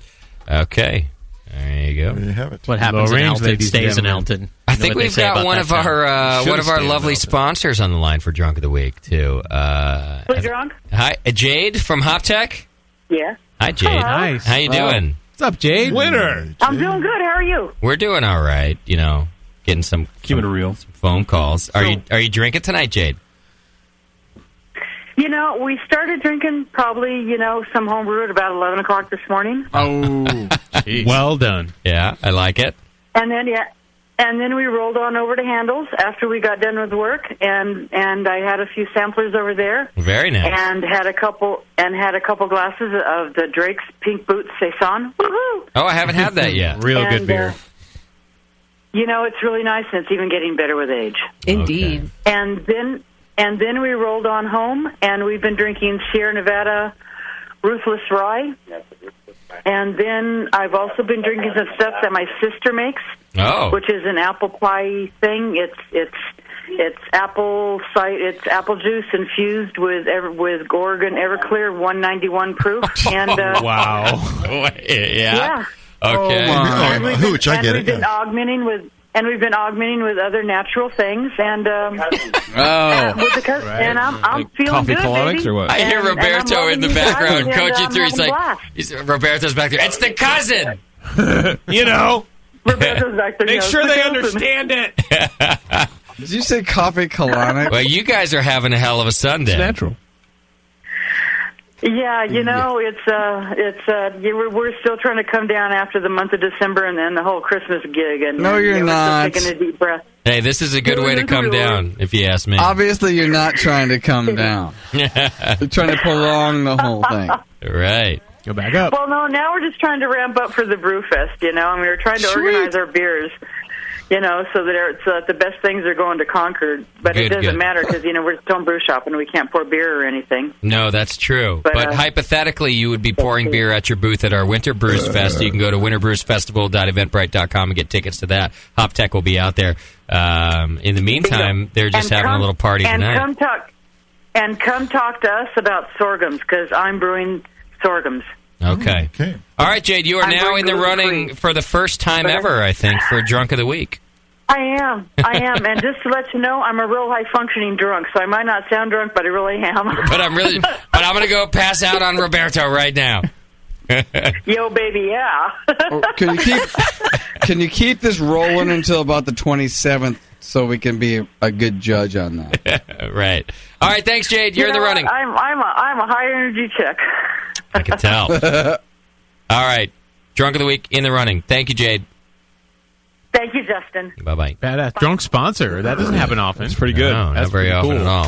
All right, I got a couple other calls in there, but hang on, let me do the next thing now. So we go through the Kiko Men's thing, then we go through the, the host isn't even really there. He does his video, and then he stops, and then they call up the first presenter, right? I don't know who the fuck the presenter VO guy calls up. The presenter was in person or also on video? And now, somebody that you don't really know, unless you watch not the cooking channel, but the cooking channel. It's like some other, I don't even know where these channels are. Yeah. Deep. Yeah. He's not even here. Yeah. If you watch the baking channel, then your next host will be very familiar. And it's just awful fucking If you've liked voice. our YouTube It's really worse than that. I'm telling you, I swear to God, it is a cross between our guy and Moscow. It's, and now, thank you, Zane Lamprey. Now that Zane, and he does a lot of obvious statements. Yeah. Thank you, Zane. Now that Zane is finished, your first presenter. And he doesn't even say who it is because they don't know who it is because they just got it at the last minute. And they come up to the podium. Now, Nate, you're going to like this, and I don't know if anyone's going to relate to this. Okay. But for me, it was the final nail in the coffin of how I know how fucked up this award ceremony is going to be and how the radio gods are shining upon me. The first presenter walks up the handicap stairs. Sorry, the retard stairs. Up to the podium. And when they get to the podium, there is not a microphone attached to the podium. Okay. It's a handheld microphone connected to a wire that's laying on the podium that they have to pick up and hold in their hand.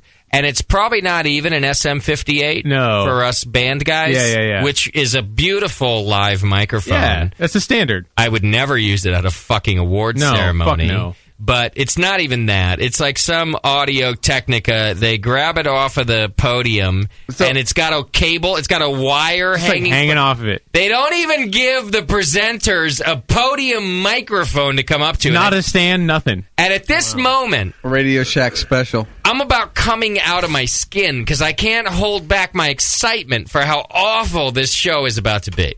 Oh. And it just goes on from there. The presenters will get up and do their presentation. Well, the best part is the first guy who comes up was, I think, co-host with Zane, or he's part of the program of that thing. So saw him on there once. He had done it before, and the announcer guy, says the presenter or whatever, and the guy gets out of his seat, and he's like 4 rows back, and by this time everyone's disenchanted with the whole thing. Right. They're clapping. They stop clapping halfway before he gets to this thing. And then he gets up and has the fucking balls to chew the audience out and say, could you guys show a little more respect than that when we call the winners up, and continue the clapping until they get to the stage. When the next presenter comes up, I hope you can have a little more respect. Yeah. And we're just going like, I don't even know who you are, so fuck you. Meanwhile, it's all they have for lighting is a spot. That's it. There's no soft lights. There's no globes. There's nothing. There's nothing. There's like, just a spot on him. Like a hair light from the back. That's nothing. It's just from the top, and it looks disgusting. It's atrocious. It's such awful. And so it's the production value. They're not even paying attention to the production value. I think it is an award show just to be on social media. So they paid some guy and his partner a couple of bucks. They're a new company there in Hollywood to do the production. So I would have thought so, except that the clips that I can find here to play you are from the first year, and it's the exact same production as was this year. So they've learned nothing. So even the logo on the screen in the background, when you watch these award shows, they'll go, best, asshole, and they show some great graphic. Even the graphic on the screen that they're showing, it's pixelated and distorted, because I think they're even though it's not a movie theater, they're showing it from an iPhone in the back of the room. God, it's really bad. I'm trying to find a good clip. Get to the part where Selena Gomez comes. So are a lot of the nominees from Ohio, Missouri, Mississippi, Tennessee, North Carolina, around the United States? They didn't say, because half of them are literally on YouTube. Oh, most of the nominees were on YouTube, and the clips that they would play from the nominee. By the way, let me just point this out: we didn't win in our category. Right? What? Zane Lamprey. You paid yourself to go all the way down there, dude. In my opinion, deservedly, Zane Lamprey won in our category. It's a good show. Production value is good and everything. Zane and probably Anthony Bourdain, who got nominated and won in his category, of course. Yeah. And Zimmerman. By the way, neither one of them are going to fucking be there. Right. They're the two, of course, that they should have won. It didn't show up to get an award. So I'm totally happy to have been defeated by Zane. I'm putting that out there for full disclosure. I don't really care about winning this award. And in fact, afterward, somebody said to me, he goes, Don't rip the Taste Awards apart too much, when you go on your show. Because he knew. And he's like, just don't, he's like, you never know what they're going to be. And, in a couple of years, they could be big. What about next year? What if we do the show again, And I'm just thinking, did you just watch the same show? I don't want this award. I do not want to win this award. There were people that won this award that came up on stage, and they were like, thanks. And then got down and walked off. That was it. Really? Because everyone could see the production of this thing was... the presenters would be reading their cards, and they'd be reading, the previous awards card. It was a duplicate of the last card. If they could even read it. They made the card so small and there's no lighting up there. Yeah. So they couldn't read, and most of the people were like, I literally can't read this. So everybody would stop, the whole room would stop, and including the people off to the side who were running the thing, and they would walk up and take the card and look at it. Everybody's silent and watching this, and they go, oh yeah, you're right. And then they go back and they'd find the right card and they bring it back to them. I'm telling you, I'm you can't. canceling my membership. You can't write to this You can't to the write this up. Tasty Awards SAG. Finally, at the end, at the end, this broad, the only famous broad there, she's the Debbie Mazar. Who? Debbie Mazar. I know who she is. She's the broad who's the publicist on Entourage. I know who she is. Yep. She's been in a shitload of stuff. Oh yeah. I really like her. She's kind of hot too. Yeah, I really like her. She's actually super hot. Just like a sexy thing about her. Yeah. She has like some cooking show that started out on the internet and now it's like a show. Yeah. Her and her husband. She's on Dancing with the Stars. She won a couple of awards that night and gave these really long speeches. She's like the only one there. But by the time she got her second award, I'm pretty sure that they had run out of the physical awards, so they just they recycled her first one. They like, here you go again. Like as she walked by, they're like, "Hey, can you give us the first one we gave me?" And then they handed her that one. Wow. Like they had run out of these things. I'm also convinced that they paid her to be there. Oh, they had to have. I mean, she's the only celebrity there. She gotta show up. And she gave these like, whereas everybody else got up and made fun of it. She got up there and gave this like serious, sort of. Either she's really into herself and doesn't care what the award is, or she got paid. It's probably both. Or can we get her in the studio? Well, here, let me play this to you. We could probably get her anywhere if we pay her enough. So I had this. We got unlimited funds. Come on. They would also do this Like thing. we got salaries over here. They would also do this thing where like the presenters would come up and they'd go, "We're about to do the award for best beverage show." So now. Here are the nominees for Best Beverage Show. And then the recording would play. And now, here are the nominees for Best Beverage Show. Yeah. Every time. Exciting. Yeah. And I laughed every fucking time. I laughed 23 times. It happened 23 times is how many awards there were. It was funny every time. On the screen, you could see they had this shitty-ass distorted logo. And they had 13 awards, right? And I'm like, all right, well, that's not going to be too long. Right. They like posted. They showed you going down the list, which is kind of fucking janky, by the way. But I appreciate it. It's super janky. It had the list, and then they would highlight what they were on. They weren't even using like iMovie. I don't know what the fuck they were. When can I get out of it? I think they were using Windows Paint. MS Paint. MS Paint. So they get to 13, and I'm like, oh, this guy. Phew, thank God. Yeah. They fucking reset the screen. It goes to 23. I'm so upset. Well, okay, so the first award. Right out of the gate. Can we talk about that for a second? Yeah. The first award right out of the gate was an honorary award for animation. Right. Dealing with food now. Remember, this was the animation. Food. Right? But it did? Kung Fu Panda 2. That was their honorary award for animation. That was their honorary award for animation. So for the food, beverage, and design awards. So why? Because he's fat? The clip they played. No, because it's Panda Express. The restaurant. That's what I thought too. Wow. Well, thank you for clearing that up for me. Now we Doc. get some connection. The clip they played was from Kung Fu Panda 1. It was? The food part when he's training with the dumpling, that was from the first movie. It was. And then they played half of the second movie. And then the announcers, the presenters didn't even know that it was an honorary award. They were waiting to hear the other nominees. Oh. Then the lights come back on, and they go... And our second category, they didn't even present the award. They had no idea what was going on. So 10 they had no awards idea. later. 10 awards later. It's just a train wreck. The guy who's like the behind-the-scenes guy has to get up on the podium and say, oh, before we go to our next award, the guys from whoever made that fucking shitty-ass movie, the guys from DreamWorks are here to receive their honorary award that was our first award from tonight. 45 minutes ago. We're sorry we didn't do it. The presenters didn't know it was an honorary award. Can we please welcome DreamWorks to the stage? Yeah. And everyone's like, yeah. And the guy stands up. He looks embarrassed for everybody. Totally embarrassed. Takes the award and goes... thanks. I saw our name come up and I kind of didn't know what was going on. And then the next award was presenting and I just figured I'd sit here and wait. I wonder if they had free wine still in the lobby, so I was headed out that way. And then he sat down. I was like, that's perfect. I was just walking by outside and someone said, you know, hey, do you want an award? They're giving you an award in here. Come on in. So here's an example of like, and this is a good example, but at least you'll get to hear the production value of the... Here's how it goes. Someone would announce it, like I said, like a person would go, and now the award for whatever. And then the recording would come on. This is from year one, so they didn't even figure it out 3 years later Surprise. that it's stupid. Next one, it's my pleasure to introduce the Passion Award to Joanne Weir for her spirit, great taste, example, and beauty. Let's take a look at Joanne's work. Outstanding Passion Award. That's the guy's voice. Yeah.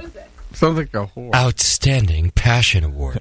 But what would always happen, this is from last year, I couldn't get audio from this year because I'm sitting in there. They had a podium mic last year. Had a podium mic last year, but the graphic on the screen and the voice and everything else and is the music. Yeah.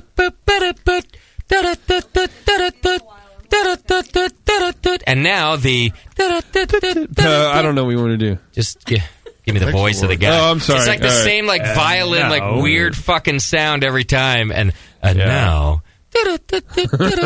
the Passion Award. Oh, it's supposed to show.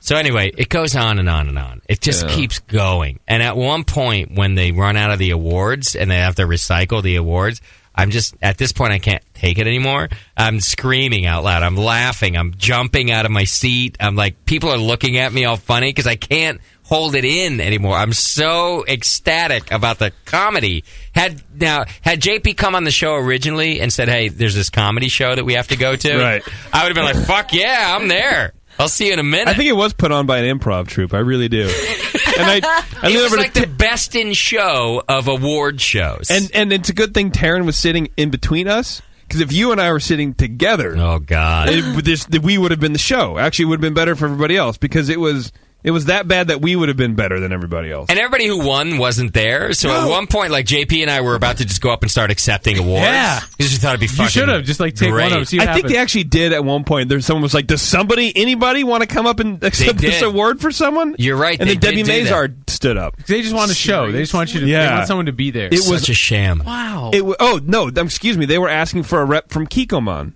who is the key sponsor. Who wasn't... Oh, that's true. Who wasn't there. They're right there with the wine. Their key sponsor wasn't even there. They couldn't even send some sent in mid-level manager guy or anything? They couldn't even take one of the ushers and say, you know what, you're going to be from Kikoman. Or wouldn't you, if it was your show, look, if I was my show and we had gotten a sponsor, I'd know if they were there or not. Yes. So I would know whether or not to make a big deal and go, can we get the representative from Kikoman to come on up here and say a few words? And then crickets. I wonder if the representative was there and they're like, I'm not going up there, fuck you. They might have been. They're like, and now, welcome to the 3rd Annual Taste Awards. Oh. Can we please get our Kikoman representative up to the stage? That would have been better. Apparently, Kikoman is not here tonight. I'm just but getting they word. are the proud sponsor of the 3rd Annual Taste Awards. Yeah, real proud. Thank you. Yeah. Did you say this was televised? I don't know. I don't think so. It couldn't be. It couldn't have been. It was on YouTube. I'm pissed. Right? I'm really kind of pissed you didn't tell me Debbie Mazar was going to be there. It was streaming online somehow. I didn't know. I had no idea. Did you see her in Goodfellas?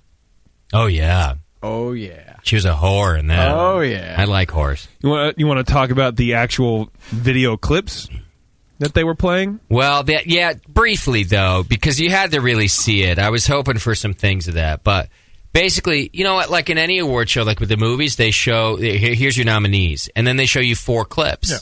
And they pick the most fantastic clips you can find, right? I mean, they're nominated for an award. These clips they were total non sequiturs. They didn't even make sense with what was going on. Like, they would do the best comedy food award or something. And then they would show a completely not even trying to be funny clip from a show. It'd be 2 guys talking about lettuce that they weren't even trying to make a joke. Even they would have said it wasn't funny.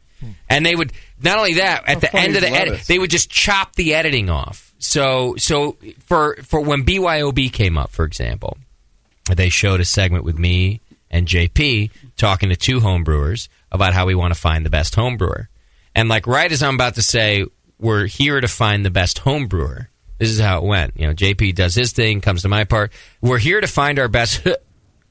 And now, the winner of the net. They just cut it. It was to chop things off in the middle of a word. Yeah.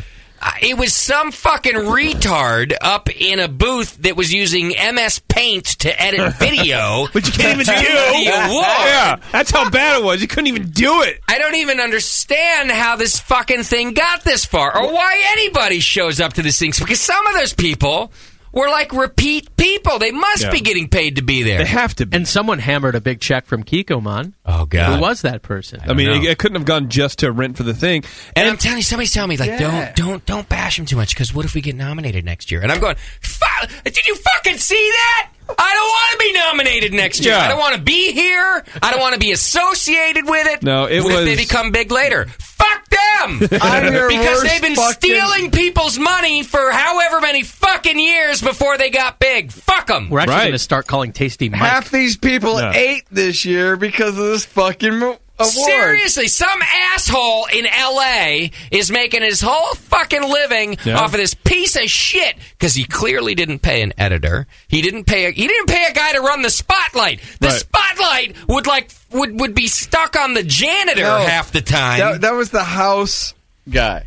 Whole fucking thing. I couldn't believe it. With the spotlight, they would move it because one lady almost fell. She almost fell because there's no lighting except for that spot. Right. So when the women are moving down the stage, the whatever, and the guy has the mic, is starting to talk, the spotlight is on the people moving down the stairs. The people who are supposedly in entertainment, quote unquote entertainment, right, are just continuing to talk, even though the whole focus of the room is pulled wherever the spotlight is, which is the point of a spotlight. You couldn't write this shit. A part of me admires the consistency. Oh, it was Every that way. single part of it was horrendous. It's true, because at one point you're going, this has to stop. Like, they were just a bunch of accidents. They're going to get it together. You think that. You want that for them.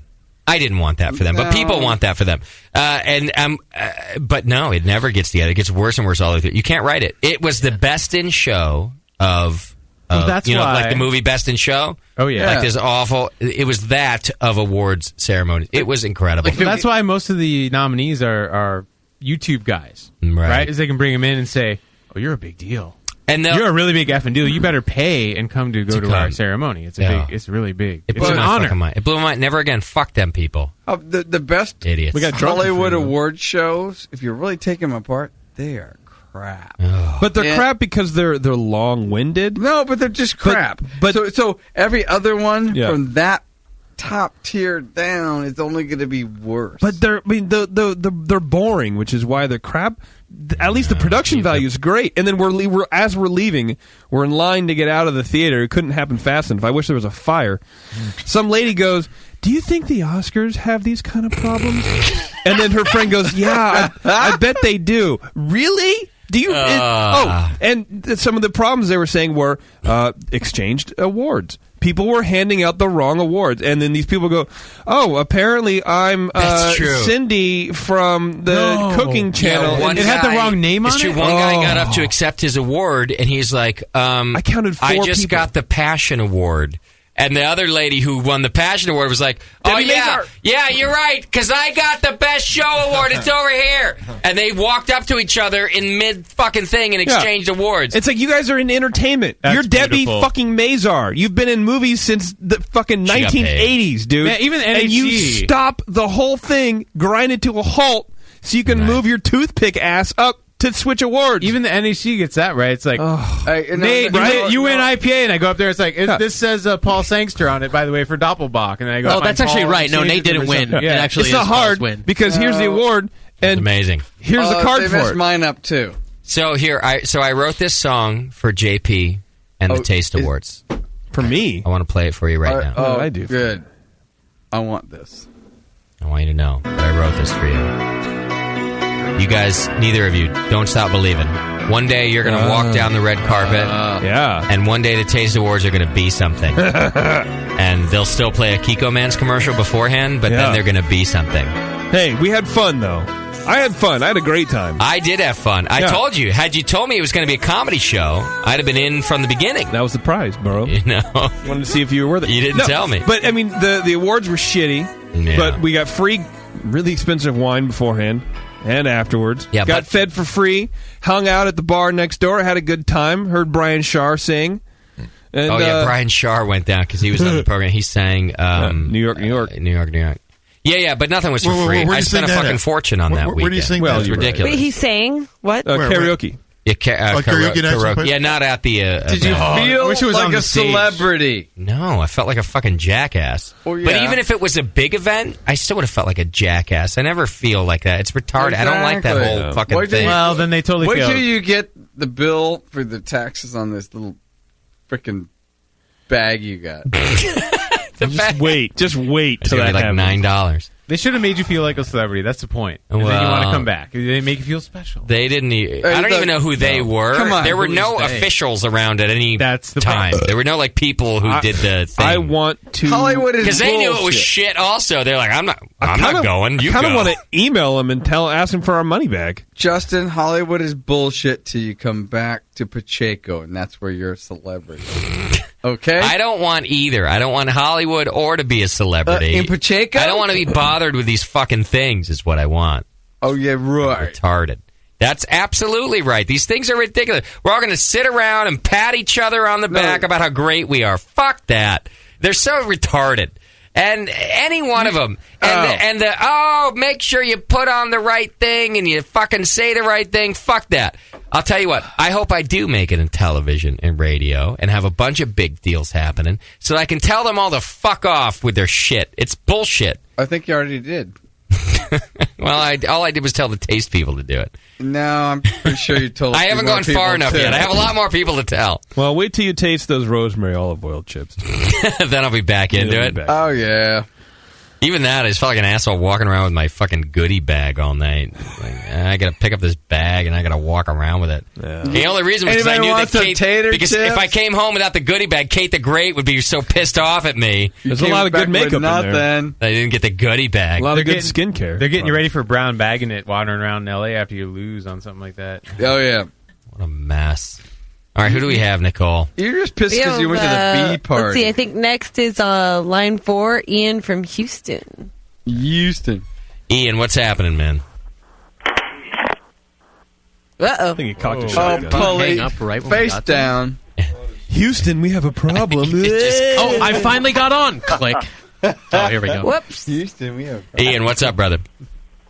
I'm just trying to drink a bunch of beers after running the Houston Marathon today, and trying to get through 26 of them. Doesn't sound like a Texas accent to me. I think he has a great Texas accent. Yeah, it's an awesome Texas accent. So let me get this straight. Many people talk like me in Houston. I bet they do. So you did a marathon this morning. How far? How far did you run? 26 miles. 26.2 miles. And then you got drunk after. Just started going through the kegerator, going through all the beers, and then... But it was brew day, so I had to brew as well. Really? God damn it. Yes, he did. Could you make me feel just a little lazier? I also saved a baby. Yeah. What else did you do? It wasn't planned. I meant to brew yesterday, and the yeast starter was all ready to go, but it had to be today. Had a little marathon in the meantime. What'd you brew? It's a porter, Jamil's porter. Okay. All right. And what have you been drinking all day? You should do an 8-hour boil. It's fine. No big deal. I got some fantastic Imperial IPA on draft, and that's mostly that one. That's why I'm kind of not really doing the 26 pints, because that's kind of strong. And then some Dale's Pale Ale Clone. That's my favorite beer. All right. Are you married? No, not anymore. Do you want to be? This is now a bachelor pad. How long you been divorced? So, yeah, this was like run a marathon and then brew beer. So yeah, there's just keeping yourself busy. That's what I do today. What else? What else is there? Boy. Yeah, you're divorced. Beer, running. It's good for me. That's not bad. And the other stuff in the kegerator is some fine English IPA and a dry stout. Okay. So you sound pretty clear though. Would you say you're drunk, or are you just kind of drunk? I was kind of excited to tell you guys what was going on, but no, I'm hurting. You're gonna be hurt more tomorrow, I think, from the running and the drinking. Would your friends say you're drunk? I got a friend here. Would you say I'm drunk? Yes. The answer is yes. All right, Ian, you're in the running for drunk of the week, my friend. Thanks, man. Impressive. Cheers, brother. All right. What else we got, Nicole? Let's see. Line 2 is Hyde from Chicago. Hyde, what's happening, brother? How can I compete with a marathon? Yeah, I don't know. And a brew day. Do a triathlon. Well, you can get drunker. I went shopping. That's about as good as I can get. Hey, well, at least you contributed to the economy in your area. That bastard didn't. A marathon of spending. Yeah, a marathon. I had trouble getting up to go to breakfast. Yeah. You and me Well, both. you relate to us more that way, for sure. Yeah, we didn't run any marathon, exactly. nor we up. That's why I just eat my own feculence. I woke up and I drank some more. I don't know what that is. Poop. No. Yeah, I woke up, had a mimosa, went What time? shopping. What time did you get up? Where are you from? Say 10:30, Chicago. Okay. No. Or mimosa right when you got up. All right. And then what? And then I went shopping and dropped off my very first entry into my very first competition. Oh, yeah? Cool, what was it? It's a oatmeal stout that I nibbed with cacao nibs. What competition? Nice. Just a local one. All right. Good job. First one, huh? How long you been homebrewing? First one. Less than a year. Oh. Attaboy. Very nice work. All right. You're going to get some good feedback there. Yeah, I'd like to see how that turns that's out. That's kind of what I'm going for. Is your boyfriend I'm home? going for the feedback more than anything. But, I'm just fucking with you. No, but really, is he? Because we'd love to talk to him. If he is, my wife would be pissed. She would be pissed. Yeah. Is your wife's boyfriend home? No, he's at her place. One of you is going to be pissed no matter what. Zinger. That is an inappropriate word. Hey-o. How would your wife know that you're drunk right now? Because I talk too much and neglect the beer in my glass. Oh, you do? Well, you just leave it sitting there and just yapping away? Pretty much. It's pretty funny that most of the callers we get say that they're drunk because they talk too much, which is probably why they're on the phone wanting to tell somebody new that they are drunk. It's a common theme. But I'm telling you, I can relate, man. Yeah. I dig it. The rest of the time, I shut my mouth, but either on the microphone or on the drink. Yappity yap. But then again, when they're on the phone, then they get kind of quiet. They're like, well, yeah, and then they had... then I did this thing. Something. They don't seem that mouthy, do they? Yeah, yeah. All right, Hyde. Well, there's a bit of a delay. Come on. You're right. Yeah. So, give me a total number of drinks that you've had today since your mimosa this morning. Since the mimosa, probably about 7 pints. 7 pints. All right. Oh, nice. All right. It's pretty good if you weighed 10 pounds. What? Called out. I'm about 145, 150. What's your BMI? All right. All right, Hyde. You're in the running for Drunk of the Week, man. I can't. Thank you. Thanks, brother. Cheers. Hell, I think I've had that since I've been here. All right. Who's on one, Nicole? Paper thin flounder. Great. Paper Thin, what's up, man? Hey, Paper Thin here. How are you, brother? Paper Thin here. Sounds like Paper's at a party. Yep. I'm at a party, man. What's going on? Are you at your own party? Yes. You guys are working tomorrow, are you? Yeah. It's Martin Luther King Day, man. Come on. Martin Luther King, baby. Party like a rock star. Yes, the What are you- MLK. What are you, a student or a government worker? I'm both, kind of. I like that. Well done. Are you drunk? I'm getting there. How drunk I'm are up you? there. On a scale of 1 to 10, 10 being the drunkest you've ever been, how drunk are you right now? Oh, Jesus. The drunkest are... Okay. 5, maybe? 6? Let's go Okay. 6. All right. Let's go 6. Because you've been pretty drunk before, it sounds like. Yeah, well, yeah. What's the worst thing you've ever done while drinking? I know you remember it. What's the stupidest thing you've ever done? Bored a homebrew podcast? As a call? Pissed my bed. Pissed your bed. Was anybody else in the bed with you when you pissed it? My kid. No, but that's no. But That's not so that bad. actually happened to my roommates. this yesterday, actually. I was dating this broad once. She was a lesbian, but we were. You're trying to turn her until after. No, I wasn't. It just accidentally happened. We were sleeping together. Oh, you turned her. I went out drinking and I pissed the bed right next to her. That turned her into a lesbian, right? And I told her, I don't know if she believed it or not. She might have just been sweet enough to like let me go with it. I was like, "Are you pissing right now?" He is pissing right now. Guarantee you. Paper thin. Are you taking a piss right now? Yeah, sorry, guys. Well done. He's like, I don't give a shit about Jay's story. I gotta fucking piss. So I pissed, but I woke up like I jumped out of bed and I'm like, oh, I'm so sweaty. Like I get sweaty sometimes. So sweaty, but mainly on my wiener. but I had pissed so much that it was like from my belly to my knees. Like it was piss everywhere. I was just like, I'm so sweaty. She's like, what do you mean? I was like, I get sweaty sometimes. And I think she was probably just sweet enough to be like, yeah, it's cool, you know, I know you. It smells like you sweat yellow. Oh, I fucking pissed all over myself. Right. Oh, so you ripped your clothes off and she was still a lesbian? Yeah. Okay. Yeah. She had big boobies. Big lesbian boobies. Ah. Anyway. Awesome. All right, paper thin. You lost another one to the other side. So what have you been drinking? Are you out at a bar? Or are you at your house? No, I'm at the apartment, but I've been drinking a lot of PBR, of course, unfortunately, and JP had a little homebrew. And a little homebrew. I just had a Breckles Brown from Anchor, actually, for the first time. That's good beer. Yeah, it's pretty good. It's pretty good stuff. All right. And I've got 2 bottles of champagne ready to go because the Packers lost today. So I'm pretty happy about that. You are, huh? Yeah. I don't know. Yes. All right. A Bears fan over here. I'm sure everyone in Utah is excited with it. Wait. Fuck you, JP. Attaboy. Hang on, I'm going to give you a star for that. I don't think it'll help. Yeah, I think he gets a star for that one. I don't think it'll help, but if you want to, I guess. I don't know. And what kind of homebrew you have? You said you had some homebrew.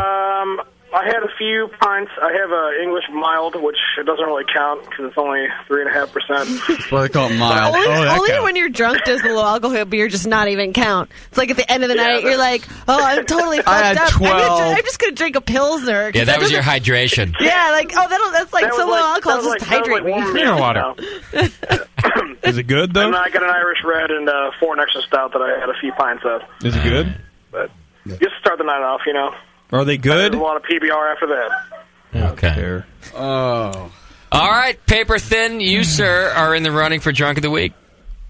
Fucking A. Wait. Why are you called paper thin? Because I'm a very tall, thin man. How tall are you?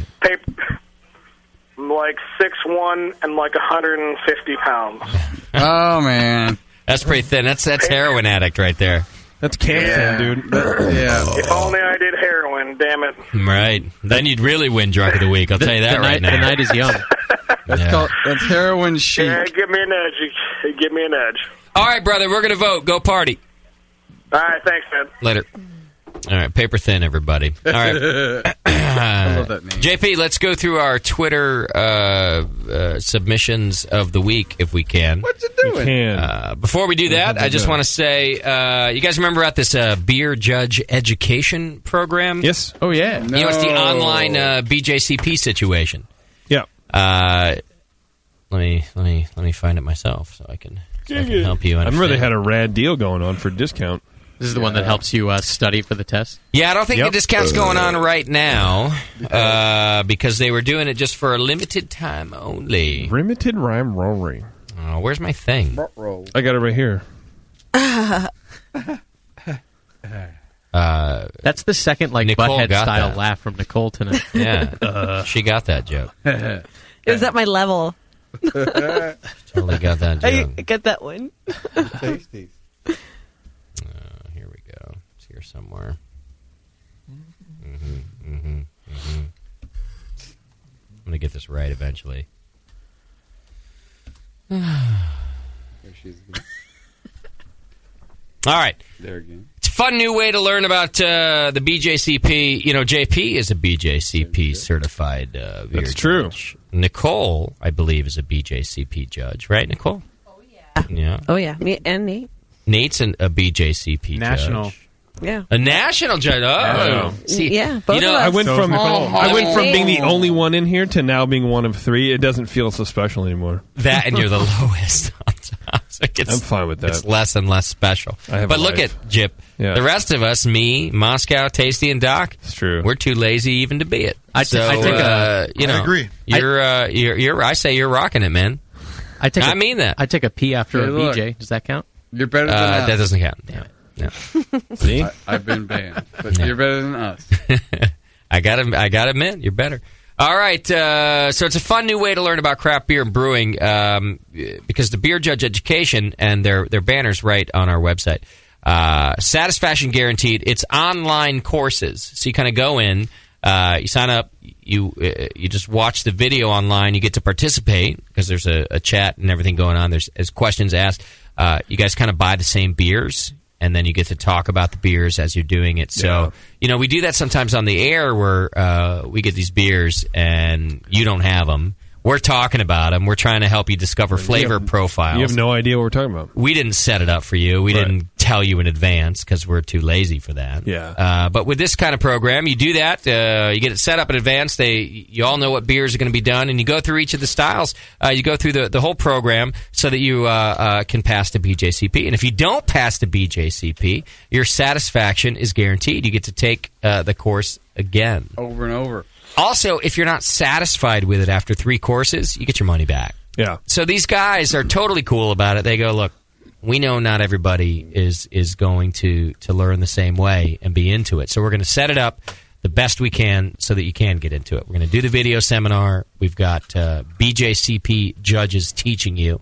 If you're not satisfied after 3 courses, no big deal. We'll give you your money back. If you don't pass it, no big deal. We'll let you take it again. So they're really confident in what they do. And it's a big deal. You'll learn about all the different beer styles, beer tasting and evaluation, brewing and home brewing processes, ingredients, recipe formulation, and techniques for masters, how barley is malted, what makes hops bitter, how fermentation works, how brewers get flavors, aromas, and colors in their beer.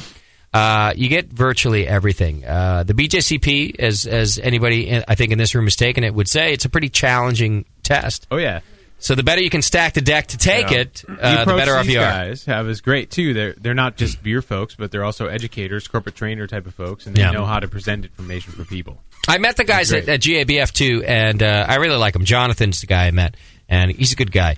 And I think they have a great idea here. I talked about this idea a long time ago, thinking that somebody should do it, and nobody did it until now. Oh, you're an innovator. Go to beerjudgeeducation.com or check them out on Facebook by searching the same thing, beerjudgeeducation.com, and it's a good deal. Yes, so it's a great deal. Go check it out. Pass the BJCP. And by the way, if you become a judge, you help us all out. That's true. Competitions. Oh, hell yeah. You know, you're really contributing to the to the beer popularity of homebrew competitions is huge now. There's not nearly enough judges to go around sometimes. Yeah. We need a bigger pool. It's great. Oh, they're always calling for judges. Yeah, and don't be like me and never judge. Just right. Spread your knowledge around a little bit. Yeah. All right, what do we have here? I don't know. Hessian? Hessian. Come on, Hessian Lake. Oh, it sounds like a biker. Hesher, Is that how you spell Hessian? We had Hessians in my school back in the day. Yeah, me too. Those are Heschers. No, Weren't Hessians like German no, they're troops in the mean World War I? biker dudes. What's up, Hessian Lake? How you doing, man? Bro. Brah. What are you calling in for, brother? Calling for DOTW, man. All right, talk does to that me. mean? What's the word? Are you hammered? I'm getting myself there. That's for damn sure. What have you been doing? Well, the wife and kid are away, so I've been drinking. I love it when that happens. Oh, yeah. Let Let loose. Usually, I just sit at home like an asshole with the wife. I'm not allowed to do anything. But now they're away, so I'm drinking. I don't have anyone to beat. Is that what's happening? Yeah, basically, you know, I got a fucking little another beer here. Bro, it's just, Is this Boomhauer? He went from 8 to King of the 11. Hill? Oh, man, sure. I got a beer here, man. What I've just been drinking since 1 o'clock in the morning now. I've been drinking since about 1 o'clock in the afternoon. 1 o'clock? Wow. So like 12 hours. Homebrew or commercial beer? Both. I started off with my own. I got a fucking Wiesenbach I was drinking earlier. And, Wiesen. Who is this dude? Yeah. I like that. What did I had a Wiesenbach. Well, I had about 4 or 5 of those. Any hyphy Supposed to clean up. Of course, kids are, kid and wife coming home tomorrow, and I didn't fucking clean up the shit. Yeah, you do. You got to clean that shit up. This guy wins. Well, at least I got shit away. All right. Go put some of those empties in the neighbor's trash can. Oh, yeah. You can't leave the empties where she'll find them. Yeah, put some of those empties in the neighbor's trash. It's a good idea. She's not going to open, like, the closed trash bags. So you might as well just wrap them in that Double stuff. wrap. I've never been there. I don't do that stuff. But I already you should. I already got all the Christmas shit away. I just got to clean up the house is the problem now. Do you have to work tomorrow? No, hell fuck no. Hell fuck no. Hell fuck no shit, fuck no shit. Can't you hear it in my voice? You think we get MLK Day off? I'm straight Midwest, bro. What do you do for a living? I do investigations for an insurance company. Oh, yeah? Like people, like insurance fraud stuff, huh? Pretty much, yeah. Yeah, because on MLK Day, nobody's doing anything bad. No, you're fine. No. Of course not. So how many drinks do you think you've had today? 150. 4 or 5 of my own. I went out, had a couple beers and a couple Guinnesses because it was the best beer that they fucking had. Fucking hole in all. I came back and I just popped a Ranger IPA. Oh, shit, how many have I had? I've probably had a good 12-pack at least. All right. And how long you been homebrewing? 8 years. You ever made a Wiesenbach? What about an Indiana Pale Ale? Oh, I like that. Janice Brown? Indiana Pale Ale? I just figure it's the only thing that could be better than a Wiesenbach. Right. Oh, no, there ain't no simple Wiesenbach. It's like a 7.2 Wiesenbach. All right, ladies and gentlemen, your drunk of the week right now, Mr. Hessian. Wiesenhesher. Yeah. Seriously, Hesh, I think you've been drinking today. I don't know if you knew that, but you've been drinking. I think I have been, too. All right, send me your address, Justin at thebrewingnetwork.com. Send it over there, and I will get you your Drunk of the Week medal, my friend. You are our champion this week. Oh, thank you very much, man. All right, brother. Cheers. Have a good night, and be careful tomorrow. Oh, I ain't going nowhere. Attaboy. Take care, man. You too. All right, there you go. Hessian, your Drunk of the Week, ladies and gentlemen. Oh, yeah. I kind of liked Marathon Man, just for the record. A guy that can do a brew day and run a marathon. That was pretty cool. I did like him too, listen. Oh, he got schooled. Hessian had, I don't care. You know what, you listeners, you can argue with me all you want. That guy was Drunk of the Week right there. Yeah, it wasn't, runner and multitasker of the week. Marathon guy. Oh, yeah, it's marathon. How long was it? Oh, 26 miles. You should get farther away from the mic. Well, I had the brew day to do. He had me at Wiesenbach. Yeah.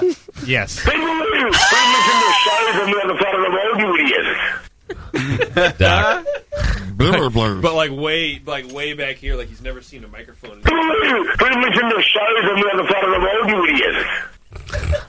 What? Memphis Workhouse. We'll do it one more time. It's like hanging out with Doc right there.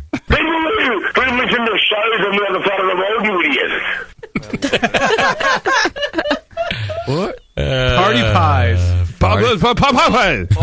Where's Party Pies? Party pies.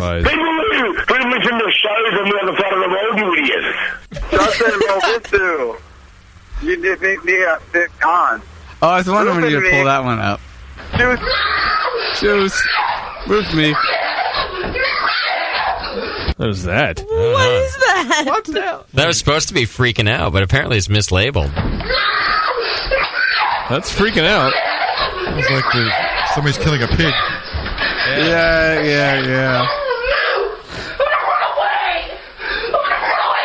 I think that's one of those video game kids that freaked out on the internet. That's when his parents canceled the WoW, I think is what it was. And then when they shove this remote in my ass. Yeah. Sweet. I thought it was the loopy bitch comment for a second. Listen to shows on the other side of the road, you idiots. All right, let's get out of here. We got a great show planned for you next week. We're going to be talking to Fal Allen, who will be in studio. Oh, yeah. Anderson Valley, nice. We kind of fucked that up audio-wise last time, so Fal is coming back in thanks to Moscow. Again, what's this wee stuff? He's going to come back. See, you want you and Nicole just go hang out in the other room. If you want to be so alone and detached, get the fuck out and go hang in the other room and talk about beer together. We as a group here. We got Twitter. We got Twitter game. All right, we'll do that. So Fal Allen in studio next week with Anderson Valley. It's going to be a good show. It'd be great to have him in here to talk to us about that. The guy's doing great things with that beer. No kidding, right? Have you tried the beer lately? He's a legend, man. Yeah, they're really good. It's good shit. All right, Twitter game. What do we got? Twitter game. I narrowed it down to 3. You got Shark Guy 05. If you what was the question? If you can't remember the question, thank you very much. It's saying, so how's it going? I thought it was how you doing. Shark Guy 05 says, well, my dog is still dead, but I did have a really great Berliner Weiss, Britannomyces lambicus, and I might get laid tonight. Oh, Iconis says my ass is a little itchy. And Village Brew says bad, very, very bad. I listened to a replay of Press Play. Other than that, I'm okay. Oh, good point. Yeah, I played the wrong press play. So Shark Guy, who has a dead dog, but he might get laid. Iconis, who has an itchy ass. And Village Brew, who had to listen to a replay of Press Play. I would go between itchy ass and the Press Play replay guy. I go itchy ass. I go itchy ass, too. Anybody else itchy ass? All right, Iconis, you're the winner, bro. Ham. Throw it out there. Done. Well done. All right, thanks, everybody. We're going to get out of here. Fal Allen next week. Tune in. JP, take us out. Thanks, kids. Oh, shit. You threw me for a loop, buddy. Thank you to More Beer, our show sponsor. You can absolutely everything you need to make great beer at home by going to morebeer.com. Don't forget the Trophy Fire's new album entitled Modern Hearts is available now at graydayrecords.com. Pick it up and support our friend and yours, Mr. Adam Schumann. Get all the latest info on Nate's band Brain Oil by going to brainoil.com and check out Nate on Twitter at Nathan Homebrew. And Nicole is on Twitter as well. Follow her at Beer Muse, beer_muse. Tasty wants you to know that San Francisco Beer Week will be February 10th through the 19th. Go to sfbeerweek.org for the schedule of events. And the 11th annual Double IPA Fest will be held at the Bistro in Hayward, California on February 11th from 11 a.m. to 7 p.m. Go there and you can buy him Double IPAs. Keep up to date on what's on JP's mind by checking out his blog at moderndaymerrick.blogspot.com and follow him on Twitter at Major Jip. And be sure to find the Brew Network and the Winter Brews Fest on Facebook and Twitter. That's it. Give me that American truth for the one a real homebrew. Homebrew, don't you really love that homebrew? Can't get enough of it. Homebrew, it blows my mind. I love homebrew all of the time. Yeah, I think I'll have me. Well, I'll have me one right now.